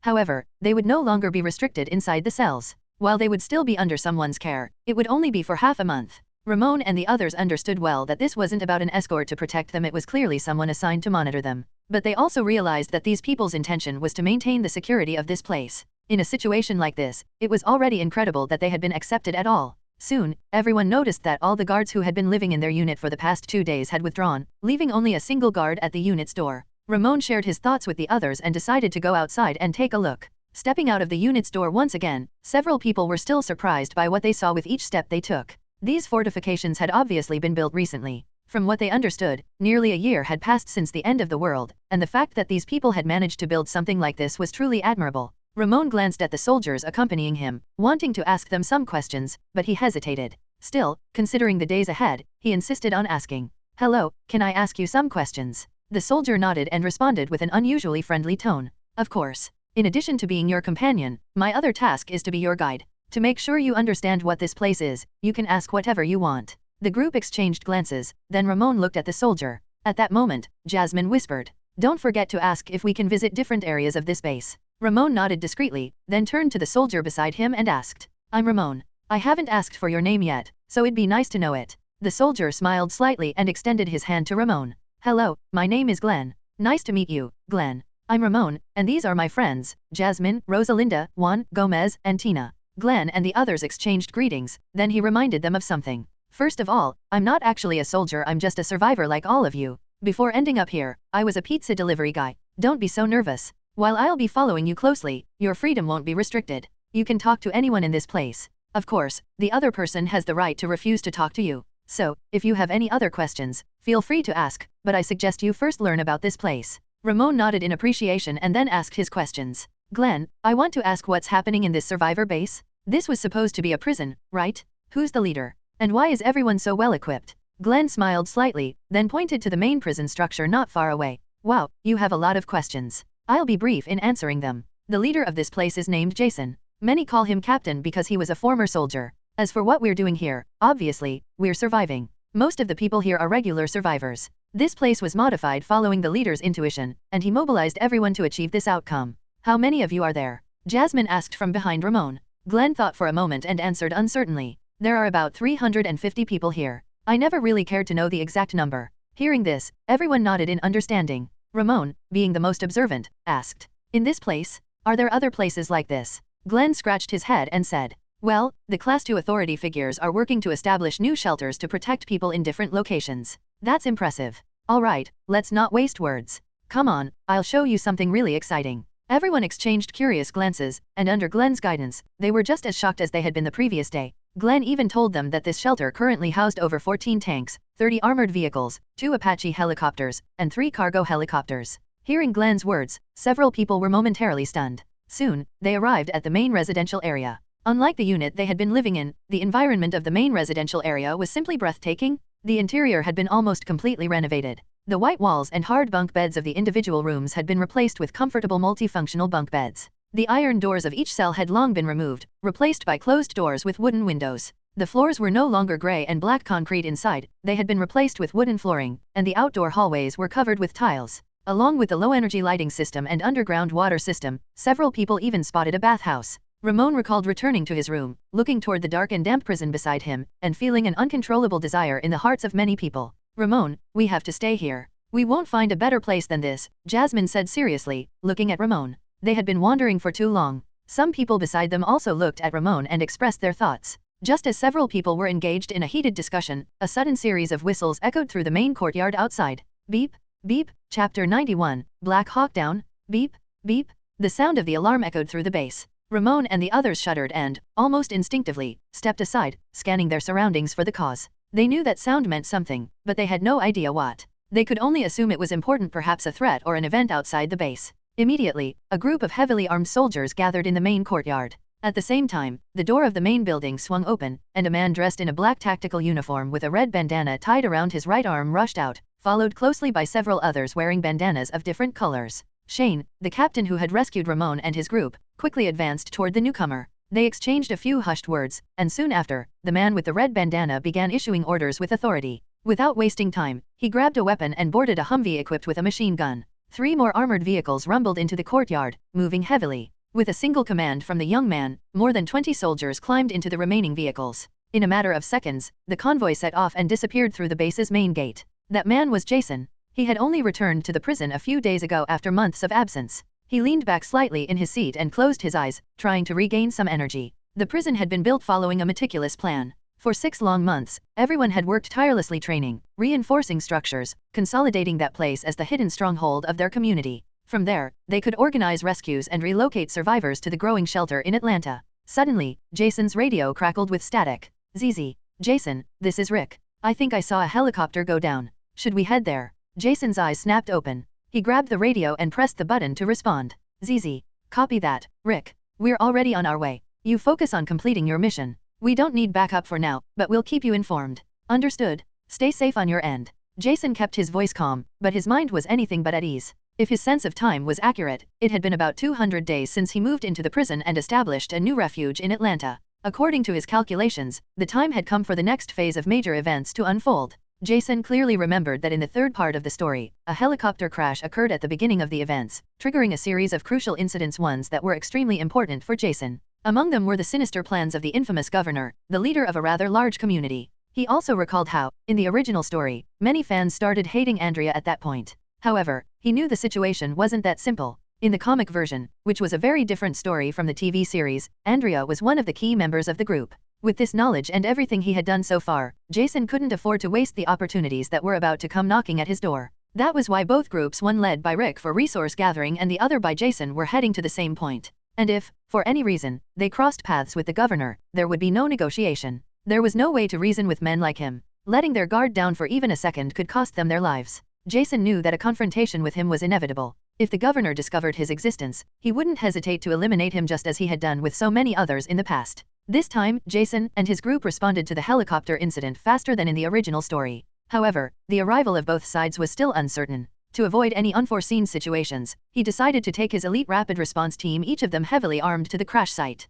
They were equipped with machine guns, bulletproof vests, ballistic shields. Everything was prepared for a direct confrontation if necessary. But the governor wasn't the only unknown factor in this equation. Jason also remembered that, in the original storyline, the woman with the sword had been captured by the governor's people at this moment. However, this time, Andrea wasn't gravely ill, nor was she lost, which could change how events unfolded, something that worried Jason. Could it be that she wouldn't be there this time? Following the timeline of future events, Jason also knew that there were soldiers inside the helicopter. In the original story, the governor captured the survivors, interrogated them about the location of their camp, and after getting the information he wanted, he executed them. Not only did he seize their weapons, but also their vehicles, further strengthening his control over his refuge. Later, the governor justified his actions by claiming that the soldiers had planned to take over his town. A ridiculous excuse. Why not simply integrate the military into his community and take advantage of their combat experience? Jason didn't know if the governor had acted out of fear of losing authority or for some other reason. But this time, Jason would do things differently.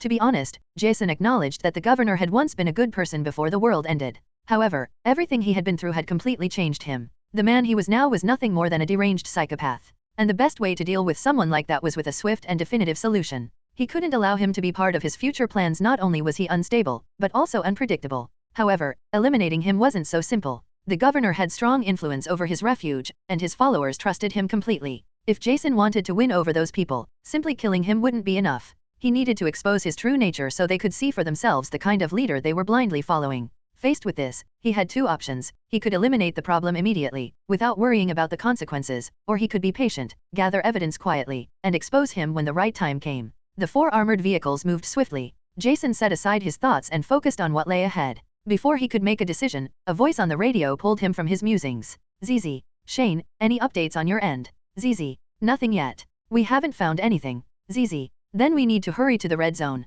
If there are survivors, we need to rescue them." "Copy that." After a few minutes, the vehicles reached their destination. Jason stepped out with the rest of the team and took in the scene. The helicopter had crashed into a forest. They couldn't go any further with the vehicles, so he ordered them to split into 2 groups to approach the crash site from different directions. When they finally arrived, the scene was harrowing. The aircraft was burning, sending thick columns of black smoke into the sky. Its fuselage was completely warped from the crash. Near the wreckage, a soldier lay mangled on the ground. The impact had torn him in half. Jason approached the corpse and took his identification tag. Then, without hesitation, he drove his knife into the soldier's temple. The last thing he would allow was for these men to turn into walkers. They didn't deserve that fate. Reaching the cockpit, he saw that there were still 2 occupants inside. One of them wasn't responding. Quickly, a medic stepped forward, reached out, and confirmed he had a pulse. The pilot, on the other hand, was still conscious. Jason wasted no time. He stepped out of the cockpit and began issuing orders. "All right, take what we need and evacuate the wounded." "Yes, sir." The only thing Jason wanted now was to get out of that place as soon as possible. He was sure the governor's people would arrive soon. Besides, there were no signs of Mikon, which led him to deduce that she probably wouldn't show up there. Without wasting time, he began giving orders. Just as they were about to move, a rustling in the grass caught his attention. Jason reacted immediately, raising his weapon and taking cover behind the helicopter cabin. With a hand gesture, he signaled the others to take cover. The bushes on the opposite side shook, and a moment later, Shane emerged from them. Seeing there was no danger, Jason lowered his weapon, stepped forward, and gave him instructions. "Shane, lead a team to take care of the nearby walkers while we retreat. Do not shoot." "Got it, I'll handle it." Shane nodded, drew the dagger from his waist, and called several group members to spread out and handle the matter silently. Jason turned to the others and continued giving orders. "Tommy, you're on lookout duty. The rest of you, focus on evacuating the wounded. Hurry up." "Understood, Captain." Wasting no time, Tommy slung his weapon over his back, assessed the surroundings, and climbed a tree to get a better view of the area. Meanwhile, Jason quickly searched the helicopter wreckage for weapons and ammunition. Once the wounded were placed on stretchers, everyone withdrew silently. Just as Jason and his group disappeared into the trees, 2 figures emerged from the opposite side of the forest. They were 2 dark-skinned women. One of them, with a sword on her back, held 2 walkers restrained by ropes. She was none other than Mikon. The other woman, also dark-skinned, held a pistol with a tense expression as she carefully observed the surroundings. Mikon tied the walkers to a nearby tree. Both had their arms and jaws amputated, rendering them completely harmless. I'm going ahead to take a look. Cover me from here. The armed woman nodded and disengaged the safety on her pistol. Mikon trotted toward the helicopter wreckage, and as she approached, she saw the body of the soldier who had been thrown from the aircraft. At first glance, he was split in two from the impact, but something about his face made her frown. A chill ran down her spine. She quickly leaned down to examine the corpse, and as soon as she confirmed her suspicions, a cold sweat ran down her forehead. Someone else had been there before them. Chapter 92, Mikon. Upon seeing this, Mikon didn't have time to inspect the inside of the helicopter cabin. Her first reaction was to run back immediately the way she had come, but then she heard the sound of an engine not too far from her position, approaching at high speed. She approached cautiously, and from a distance, she saw several cars parking inside the woods, trying to hide among the trees. Alarmed, Mikon quickly ran toward her companion, who wasn't far away, and they both crouched down in the grass to hide. What's going on? Janet asked upon seeing the urgent expression on Mikon's face. Mikon motioned for her to stay quiet while, instinctively, her right hand rested on the hilt of her sword. Her eyes were fixed on the clearing not far away, and as the sound grew closer, she hid herself. After a brief pause, she thought she should say something to calm her companion's uncertainty. I only saw 2 dead people at the site. Someone else was here. But it looks like more people are coming now. Don't make a sound, they must not discover us. Mikon didn't want to reveal too much right now. It wasn't the right time, and if they kept moving too much, they risked being discovered. That's why she decided not to say anything else. No need to mention all the dangers women face in the end of the world. The most beautiful ones might be lucky, but those just trying to survive will be used by stronger groups to satisfy their needs. Mikon had unfortunately seen many such incidents. As they remained motionless, they watched as a jeep entered the woods and stopped. 5 people got out of the vehicle. Let's go, ordered a firm voice from the distance. The speaker was none other than the governor, the leader of this group, and the one Jason was too cautious about. With an authoritative tone, he commanded his men to disperse and eliminate the nearby walkers. After surveying the surroundings, the governor walked toward the downed helicopter. The first thing he saw was the split body on the ground. Governor, shouted Martinez, one of his most loyal men, pointing to the scattered bodies around and saying, looks like someone's been here. There are walkers taken out all over the area. The governor's face hardened even more. He leaned forward and looked inside the helicopter cabin without saying a word. Damn it, the governor murmured as he saw something that confirmed his suspicions. The same wound in the eye socket of one of the corpses he had seen earlier. That wound must have been made by an allied and very long knife. The governor narrowed his eyes and scanned the area, as if expecting to find something hidden among the vegetation. Someone's been here. Or maybe one of the wounded managed to escape. With that in mind, the governor turned to his men and ordered, search the surroundings. They can't have gone far. Understood. All the subordinates responded to the command and began moving, searching the ground for traces left by the fugitives. They went this way. A dark-skinned man shouted, pointing to a line of tracks in the dirt. That was the same direction where Jason and the others had retreated. Martinez was the first to arrive and carefully examined them. After a few moments, he looked up at the governor with a tense expression. These are the footprints of many people. Should we still pursue them? Martinez confirmed that these were military boots. There were definitely survivors. The governor squinted his eyes, his gaze growing colder. Then, he looked down at the soldier's corpse beside him and suddenly stomped on the face with force. Once. Twice. He kept doing it without stopping, crushing the soldier's face into a bloody mess, as if venting his pent-up rage. The rest of the group watched in silence. Martinez, though shocked by the brutality, said nothing. Who are you? Don't move. Suddenly, a shout rang through the forest. Everyone quickly turned toward the sound and saw one of their men with his weapon raised.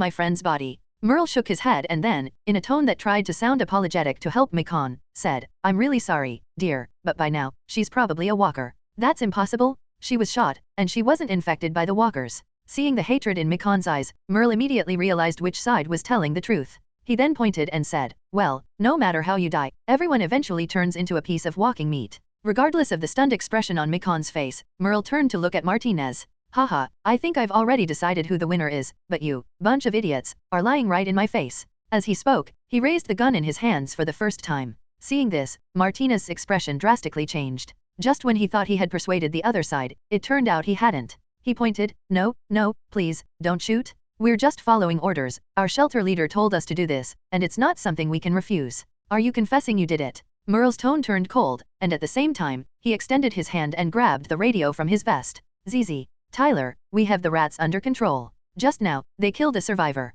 What should we do with these people? Merle, it's Jason. Wait a moment while I head to your position. Understood. After a brief exchange of words, Merle turned off the radio and said, take your weapons and bring them to me. You all stay here, don't make any wrong moves. Mikon had just regained her composure when she heard the words and approached. Just as she bent down to touch the weapon, she heard Merle's voice behind her. Wait. Don't be impatient, sweetheart. Perhaps due to Merle's reminder, Mikon had no other thoughts at that moment. According to Merle's request, she handed over all the weapons around Martinez and the others to the watch team, then approached Crowley, extended her hand, and took the samurai sword from his back. She coldly glared at these people, then slowly walked toward Moore and handed it over. Merle drew the knife, looked at it, clicked his tongue, and tucked it behind his back. The group waited for about 10 minutes, and as Martinez and the others grew increasingly terrified, they heard the sound of someone approaching. Merle looked back and saw it was Jason, who was followed by Rick, Shane, and another group of 10 people. Jason. Merle hid his cynical expression at that moment, shook his head, and began narrating everything he had learned about this group.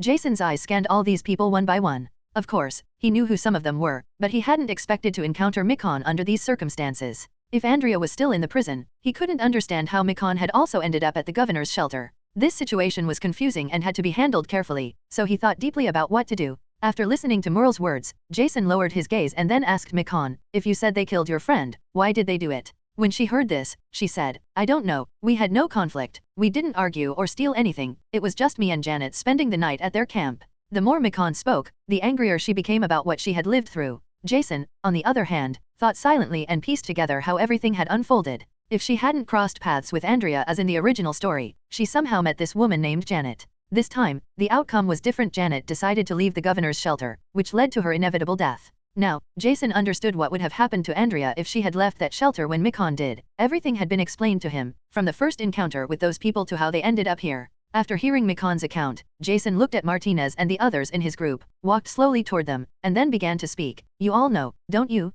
I could kill you all right now. All I need to do is say a word, and your hearts would stop beating. Upon hearing these words, Martinez's face was covered in cold sweat, and the others could only remain silent, from nervousness to terror. They couldn't explain it, but they felt that the man in front of them was a real killer. But this feeling only lasted a moment. There was no need to shout or be pointed at with a weapon to feel it. When everyone looked up again, they saw a man smiling at them. But that smile was anything but reassuring, and immediately, everyone thought Jason was crazy. Martinez, who was always fighting to protect his life, looked at Jason and persuaded him, friend, I recommend you don't kill us. We'll leave now if you let us go. I'm serious, we have a lot of people at our shelter. You and your people definitely don't want to be our enemies. When Jason heard Martinez's words, he gave him an odd look and said, first, you beg for your life, then you threaten me. Should I think your leader has no damn idea where we are now? After a pause, Jason lowered his voice and said, but it's fine. I can let you go, but you have to answer some questions honestly. When everyone heard Jason's words, they were very surprised. Although it's true that the defenses at the prison were now very strong, very few people understood what Jason was trying to do.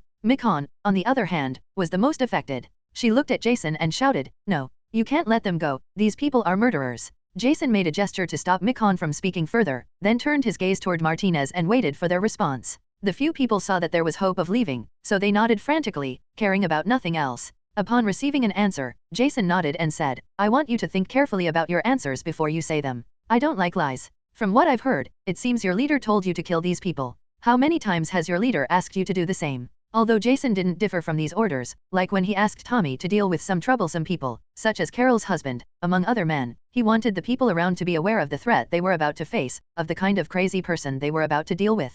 There have been some times, you must know there are many mouths to feed at our refuge, we had to do it for them. Martinez said in an unnatural tone. How many people have you killed? Does your leader do it personally, or does he just order you to do it? I don't remember, but when we go out, the governor is the one who gives the orders. We just follow orders to survive, you must understand that. I understand that, I can't blame you. Jason paused and then asked, what I'm curious about is, do the people in your refuge know how you and your leader obtain the resources you feed on? Do they know? Martinez remained silent for a moment before shaking his head. Seeing this, Jason was satisfied with what he had heard, then said, all right, you and your friends behind you must listen closely to what I'm about to say next. They all nodded nervously. Sighing slightly, Jason took a step forward and said, I just want you to consider one thing and make it clear, today I spared your lives so there wouldn't be conflicts with your people later on. If the governor of your refuge or you decide to attack us, then neither my people nor I will hesitate to kill you, eliminating the trash that you are. Martinez and the others finally saw the opportunity to leave, so they didn't pay much attention to Jason's words.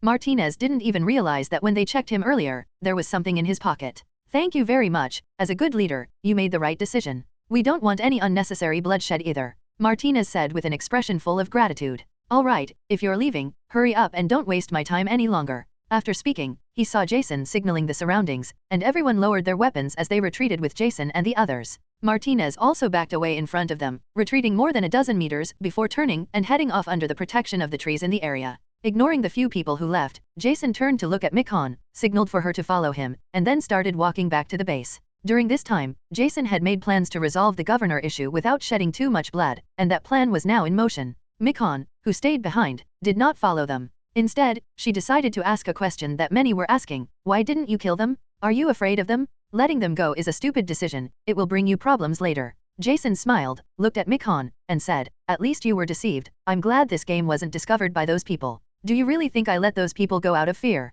Give me my weapon and I'll go alone. Mikon had no intention of following Jason's group, but she said while looking at the sword behind Merle. Jason understood what she wanted, walked over to Merle, took the sword from him, threw it to Mikon, and then said, I can't force you to follow us, but you'll definitely understand my choices in depth if you stay. Once he finished speaking, he turned around and continued walking back with his people. Mikon was a strong woman, and no matter if she decided to follow him or not, he couldn't force her, considering her character and the way she thinks. At that moment, Rick looked at the hesitant Mikon, hesitated himself, and said, I was a police officer before the world ended. I guarantee you that Jason didn't let them leave here just like that. He's a good person, he and his people risked their lives to save many survivors. Not everyone understands what he does, but I can be sure he never makes a mistake. Mikon looked at the man in the sheriff's uniform standing in front of her. For some reason, she found that her subconscious didn't reject the people from this group. Seeing this, Rick didn't intend to keep persuading her, he turned around and followed his group. Mikon narrowed her eyes and then looked at the group getting farther and farther away, thinking about what to do next. Chapter 99, First Contact. Mikon, still trapped in the debate of her subconscious, looked again at the crowd moving away. For some reason, those people gave her a different feeling than the one she had when facing the governor. Although the man who appeared to be the leader seemed calm and removed from violence, everything inside her told her it wasn't true. True to her intuition, which she had always trusted, Mikon decided to follow the crowd. However, before doing so, she wanted to observe the base of those people with her own eyes and then make a decision. Soon, a large wire fence appeared before her, followed by a majestic wall. The wide fields surrounding the base, people working the land, and a defensive trench unfolded before her eyes. Unaware, Mikon continued walking after the crowd until she reached the entrance. That's when a strong smell left her stunned. The air was tainted by a mixture of animal waste and the characteristic rotten stench of walkers. The people in this refuge didn't waste time or energy caring for flowers or decorative plants. Instead, they had developed a hidden defense system around the wall and trench, which made Mikon begin to have a different opinion about the place. She also noticed several curious details. There was an isolated area where walker corpses were piled up, which initially deeply confused her. Very few seemed to know exactly what they were used for. In another sector, several people held work tools. Due to the recent appearance of intruders in the forest, everyone had taken a 1-hour break before resuming their work. Then, on the other side of the inner wall, she heard the laughter and shouts of children playing. She hadn't heard such genuine laughter, full of security, in a long time. After crossing the gate to the inner courtyard, she finally discovered the source of the sound, a small playground. Seeing it, she finally understood the meaning of the words Jason had told her before leaving. Standing in the middle of the main square, Mikon noticed that there were still 14 soldiers in uniform with them. The atmosphere fell silent, and she stood aside, alert to the next moves and decisions that would be made in that place. What's the trick this time? Shane asked, somewhat bewildered upon realizing that Jason had let the intruders go. Jason, noticing the stares directed at him, smiled and said, their leader has some strange behavior. I don't blame him. I've also committed sins I don't even dare to name. But I want to test the governor. I want to know what he'll do next. After saying this, Pausing for a moment, Jason pointed out, "We don't have anything to worry about. We just need to contain our strength and not put all our eggs in one basket." Apparently, not everyone in that refuge led by the governor is ill-intentioned. Everyone fell silent. They knew, from the reports, that Jason and a small group had completely wiped out a refuge very similar to the governor's. Therefore, they weren't really worried about what might happen in such a well-protected place. While Jason was busy personally organizing all those people, Martinez and his group ran through the forest at full speed. They kept running until they could no longer and finally stopped, panting from the effort. "Are they following us?" Martinez asked those behind him. "No, they really don't seem to have any intention of following us," Crowley answered with a relieved smile. A moment before, he thought he was going to die, but he hadn't expected the other group to let them go so easily. "Let's go quickly, we have to get back before it gets dark," Martinez said, who was in better physical condition. He was the first to move again, urging the others to follow. It was already night when Martinez's group finally returned near the Woodbury refuge. Exhausted, they all longed to get home. They knew the horror the night brought and the hidden dangers the darkness harbored. When they spotted the silhouette of the refuge in the distance, barely visible, they all quickened their pace. One of the members, who was at the front of the group, exhausted from the effort and accumulated stress, momentarily lost his focus. However, his body kept moving almost by instinct, driven by the need to reach the refuge. Just as he passed near a large tree, a walker suddenly emerged from the other side without warning. The man tried to defend himself by raising his arm, but as soon as he extended it, the creature bit him forcefully. "Ah, damn it!" he screamed, in pain and desperation, as the walker pounced on him. His agonizing scream attracted other walkers in the area. Martinez wanted to intervene to save him, but soon realized that a large number of walkers were starting to approach in his direction. Within seconds, 2 more were coming toward the fallen man. The 4 remaining members looked at each other with doubts, then turned their gaze toward Martinez, waiting for a decision. "Let's go, there's no way to save him," one shouted, and the group quickly turned around and ran toward the entrance of the refuge. After all the effort of the day, they hadn't achieved any results. They had almost died at the hands of a mysterious group, and now one of their own had been bitten by a walker. Once they finally entered the refuge, everyone headed straight for their rooms without saying a word. Martinez also wanted to go to sleep, but the governor was still waiting for him. He had no choice but to gather his patience and head to meet him. "Knock, knock, knock. Sir. Come in." Martinez opened the door and entered the governor's room. He knew the governor wouldn't be asleep at that hour. To be precise, the governor wouldn't go to bed until he was sure they had returned. Upon seeing Martinez's haggard face, the governor put down the book he was holding, turned his head to assess his condition, and asked, "What happened?" After collecting his thoughts, Martinez explained, "As planned, we managed to kill the first woman. The other one was arrested, but a group of new survivors took her. On the way back, one of ours was bitten by a walker." Hearing that someone had died, the governor's expression didn't change much, but his eyes lit up upon hearing that they had encountered another group of people. "Another group of survivors? How many are they?" At the question, Martinez answered uncertainly, "First, an 11-person group appeared. They got in our way as if they just wanted us to stop. Then their subleader came with 2 more people. That's all we could find out at the time. In total, there were about 20 people. They seemed well-fed and well-equipped. The leader explicitly told me not to attack them or, otherwise." "Otherwise what?" the governor asked, frowning. "Otherwise, they would kill us as if we were trash," Martinez replied, clearly remembering Jason's words. A spark of anger appeared in the governor's eyes. Apparently, that group had dared to threaten him. He stood up, crossed his hands behind his back, and walked to the window. He observed the silent, dark exterior of his house for a moment before asking, "Do you think that group represents all their strength?" Martinez lifted his head, mentally reviewed every detail he had seen, and after a moment, said, "The weapons and equipment they carried were of good quality. They seemed well prepared. I'm afraid they are also the ones who rescued the people from the helicopter. I don't think that group represents all their power." The governor didn't respond immediately. He just walked around the room while Martinez waited silently. "How many people here could we fight right now?" "There are more than 100 survivors in total, and between 70 and 80 are in fighting condition," Martinez responded, somewhat surprised by the question. "Go rest. Let me think for a while alone," the governor said, dismissing him with a wave of his hand. Once Martinez left, the governor took a bundle of keys from his waist and walked to a door at the back of the room. After closing it, he sat on a sofa in the center. With the dim light illuminating the room, his eyes gleamed with a feeling that was difficult to decipher. On one side, the aquariums that covered an entire wall were filled with water. Inside, the heads of walkers floated. The governor suddenly stretched his arms and embraced the daughter who, at some unknown moment, had approached him. He tried to calm her with his arms, closed his eyes, and began to think in silence. As he observed her, his eyes turned cold, and he murmured quietly, "I'll get everything I want." Daughter. Chapter 100, Tyree's Group. The first contact between the prison and Woodbury ended after the governor's people suffered this foolish loss. Jason was sure of one thing, knowing the vengeful nature of the governor, the other side wouldn't leave him in peace, even if his men, including him, had been defeated. That disturbed man would get up from the ground and keep fighting while searching for new subordinates. In short, Jason wasn't worried about the situation at all. He trusted that he could easily handle the governor, but if he held back, it was only out of consideration for the people of Woodbury. He couldn't act recklessly if he really wanted to protect those survivors. If he wanted the inhabitants of the Woodbury community to voluntarily join his group, he would have to find a way to reveal the true face of the governor, let everyone see his true personality. Only when the governor was exposed could the prison take control of that area. Only then could he secure a new, stable base that would provide strong logistical and operational support for his future movements. Although he already had a huge base in the city of Atlanta, traveling back and forth by helicopter was easy. However, sending people to fight or defend certain points was much more complicated. In the forest north of the prison, a group of 5 people ran toward the compound. The walkers were close behind them, and soon many more began to appear between the trees on both sides of the path, blocking their progress. One of the 5 seemed to have lost the ability to keep running and was being carried by 2 men. One of them kept speaking words of encouragement, trying to get everyone to keep going while checking the state of the wounded woman. However, her face looked exhausted, and she didn't respond to his words. The group was led by a duo of African American siblings, a man and a woman. The man, bulky and wearing a distinctive wool hat, wielded a machete with strength, cutting down any walkers in his way. His sister, with long, somewhat frizzy hair tied back, wielded a knife with determination, quickly taking down the walkers in front of her while protecting the group advancing behind her. As the 2 siblings fought off the walkers, the woman began to pay attention to their surroundings.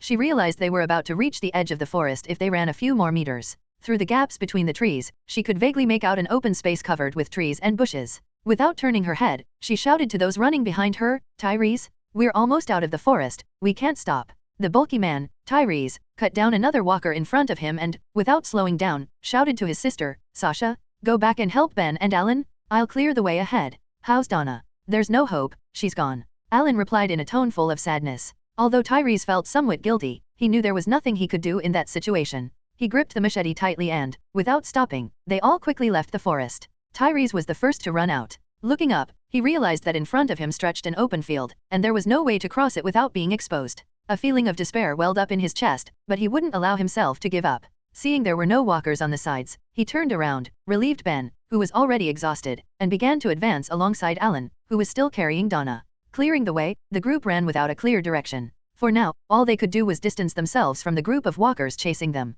Faced with this situation, they made a quick decision to head back into the forest. Seeing what was happening, Tyrese said, "We need to keep going. I'm sure someone must have built a shelter around here." Alan's face was marked by despair. He didn't believe Tyrese's words at all. At that moment, the only thing pushing him to keep running was the fear of the walkers closing in behind them. Sasha suddenly looked around suspiciously and asked uncertainly, "Didn't you notice there are very few walkers here?" Hearing her, Tyrese realized she was right. They had been going through the forest for a while and hadn't encountered any wandering dead. It was as if the walkers in that area had completely disappeared. Could it be that this forest is free of walkers? Tyrese asked, frowning as he examined the surroundings. He found no trace of the undead. Just as the group was puzzled, they saw 2 people emerge from the grass not far from them. Both were dressed in military uniforms and helmets, but what really shocked the group was that they were pointing their weapons directly at them. With level 2 surveillance activated, Jason didn't allow anyone outside the prison